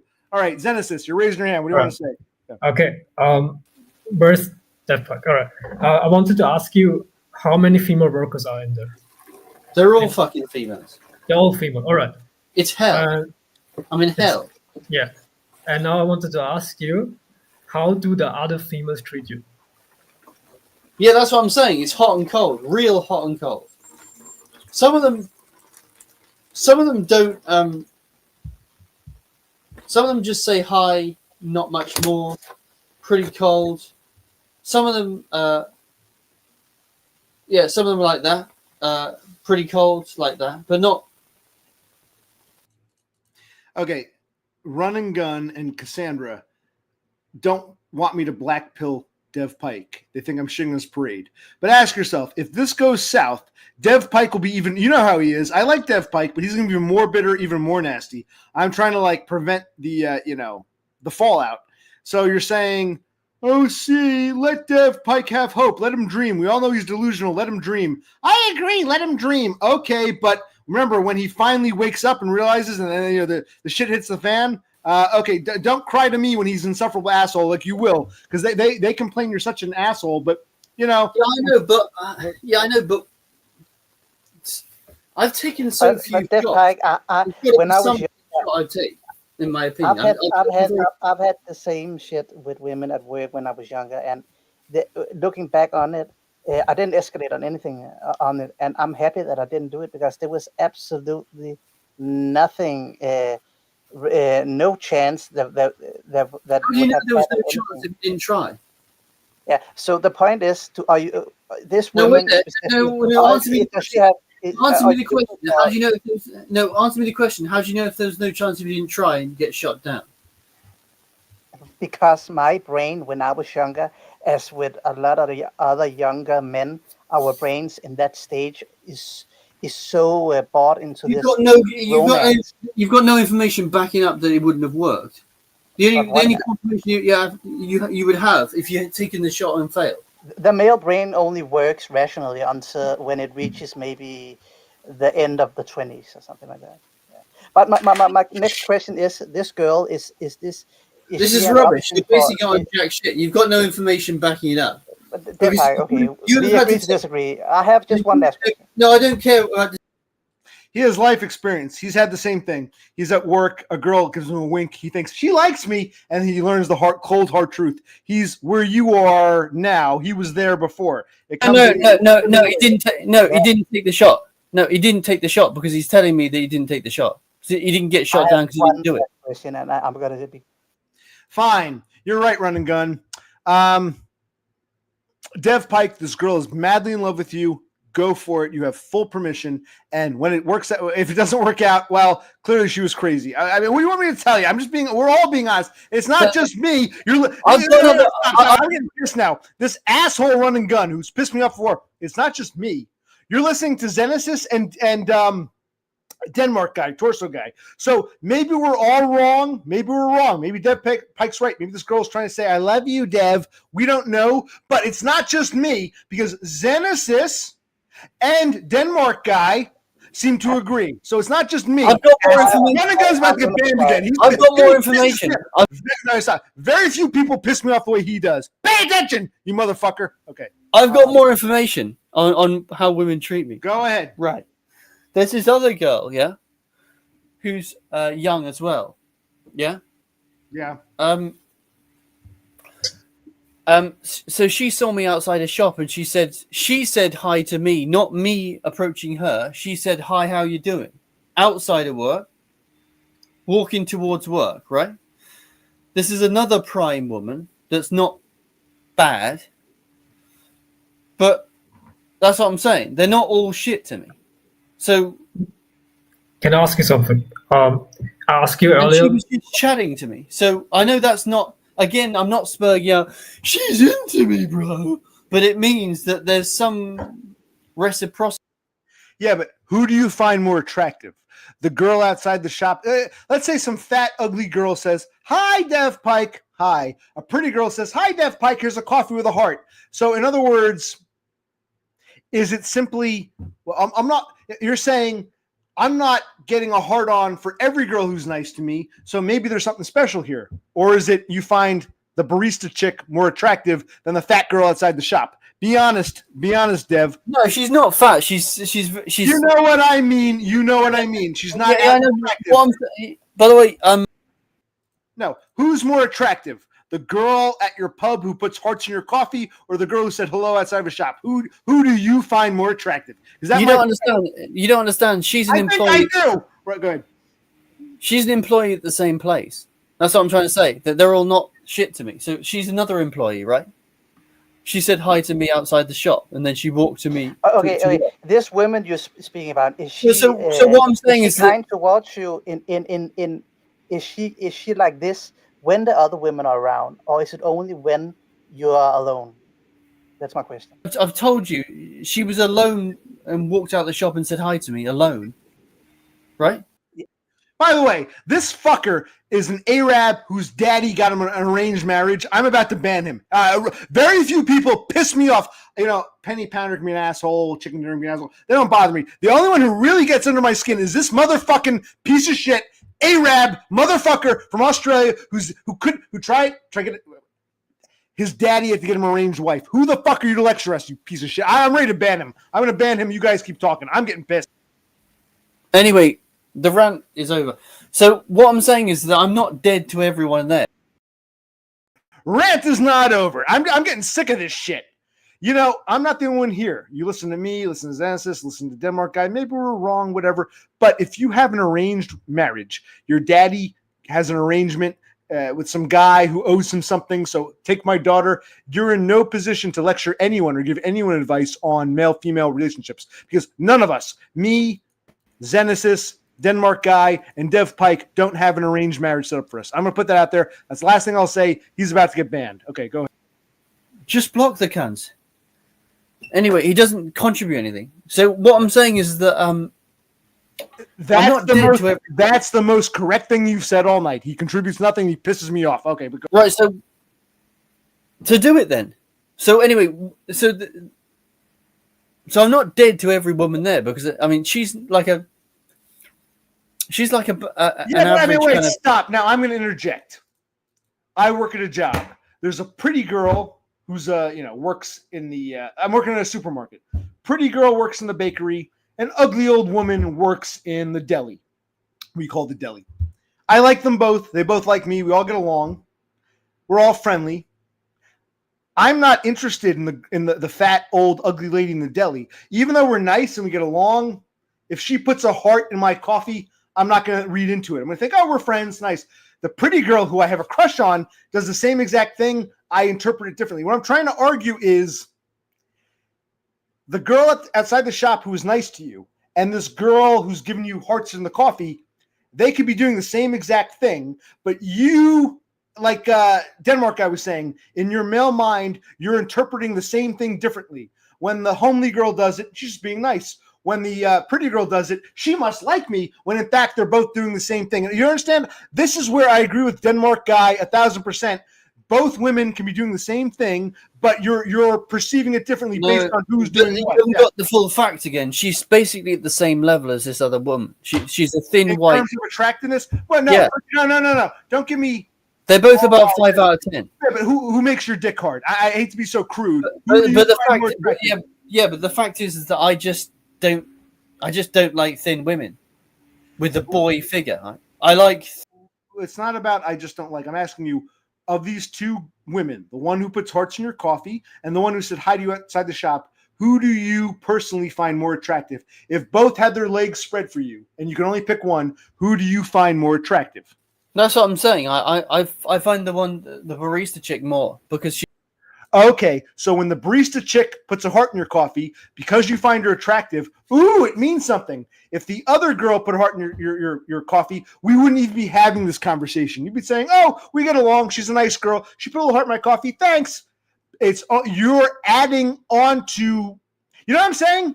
It's not what she did. It's who she is while doing it. If the girl you didn't find attractive give you a heart, you wouldn't be asking these questions. It's in other words, so it's not what the action was. It's the girl doing it. Yes. What I'm trying to say is that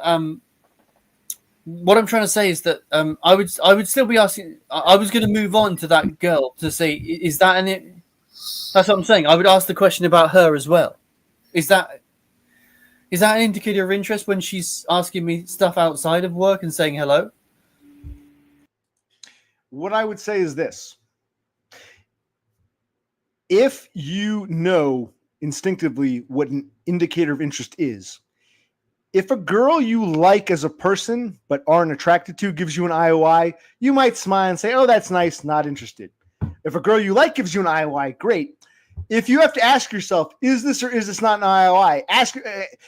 If the girl outside the shop gave you a heart in your coffee, would you interpret it as an IOI or would you just think, oh, she's being silly. She's a girl. She put a nice little heart in my coffee. How would you, the question is, would you interpret it as an IOI if it came from a girl you weren't attracted to?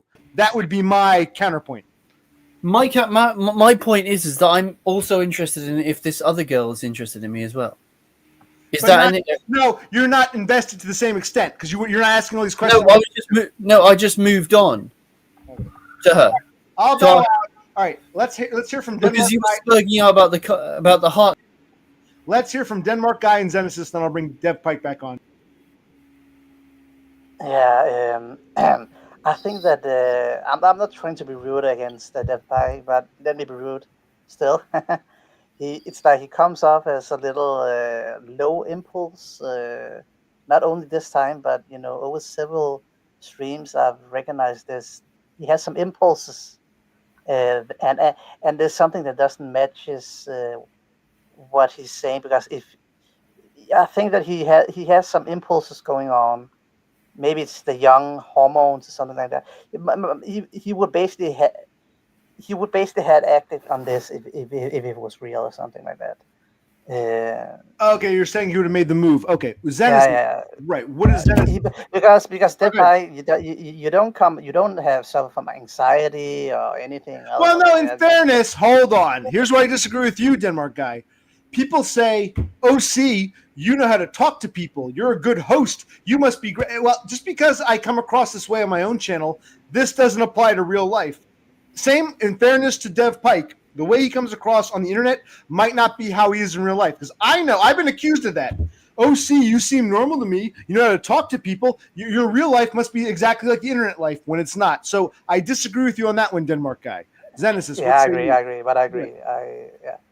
I agree with that, OC. Yeah. Right. What about Zenesis? What do you think? What do you think, Zenesis? Yeah. I said most of the things there earlier. That ask him for how he gets treated by other women.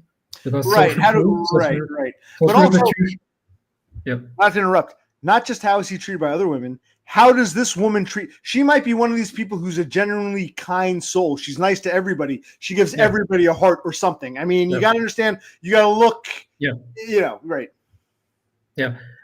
Because social repetition is really important for women. And I explained earlier that pre-selection, mate copying, is also really important for girls, because if one girl likes you, but the other 10 girls don't like you, it's over. Regarding that escalating thing, usually when you tend to be into someone, you tend to escalate it really fast on a short-term basis. I mean, like 1 month isn't really that long, but yeah, I think with Death Pike is also he struggles like reading body language also. And with Eyewise, there are no generally like one rule regarding Eyewise, because every girl gives different types of Eyewise. Not every girl plays with her hair regarding Eyewise. So it's hard to give a objective kind of answer on this kind of matter. All right. I'll bring Dev Pike back on, but first I want to address FTH. This is Run and Gun, the Australian Arab I just banned. What does Dev Pike have to lose even if she rejects him? He goes back to the starting base. No. Remember, FTH is Run and Gun, an Arab from Australia who never got a girlfriend until his daddy got him an arranged marriage. He has no experience with women. He was given a wife or a fiance. The answer is you can get fired. You can have other men say, hey, that creep picked on the pretty girl, the slutty waitress who likes the Smiths. Let's get him. There can be all sorts of repercussions. It's not, what do you have, that excuse of, what do you have to lose? A lot. It's not just, worst she can do is say no. No, if you got to work a job, you understand, Zenesis, I hope. The social factor isn't just, I asked a girl out, she said no. Oh, well, I go back to normal. Things get weird. Now she starts treating you differently. Yeah. She starts whispers, right? The other girls and some of the guys get it could be a whole disaster. So FTH, aka Run and Gun, aka Arab sand nigger from Australia, is asking me a question which I'm giving an honest answer to. Go ahead, Zenesis. Go ahead. Yeah, I wanted to say this is a thing which I think Dev Pike will understand when I explain it this way. Girls are wired to attend validation and avoid social disapproval. Case in point. Yeah, okay. Case in point, but go ahead. And when you get, they're really programmed to avoid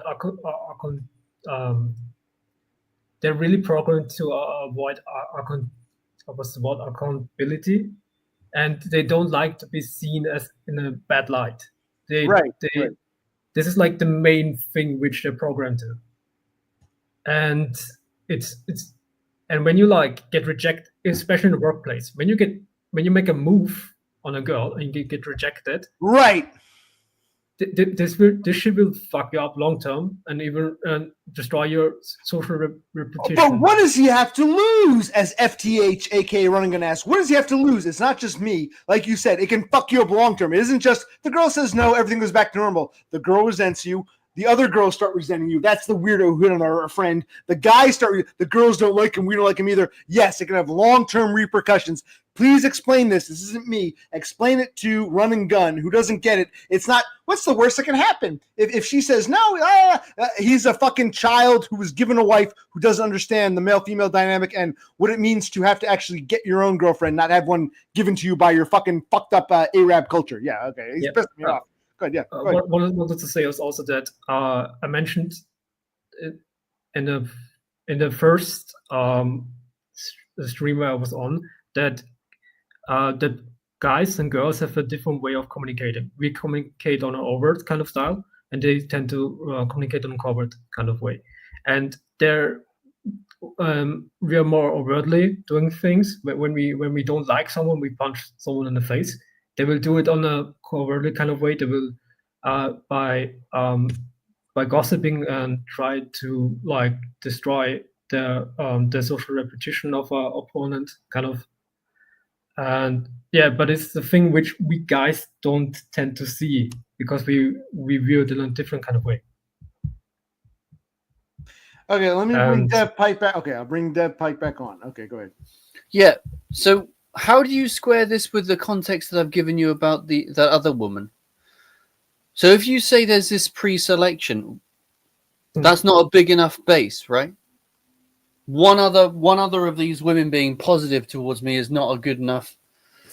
No, it is a good thing. So then, how does that not validate the? But how you mentioned earlier that most of the people in your workspace are female. How many of them are positive? Have a positive? Yeah, but you have to understand. But also, there's the context of the standards, right? So all these like the people that are colder are you just go up the strata, right? They're just upper tier Beckys. The colder they are, the higher they are, right? The lower tier women are nice to me, but the upper tier women are cold, right? That's what's happening. I would generally say I mean, on average, you're right, but I've met low tier. So how does that affect what I'm talking about? If the lower tier are, they're pretty nice to me because they're talking to me outside of work, so that's not so bad. But then that would never happen with these upper tier Beckys, right? So what I'm saying is that there's No, what I'm saying is selection, but it's not. It ain't happening with the upper tier Beckys. No, what I'm trying to get to is if you would make a move to this one specific girl and she rejects you, she is. I'm fully aware. That's why I haven't done the move. That it's suicide socially in the place. Yeah. But you have to understand. I've already baked that in because I haven't made the move, have I? So that's the point. That's the reason why I haven't made the move because I know that they're. Everyone would turn against me. So, but what I'm saying is that the pre-selection has kind of. This is why I haven't ruled out it being total fantasy, which you and I know Denmark Torso guy who's also, a kind of psychological expert, which doesn't exist, and has read Freud, like the first line of Freud or whatever, and the Oedipus complex and. Which he hasn't done again. So his psychological musings mean not very much. But I want to know what they are anyway. Hold on, take a slight break. Denmark guy, what are your psychological musings? We'll take a slight break and we'll go back to Dev Pike. What are you saying? Well, you're a show host. You're funny. Yeah, I like that. I think as time progresses, we are clearly seeing what is truly playing out, and I think we are having a typical male psychosis. Yeah, how is it psychosis when a woman, another woman's being positive towards me? How is it psychosis when I got... Because wait, in fact, I'll answer that. You don't feel the same way about that other woman that you do about heart in your coffee. She's the same level, bro. She's a 5 out of 10. Yeah, it doesn't matter. No, it doesn't matter. If I like thin women, I go. Like I was looking at cars. Acura, I loved Honda Acura. Sebring, meh. Now, there might be some Sebring aficionado out there, some dude who's really into Chrysler Sebrings. He might say, I don't care about the Acura.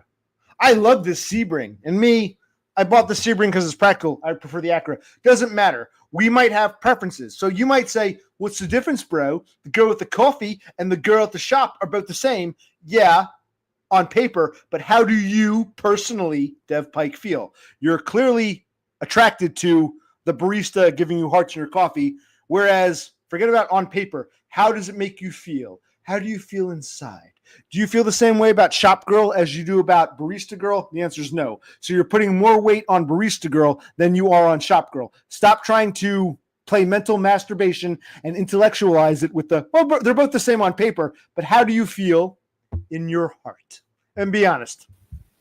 I've already said I have a preference for you like the barista girl better. Okay, so any curvy women. So the same move by the shop girl. Who cares? But the only thing that matters in the context of my valuation, the pre-selection, is the level of the woman doing it, and they're the same level. They're about 5 out of 10. I think you should act upon it because you've been thinking a lot about this and. I haven't been thinking a lot about it. I just noticed it. But what I'm saying is that we have not been there, and if we've analyzed this. No, I'm taking too much time. I understand. It's a joke.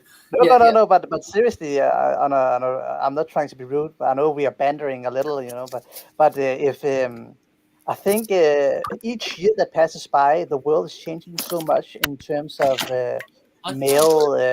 how men are experiencing the world and if you're experiencing what you're saying, which sounds pretty amazing to me, but then again, women are crazy and she can fuck you up and shit.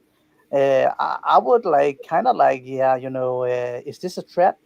And if I'm sure it's not a trap, and it doesn't really sound like a trap, it is. Then I would would escalate it a little bit, and if it failed, then yeah, I've lost face, and next time I go to work, it will be a little more awkward, maybe. But that is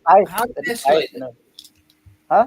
Yeah, how do I? That's the point. I want the minutiae. How do I escalate this without sounding like a fucking idiot? Yeah, but it's hard because we are not you. It depends on what. If you have to ask, you're gonna sound like a fucking idiot. Okay, good. Yeah.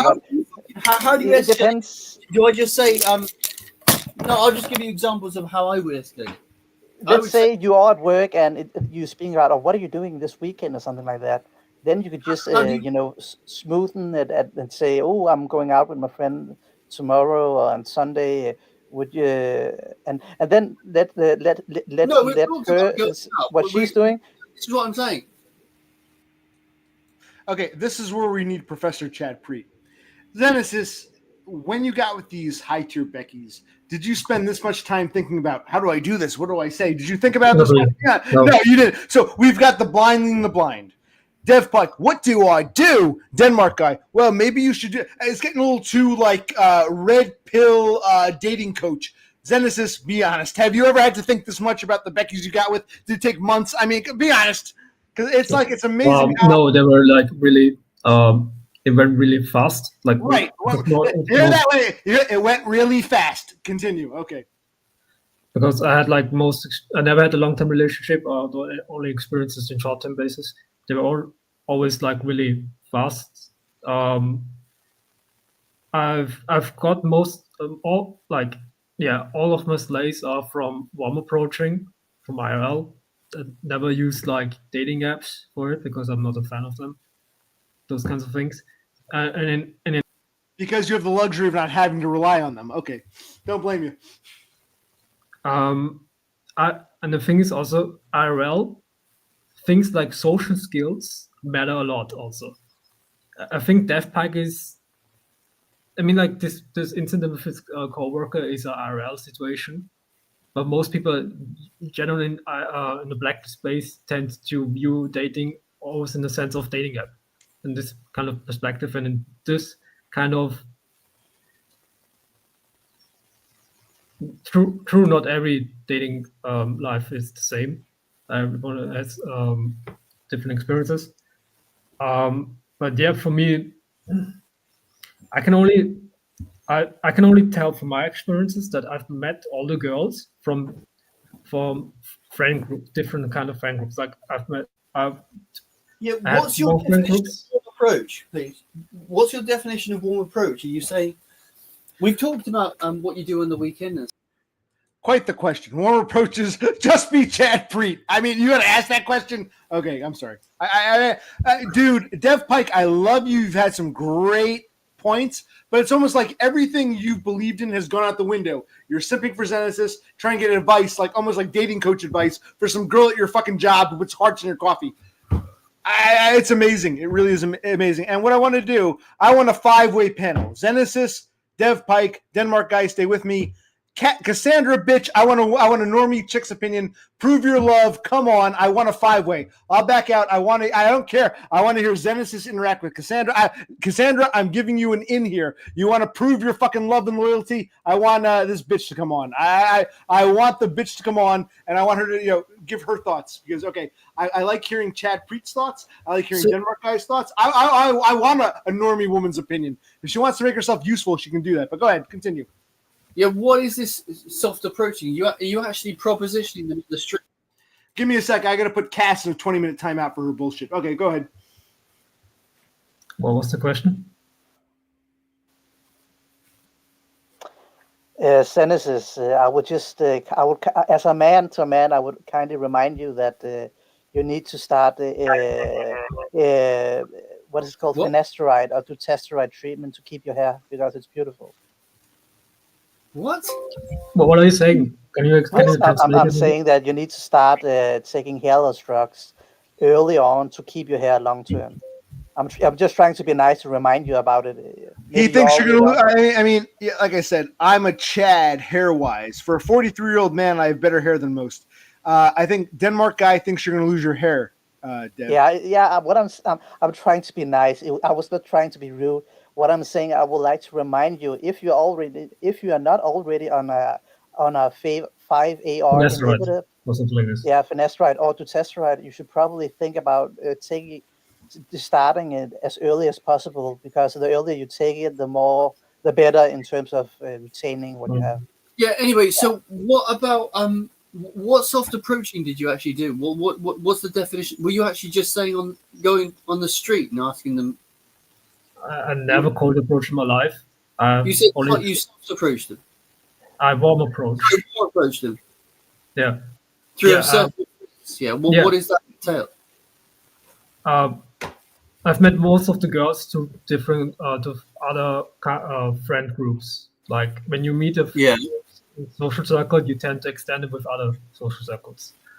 And what I personally tend to do when meet a new social circle with multiple girls included, I tend to look for a girl I'm generally interested in. And what I tend to do is I look at the other girls, like what I look at the other friend groups in the circle, and I tend to go the strategic route, and I tried to approach it in a way of a hot and cold kind of thing. Like because most guys, I will give you an example. Most guys fuck up in this part when it comes to girls. When they see an attractive girl in a friend group, they tend to go straight for the attractive girl in this friend group. And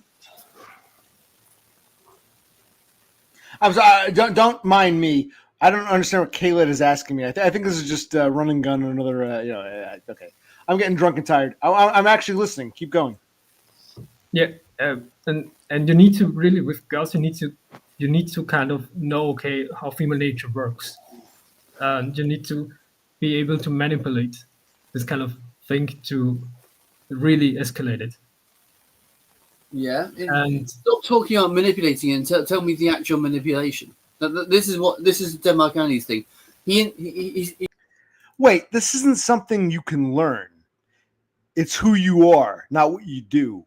Like Zenesis was saying earlier, a lot of these good-looking guys think they got the girl because they were, hardworking and, had great personality, when in fact they had the looks to back it up. So there's really no instruction that Zenesis can give you.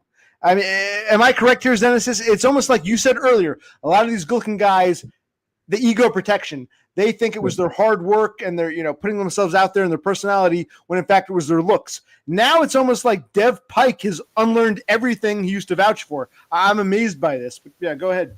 This is true.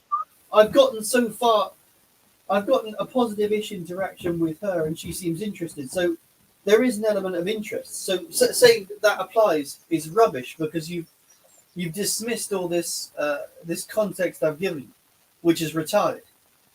It's borderline retarded. No, it's not retarded. You sound just like the fucking guy saying, the girl at the window gave me a pie and said, careful, it's hot. Does that mean she likes me? That's all I fucking heard this past fucking 3 hours of this god-awful story. But I have something to say. As you, have you seen her interacting with other men? It's a god-awful story, but... The point is that fucking guy had that once. I want to hear from Denmark guy. Go ahead, Denmark torso guy. Yeah, you got the floor. As you're the only man in the working place, I think I think women are probably kind of nice towards you, and you're probably in this context, as you're the only man, you get this kind of overstimulation. It's like you get this attention and you overanalyze it. And so my question is, in this context, have you seen her specifically socializing with other men? Maybe that Denmark guy, I've been asking that question for the past 2 hours. He doesn't give me a straight answer. Okay, how is she with other? Yes, good, very good question, Denmark guy, and he hasn't really answered. How do I answer it when I've got no data? There is no other guy. No. Wait. You're the only. This is like Zenesis' kindergarten. You're the one guy. It's an all-female. It's a pub. There are no other dudes there. It's 100% female. I mean, I understand Zenesis in his kindergarten. You're saying there are no other. You're the only man in this job. I mean, what? There's these two rich bitch managers, and then they only employ women. But also you'll find this a lot with employers. These women only employ women. It's huge. Yeah, that's correct. It's hugely. Once women get into management, it's like Indians. They'll only. It's brutal. Women are the biggest. By the way, sorry, I worked at an economic department at an investment company, and everyone. It was like there was two guys. I was one of them, and I was an intern. I was like, I'm working with accounting and economy, and why the fuck are we so few men in here? Then I did some research on our boss, and she was like this boss lady, head of some female networking organization, and I was just like, holy shit, man. Yeah. So they're probably like Indians, like. It's like they are strategically they have tilted society so much towards them in the whole. Yeah, I agree. Even though it must be amazing, and they are still saying having this story about they're fucking oppressed. And let me give you another story. They were never oppressed. Nobody was fucking oppressed. Okay, people were domesticated. Okay, domesticated. That is the correct story. We need to go away from this story about oppression. It was people who were unable of demonstrating responsibility, that were therefore being of lower class and had a boss or some other who was in charge of them. It was domestication. White men chose to domesticate women and all other races by colonization. Colonization was not only bad and shit, So, well, you can say, wait. Zenesis himself is the product of such. His father, a white guy from Austria, went out and got and domesticated and took an Indian bride, a brown-skinned bride. So Zenesis is like the living embodiment of what you're describing in a way. If you think about it, you might be insulting Zenesis. Can I just add another point? Yeah, it's this bizarre thing with women that Denmark's bang on about the oppression thing, but also it's bizarre that this claim equality, and then when we get in to power, right, in management, suddenly equality goes fucking totally out the But window. also, I think I'm not against equality, but I think intuitively it's kind of evil because think about this. I'm going to make it basic. Every human being, men and women, on average, tilting towards different directions from birth. It means that genetically they are inclined towards something that they're better at. And why would you use all society's resources to not let them specialize in the field they are genetically inclined towards? Why would you do the opposite? It's a waste of resources. I'm not saying we should do the opposite, but it's probably a better idea to invest to get the most out of the investment and let people be the best at what they can in the specific field in society. Then you will have everyone being as good as they can for the least amount of resources invested. Now we have done the exact opposite thing, especially in I think it's the same thing in Austria, but especially in Scandinavia. And it's just so fucking weird. It's so weird, man. Let people fucking people. There's also this thing about the social mobility and shit. We have the data now from the UK from before welfare and shit that the majority of it are somewhat genetically determined because your IQ is like more or less like fixed and your all this shit. So I think we should go a little away about all this equality shit and so on and so forth. And also, I think it's fine that if women are capable of directing a company or being a boss, some women are on average not as other women. They are more male-minded. Like Zenesis says earlier, there are some women who are good at fixing things, but most aren't. You're saying the same thing. There are a few outliers. I hear what you're saying. Yeah, I think Zenesis would agree. There are outliers, but in the general totality, most women aren't fit for that. It's like Zenesis was saying earlier, right? Yeah. So it's basically the story. We need to tell the opposite story. I'm not saying we should tilt towards the other direction, but we need to have a balanced approach in the storytelling. Right. Ideally, it was never all this equality shit and so on and so forth. If you have I don't know, a sub-Saharan African in Denmark with IQ of 90 or something like that, of course he will. Sorry, I'm just trying to be kind towards him. But we should not tell him this story about he's being suppressed because he can't be a medical doctor or something like that. It is so evil. It is sorry. I'm saying that. I'm saying this with love in my heart to this guy because you're being realistic. You're being a realist. We are brainwashing him and everybody in the society. Why is he laughing? Destroying everything because this guy would be wonderful if we just told him the truth. Listen, you would never go to university. That's fine. We are not nobody. We have nothing. We have nothing against you. You're a stupid nigger. We don't hate you. No. You are. You're a stupid nigger. It's not about. But it could be a low class. It could be a low class white guy. It could be a low. Let's take another example. It could be a low IQ white guy. Okay, that's that should just be. We should just invest the resources. What is best for him? That listen here, dude. We will take care of you. We'll be honest with you, but you need to understand we are not equal in our capabilities in bearing responsibility. Well, not just capabilities. I think Incel TV or Rehab Room looks, dude, you're an ugly fuck. You're never gonna get a girlfriend. Don't worry. Here, yeah, we're not all equal in looks either. Okay, I'm listening. I agree with you. Denmark guy 1,000. I don't agree with you on the torso theory, but this is 1,000%. Yeah, and let me comment. I have a great comment now. It is when you look at the law in Western society, especially in the U.S. In the 90s and 1800s, there was never this thing about you couldn't discriminate because now we have all the laws with discrimination and so on and so forth. And some of it is good, but we are tilted in the wrong direction.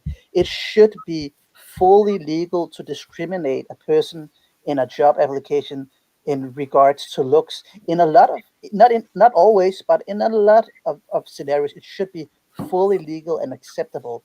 If you want to have a CEO of a big company, it needs to be a man, and he needs to be tall. That's just life, okay? You can cry about it. You can. He doesn't actually need to be tall. He needs to be smart. Needs to be a man. Doesn't need to be tall, but being tall would be positive, right? Yeah, but I'm not trying to be black or white. I'm not saying all discrimination is good, but it's just we're telling the wrong story to young children. I agree. We're telling the wrong bullshit story. Yeah, I grew up in this 90s shit where I was like, everybody's gonna get a girlfriend, and all this shit, and it just destroyed me. I would have been way more happier to get a little bit more of the another side of the story, the male point of view, the rough, the real, the objective, life is not fair and shit, then I wouldn't have suffered so much as, and probably I think I speak from right. If people, it sucks, but if they'd been more honest with us, we wouldn't have been as disappointed when we realized it wasn't true. When we realized the fairy tale wasn't true, honesty would have been better. It sucks, but in the long run, we wouldn't have been as disappointed when we learned the truth anyway. Right? Yeah. And I'm not saying all kinds of discrimination is good, is okay. No, I understand. There needs to be a balance. Of course, I get it. Yeah. Medical doctors need to treat people and so on and so forth. But there was also, because when it was legal to discriminate more, there was also an incentive for all people, regardless of class, to take more care of themselves, to work on themselves in terms of being weight stable, not being fat, and dressing more appropriate, because there was consequences in general. And we don't of course we have that despite of the discrimination laws and so on and so forth, but we have just tilted towards the opposite direction. I think that so it's horrible. No, I hear you, and honestly, I'm not crazy about your torso theory. More power to you. This is the most brilliant thing you said. I think it's great. I'm not sure if Zenesis is paying attention or if Dev Pike, but Denmark guy, that's the most brilliant thing you said. I was laughing. I agree. I hear you. Zenesis, Dev Pike, what do you guys have to say to what torso guy is saying? Is that your level of brilliance is just stating an obvious fact about how society? No, the way he described it made me crack up laughing. You got a fucking sub-Saharan in fucking Denmark with a 90 IQ telling him he's going to be a doctor is bullshit. I'm laughing at just like the very matter-of-fact way he spells it out. I was not trying to be rude. I know you weren't, but it was sometimes deadpan honesty is fucking brilliant. I was cracking up laughing, but go ahead. The lowest crime rate of all the ethnicities we have in Denmark are basically Indians. It's basically Indians. They're so low, and it's Indians and Chinese. I'm gonna say something. My Indian point was not racist. Yeah, Zenesis, you go first, and then Dev Pike can this kind of thing what Denmark also is saying, it's nothing new. There's on channels like Hell's Black Pill and European Excellency. There's they speak a lot about this kind of similar thing. That is really. Want to say something? The Indian thing was not a racist thing. The Indians do just employ themselves. Just look at the fucking facts. When an Indian gets into management, they are absolute jokers. Yeah. Remember, if we go back in time to the Middle Ages, when the gypsies first appeared in Europe, these brown-skinned people wandering into Europe, the Europeans thought they're brown, they must be from Egypt, Egyptian, gypsies. Where are the gypsies really from?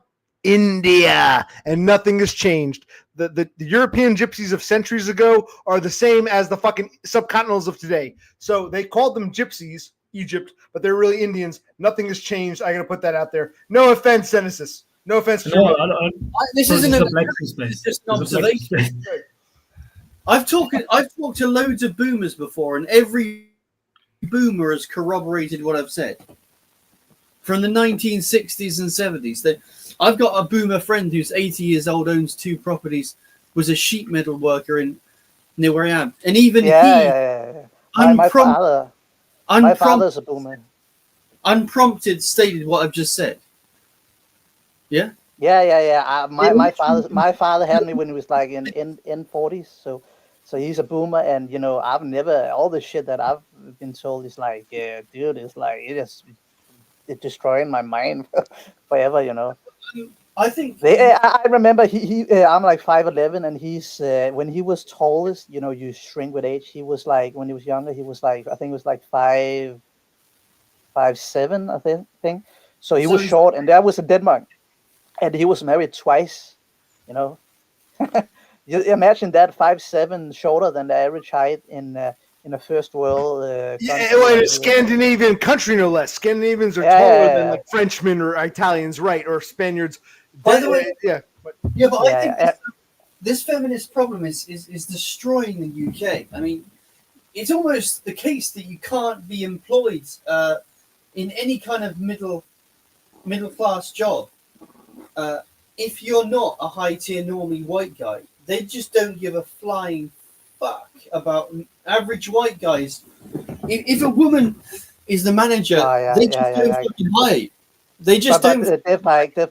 It's so funny to see that, because in Denmark they don't understand what is happening. For an example, in the US right now, but the US has experienced this whole fucking shit show with affirmative action, and they have diversity course. All but it's not at the top level.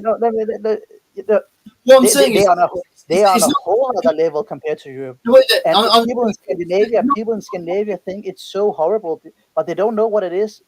They don't know how it is to be. By the way, can I just get a word in, because he's rambling about rubbish? It's not at the top level. You're missing the UK is not in any way as bad as the US. At these low-level bookkeeping companies and things like that, they just employ women. They don't give a flying fuck. Yeah. But that is because of modern. Right? Yeah. Calm down. They're employing just normal people, right? I think it's because having women in modern society right now, or for the last 10, 20 years, about how they justify it. Yeah, because it's easy. It's easier to if you were a manager today, Pike, would you employ IQ 120 women as an accountant, or a fucking average normie guy 120 IQ who's so frustrated? I would probably tilt towards the women, because the society has been great. How will that affect their work? Because she has she's less neurotic. She's way less agitated. Women are less neurotic. That's a retarded statement. No, on average they are higher in neuroticism. But what I'm saying, they're definitely not less neurotic. I think what Denmark torso guy is saying is that men are more neurotic nowadays because of the skewing of society. I think that's what he's trying to say. Not about men, women in general, but in modern times, because of, like you said, exactly, like you were saying, Dev Pike, that I mean, I'm going to go this far. I would be classed as middle class, maybe. I've got a 2-1 history and politics degree, nearly a first, right? I've taught myself web development, and now I'm teaching myself accounting. I'm not a fucking mug. No. But what I'm saying is can I just finish my point? I'm thinking about the only way I actually get a quote-unquote career is I fucking make my own fucking career by being a self-employed bookkeeper. Because I can't see a future, because no one's given me a fucking shot. But dude, I'm in the exact same. Even at the lowest fucking level, right? Accounts assistant. I've worked at Big Five. Dude. Pick up the pieces. All right, yeah. I've got a degree, right, in history and politics, but somehow I can't be an accounts assistant. It's absolutely ludicrous stuff, right? But I've worked at Big Five. They select for people who are highly, what is it called? Conscientious. Highly Conscientious. faciality. That's it. And Yeah. dude, I know that this is the online world, but you are in an extremely fucked up situation, and it's probably not your fault. You're agitated, and it's not your fault. That's why it's so frustrating. I'm qualified. I'm doing the exams, the accountancy. I can talk ad infinitum about accounting. Oh, I'm a cost accounting, bro. There's the balance sheet, bro. There's the trial balance. There's debits and credits. I know all this fucking shit, but somehow, you can't be an accounts assistant on near minimum wage. What the fuck? But have you actually? When I get rejected, I literally troll them and say but I've done this before. I've emailed them back. The bullshit. We have considered your application, and at this time you're not successful. We wish you all the luck. And I put one line, Joker. That's it. I emailed them. But you need to flip it around and think if you were HR in the there's nothing wrong with me. I come across. I'm not doing this fucking act to them. I'm being, yes, master. I love you, master. This kind of thing. But okay, let me give you some serious advice. I have worked at Big Five. Okay? I've worked at these fucking Big Five companies, and it's not as fun and as you probably think it is. It's just I don't know if it's Big Five. Are you applying to Deloitte and all these big, huge consulting companies? No, you've missed the point. I'm not applying for these big companies. Okay. I would, if I were you, I would find the shittiest accountant job I could, and then get a hand in. That's what I'm trying to do. Okay. Yeah, you don't understand. You can't even get a shitty accounting job. You can't do that because let me say in Scandinavia right now, there's a huge need for people in accounting, and they're taking all kinds of shit people in. Well, I'm going to actually Scandinavia then. By the way, I can tell you now, in the UK, it's fucking bizarre. You can talk intelligently in accounting in an interview. I'm not like this in an interview. White women, any of that. I'm playing the fucking party line, and they're still saying, "Fuck you, you're a white man." But how do you perform at the cock? Let Zenesis speak. I do like the back and forth between. I'm so glad Dev Pike and Denmark guy had a dialogue. Go ahead, Zenesis. I wanted to add something. If I don't know if Dev Pike is familiar with the Thomas White YouTube channel. I hate Thomas White. Yeah, I don't like Thomas White. He's a fake. Let the Zenesis speak out, man. But the topics you speak of, like regarding this, like that white people have it really hard because of this diversity boom nowadays. Yeah. He's really a good channel who really speaks about these topics with Western Decline. Collective Dismal also speaks about it. Through Western Decline, I learned that curries are apparently slaying in Canada. Really? Okay, interesting. Okay. I never would have believed that the curries are really doing well over there. It's like wine. Who are doing well? Who? Curries in Canada. But that country. So apparently Indians from subcontinental India, Hindus, Zenesis is happening. They're doing very well in Canada. With whom? Other Indians or white women or black women? Who are the curries of India scoring with? I've got it. I've named it. It's the Arab Spring in India, right? It's the Arab Spring is in India. Right, he's saying in Canada. Sorry. Zenesis, who are Indians doing well with in Canada? White girls, black girls, Native by girls? Western Decline claims, apparently curries with white fights, with white girls. They do, but it might be more beta bugs, but I don't know, they seem to be more... Sorry? This is obsessed with white women. It's hilarious. It's the same thing. After this, I would like to have a comment. It's white Becky only. I would just like to say that you shouldn't take I'm not upset about it. You shouldn't take Western Decline serious, dude. The shit he's saying about all these like brown and black dude, he's Western Decline. I have a lot of respect for him, and he has He has J-pilled me a lot, but he's so agitated. Also, I am also extremely agitated about the situation, and it's just mass psychosis. It is. I said in no way. I don't believe that Pajids are like. No disrespect to you. You are one of the exceptions. You are seriously a good-looking, but you are half Pajid, so that doesn't really count. But I do not believe, no matter what people say, that Pajids, 100% Pajids, are slaying in the Western world. I would not take. I need him. Sorry, I agree with you, Denmark guy. Zenesis is half Pajit, and he's a high tier normie wherever he is. But yeah, I agree. I don't think anywhere in the Western world,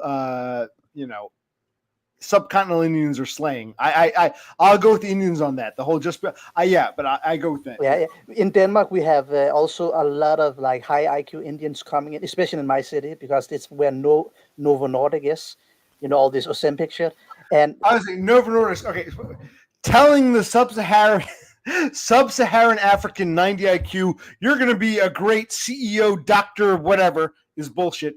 Telling the brilliant but ugly Curry, you're going to slay white women left and right, is also bullshit. It ties in intelligence and looks. The 90 IQ Sub-Saharan might get the white bitch. He ain't going to be the fucking CEO. The Curry might be the CEO, but he ain't getting sex. I agree, dude. It's like an equation. I'm with you. Yeah. Can I come with a long comment on this? It's like the racial difference. I would like to elaborate on this. The racial differences, because we are suppressing the racial differences in politics, we cannot actually do something good for people in society, because everybody thinks that everybody's equal. Men and women are not the same. The races on average are not the same. That doesn't mean I'm going to be Hitler, but it just means that when specific races have different kinds of neotenic development, meaning, for example, they have a deeper what's it called, masculine dominance display when they, especially when they go into puberty, and they enter puberty earlier than other races. That creates conflicts. The best example is in schools, where you see basically the Sub-Saharan African, he goes into puberty 1 to 2 years earlier than the Europeans and the Asians and the East Asians, and he's more like dominating. And we have all these kind of weird problems in school. But and then the best thing would be for this kind of person that has problems with this, to take them out of school, let him do some physical work, like military work, and then put him back to school when he has completed his puberty. I'm not saying we should have racial segregation, but if you could speak more about racial differences, it would be better, because it's basically just evil against. Why do Sub-Saharan African boys start sweating like grown-up men when they're like 9 years old? No, I'm not trying to be evil against this guy, but it's just so fucked up. And women are entering puberty earlier than men, and it's basically evil what we're doing to these people, and then we're punishing them for like. It's so fucked up, everything is just fucked up. Can I say something quick? I think what you're describing, do you ever heard of this term tabula rasa, blank slate? What? The blank slate. Yeah. I get it. Yeah, the blank slate where you don't think there's any genetics, or everything is like social. Tabla rasa. Tabla means table. Rasa means clear. Blank slate. Clean table. Start fresh. Tabla rasa. I think I spelled that right. Go ahead. Yes. We live in a. This overseas mind is a tabla rasa, right? Go ahead. We live nowadays in a society where this tabula rasa thing occurs. What it means is basically that everything is socially engineered, and everybody starts from on the same level, and everybody become like a baseball football player or model or something like this, and by that they like neglecting the genetic part. that there is like a genetic limit of each ethnicity. And I'm not trying to, but who do you think, I'm trying to ping pong, who do you think started all this shit about the blank slate and so on and so forth? Where does it come from in society? Huh? Hummels, yeah, it's a philosopher. Women? No, I meant like from the group which they come from boomers, because after the Hitler incident, they wanted shift the narrative, because they don't, because when you come, it's also nowadays when you come, anything which has to do with genetic determinism, it's gonna be neglected with the Hitler argument. And it's basically a thing about truth telling. It's about speaking the truth regardless of how much it hurts. Of course, you should say the truth in a proper way. Just like, don't say that brown or blacks are monkeys or something like that. But if you say the truth, and where does this stem from? Telling the truth. When you think about it in society, where does it come from? Where is it important to tell the truth in society? Just a basic reflection. I'm trying to ping pong. Can you think in evolutionary terms? When was it important to tell the truth, regardless of how horrible it could be? In an unsafe environment, like in an environment where we're not so wealthy off, like currently. Yeah. In condition, exactly, in conditions that are harsher Darwinian. Harsher Darwinian conditions. That means that it's not safe, and it's also there's a lot. Let's reflect a little bit more about this. It's basically truth telling stems from. Does it stem from men, or does it stem from women primarily? It's a question for Zenesis. From men. Well, why should in what interest would a woman tell the truth? They try everything in their power to manipulate, to neglect the truth and keep manipulating the narrative. And one of the reasons why women do that is because they have children. They need to, no matter what the conditions are, they need to have the children believe, to try more in order to survive. And men have evolved in groups of other men to basically be in an army. And when you are in the fucking army, okay, you cannot pay the cost of not telling the truth. Because if you do that, what happens? A lot of people that is in your group are going to fucking die. And that is really bad for your group. So you're saying men are more honest because of this sort of army-like, people die if you're not honest. Women have to be more have to lie. Yeah, and women, they want their kids to believe bullshit. Survival. Yeah, and let me elaborate. And also, women, no matter which race it is, women across the world are higher on average compared to men in verbal IQ, because they needed that in order to survive, to manipulate other people, their children, other men. And also when the society they were living in were raided by men from other tribes, they need to convince these men that not to kill them, but to you can fuck us and so on. Can I make a point? So where does all this shit stem from? Now we go back. Okay, we started the conversation. The point is the tradition of truth telling. It's a Western thing. You don't see it in other places in the world. Can I ask them a question? Yeah. Do you think the truth is dying out? Broadening out what you just said. Do you think the truth is dying out because of the process of you've just outlined? Why do you think that women didn't have the option to have power? Because they were not able to bear the responsibility. Why do you think women cannot create an army? Because women can create a hierarchy where they take the responsibility they're capable of without attacking other people in the hierarchy, in the army. They always, when women look at the office, working place, when they get into position, they always henpeck at each other. They destroy the information stream. They lower the trust in the group. And it's a never-ending war. Let me give you an example. Let me give you another example. Can I ask you a question? Men, Let Denmark guy finish his example. then ask him. Go ahead. Right. Go ahead. Men, we compete in the working environment until we know who have which responsibilities. We may not like each other after that, but at the end of the day, we respect each other and give each other the hand and say, okay, you are low, you have this low responsibility, you're cleaning the office, but you're doing it as best as you can. And when you do that, other people above you can do the kind of responsibility they can as best as they can. And if we all do that, it will be way better. Okay, and combine that with truth telling and no fucking like chicken women like attacking each other and so on. It's just way better. Okay, it was just So it was just the end of the story that the concept of truth telling is it's primarily a European Western thing. You don't see it in other kind of. Why weren't now Jordan Peterson is.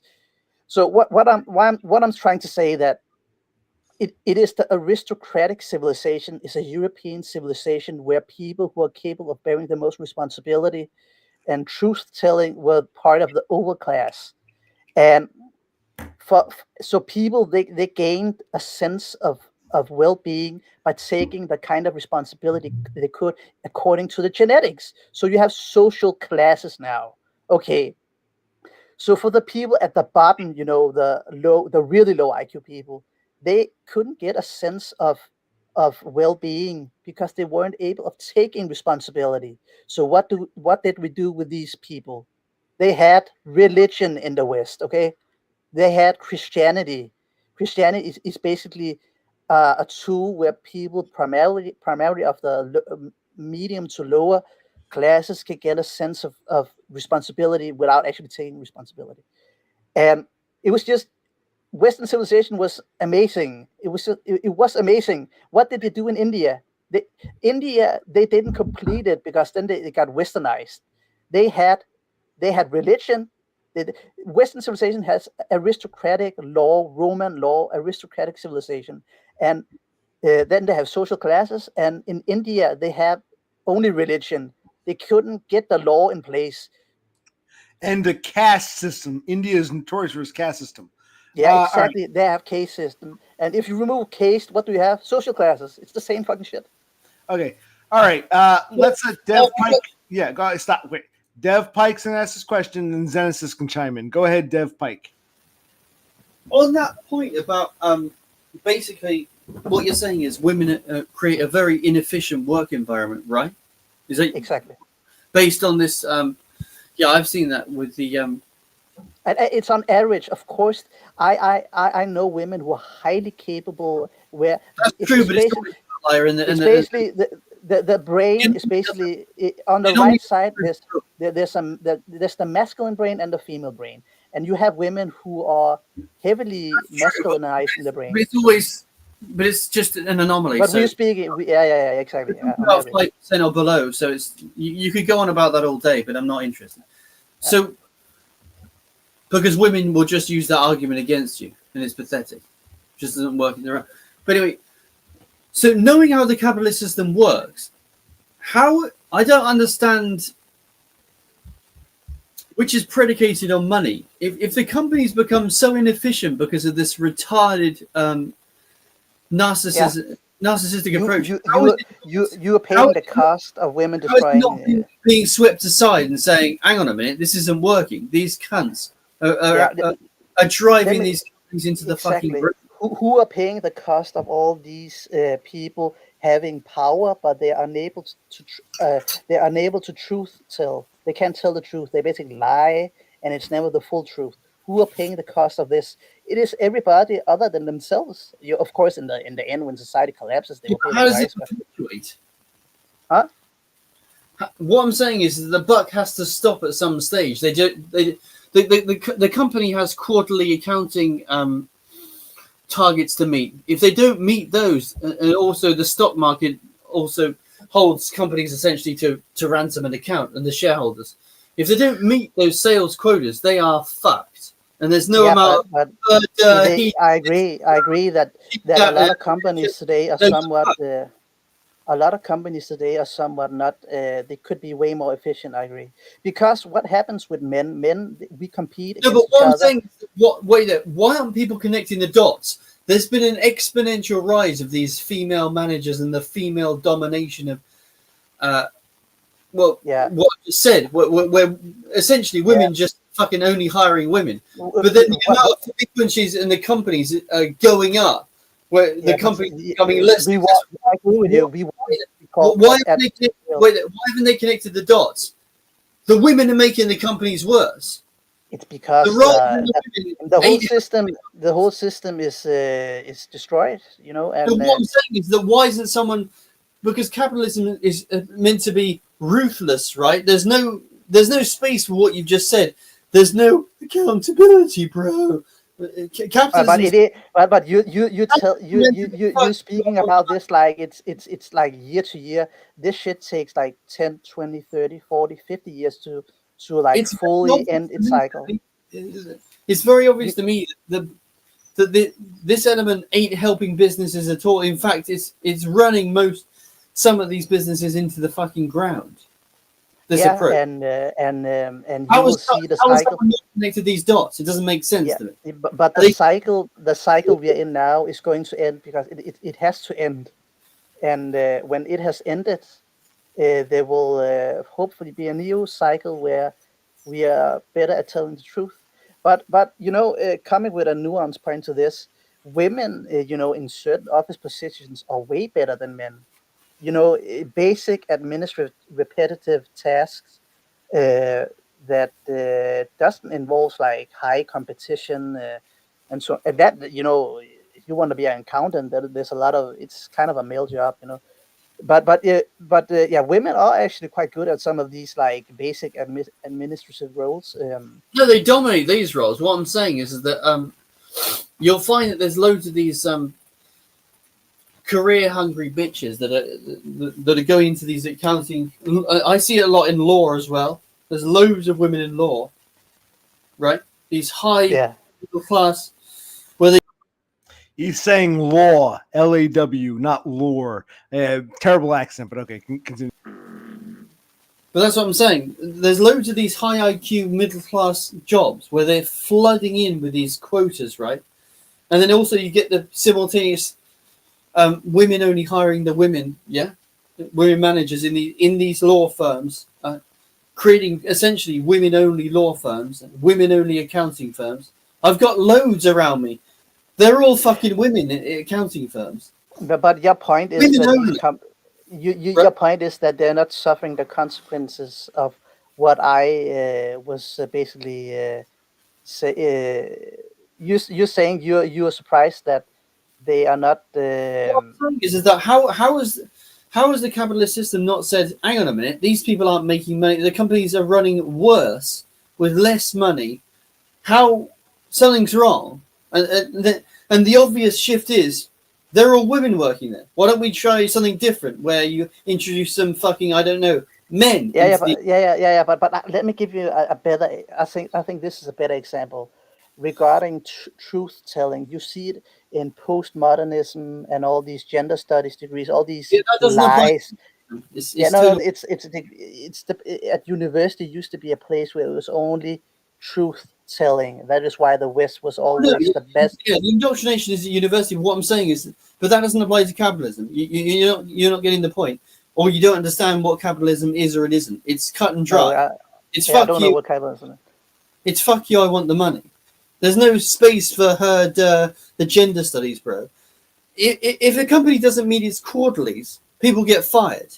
There's no gender studies, bro. No. So why isn't this applying to women?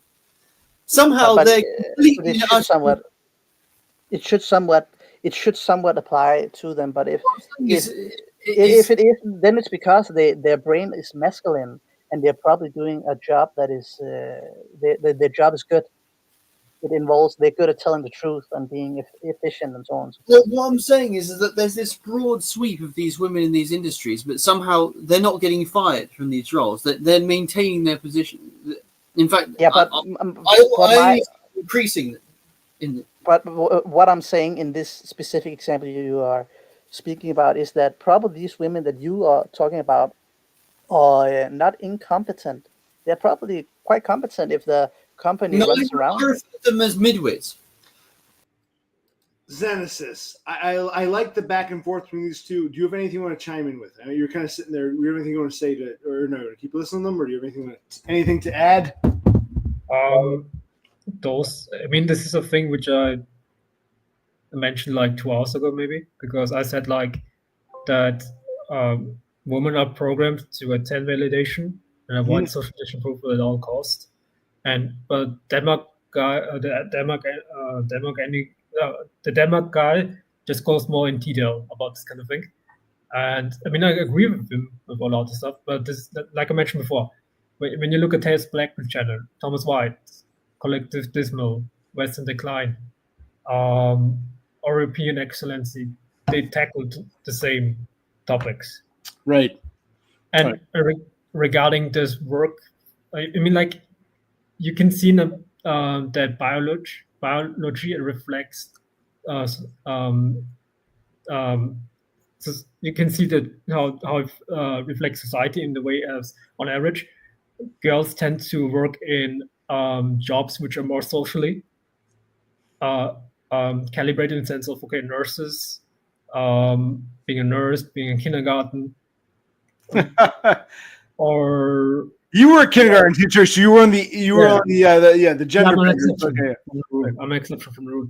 But what I'm saying is like they tend to work more with people, and we guys we tend to work more with things, and this also reflects in the way how we think, because we guys tend to like come up with this objective kind of thinking that we are really like mathematical, statistical about things. Like, hey, there's a study which says on average this girls tend to prefer taller men than usual, but when you come with the same study to a girl, it doesn't work, because it's about how they feel like, because they will come up with the anecdote that's, hey, but I know a short guy who has a girlfriend, and they're the king of anecdotes, basically, and it doesn't matter to them, and most people don't realize that girls don't care about statistics, objective thinking. They only care about how they feel like and how they're viewed by society.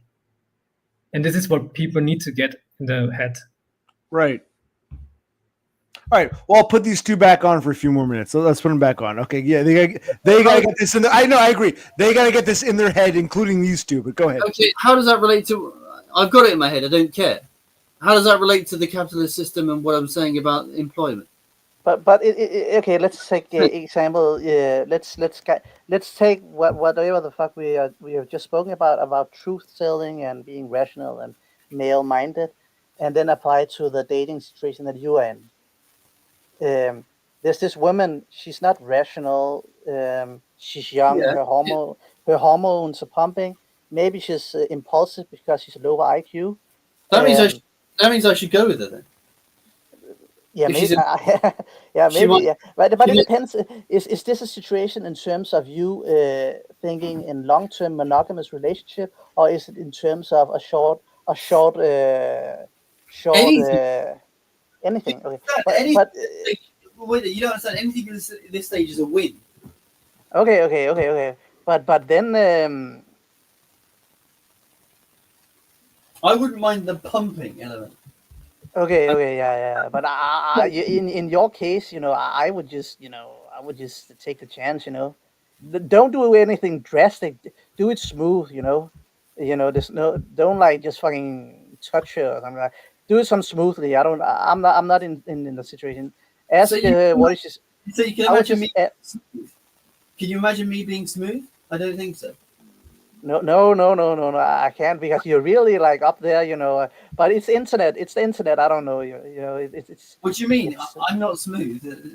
No, you say you have two like political science degrees, so you're not a low IQ, but it's hard. I'm trying to determine how impulsive you are, but men in general come off as really impulsive, including myself, because we're so fucked up in the modern society. So I don't want to be hard on you. But yeah, I would definitely take the chance because what do you have to lose? But don't do anything stupid. That is my point. So do something that is appropriate in the situation. And the worst thing that can happen is that it just gets weird at the workplace. I'm with Zenesis. I think it'll be a social suicide. And even if you do an approach and she says no, then you become the creepy guy, and then every other no, but it'll be funny because you don't understand what I'm like. I'll see that as a challenge, so I'll be like because I'm. But yeah, like we are all of us three here are in our mid-20s. All of us have had, but we have had multiple like super embarrassing situations. But sometimes you need to take the chance, you know. And okay, explain that. Wait. Explain. Should I explain?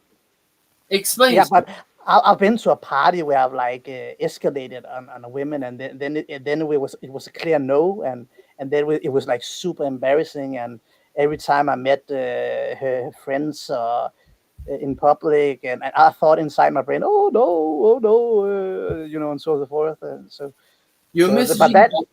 So it's about it's a risk calculation. Sorry, I missed that one. Can you say that again? What happened? You were at a party and then what?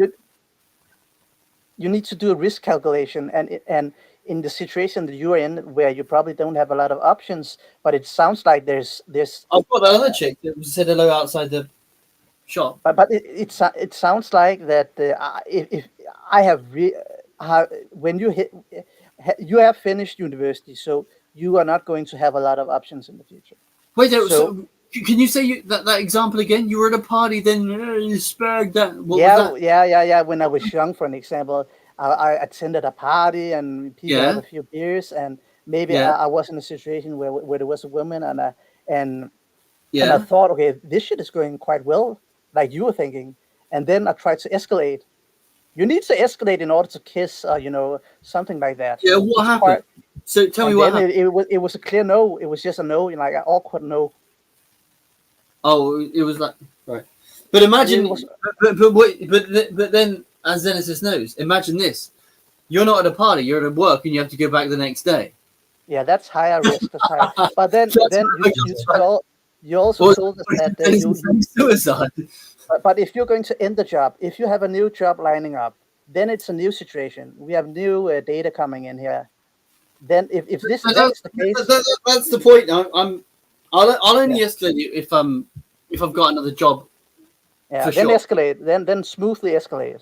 But don't show your dick or something at work. Don't show your dick at work or something. You don't understand what I'm like. You know, you say they have verbal IQ. I have high verbal IQ as well.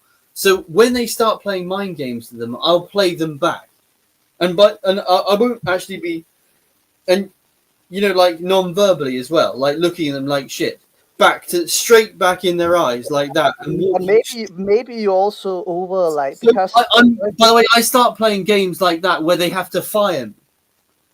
I won't leave. Yeah. It is a higher risk situation, but listen, if you get another job, I would. So I'll actually enjoy. You're going to look back at it if you get that accounting job in 10 or 20 years. That why did I never fucking just try? You know. That's true, but if people turn against me, I will make them fire me. I never leave a job because I know that they, you know, when they try and edge me out, I will force them, not physically, but non-verbally, right? Yeah, but I'm definitely saying we have created a plan for you. Get the accounting job lined up, and then smoothly escalate. That is my advice as a council member. I agree. We've made a plan for him. You know, get that accounting job, get over this bullshit. Anyway, I want to say something right now, and Zenesis, you'll get the last word. Here we go. Let me post this. Okay. Right now in Arizona, USA, it's 11:30 p.m. It's still the 18th. In New Jersey, it's so look at the time. 11:30 in Arizona, 2:30 in the morning in New Jersey. It's 7:30 in the morning in England, and I think it's 8:30 where you are right now, Zenesis. So okay, so look at the time. So Arizona, it's still the 18th. The rest of it's the 19th. It's Holy Saturday. This stream is over 5 hours long. I'm burning out. If I had neat bucks and didn't have to go anywhere and everything was paid for, I'd gone for another 2 or 3 hours. But I get to sleep. Got to get up tomorrow. Finish other shit up. I'm going to spend this last week doing shit around the house before I go back to work. So I'm enjoying this. I actually like how Denmark guy came out of his shell. I like the back and forth between him and Dev Pike, but I've got to end this because we're over 5 hours, and it's Holy Saturday. It's April 19th now. 2:30 for me, 7:30 for Dev Pike, 8:30 for what's his name, Torso guy, Denmark guy, and Zenesis. Zenesis, you get the last word. What would you like to say? Yeah, thanks for having me on. I hope that you will manage working, like that you will be tolerated by normies, that you won't get ostracized. Right now, my only incentive is money, so I'm trying to use that to ignore the social problems, which I know I'll have. But yeah, I'm in the money. Yeah, but yeah, I hope so too. Yeah. Yeah, and I want to also say that please take care of your health. This also applies to Brosi. And like I said on the last stream, I hope you're gonna stream again. If not, it's also right. I understand it because of your work situation, stuff like this. Right.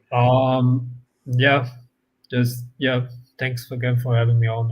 Yeah, I don't know if I'll stream in 24 hours, but in 48 hours for Easter Sunday, Brosi wants to stream. So I'll be back on in the next, day and a half, 2 days. So you'll see me again. I don't go back to work till next week, so I might stream a few times this coming week, and we'll talk more. And I've loved this chat. I know sometimes it gets disjointed. I loved hearing from you and Dev Pike for all the criticism, and Denmark Torso guy. Glad he came out of his shell. I love it, but it's 5+ hours, and it's 2:30 in the morning here, 11:30 in Arizona, 7:30 in England, 8:30 for you. I gotta say goodnight. Nothing personal. I'm getting tired. No. Right.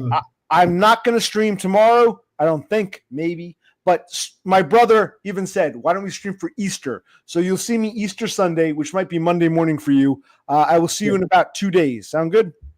Yep, sounds good. Thank you for joining me. And I'm glad we had somewhat of a panel. Dev Pike came on. We got Denmark guy. It was a good panel. Despite, some disjointedness, I'm glad we, had this nice chat. Right. Yeah. All right. Yeah. Very Thanks again. You too. Don't be a stranger. Zenesis, good night. Dev Pike, good night. Danny Boy and Denmark guy, good night. For now, I'll be back. I'm just too fucking tired. Nothing personal. It's been 5 hours, over 5 hours. For now, occupational click. No, you're not hated. It's time to say good night. Good night. For now, occupational click out.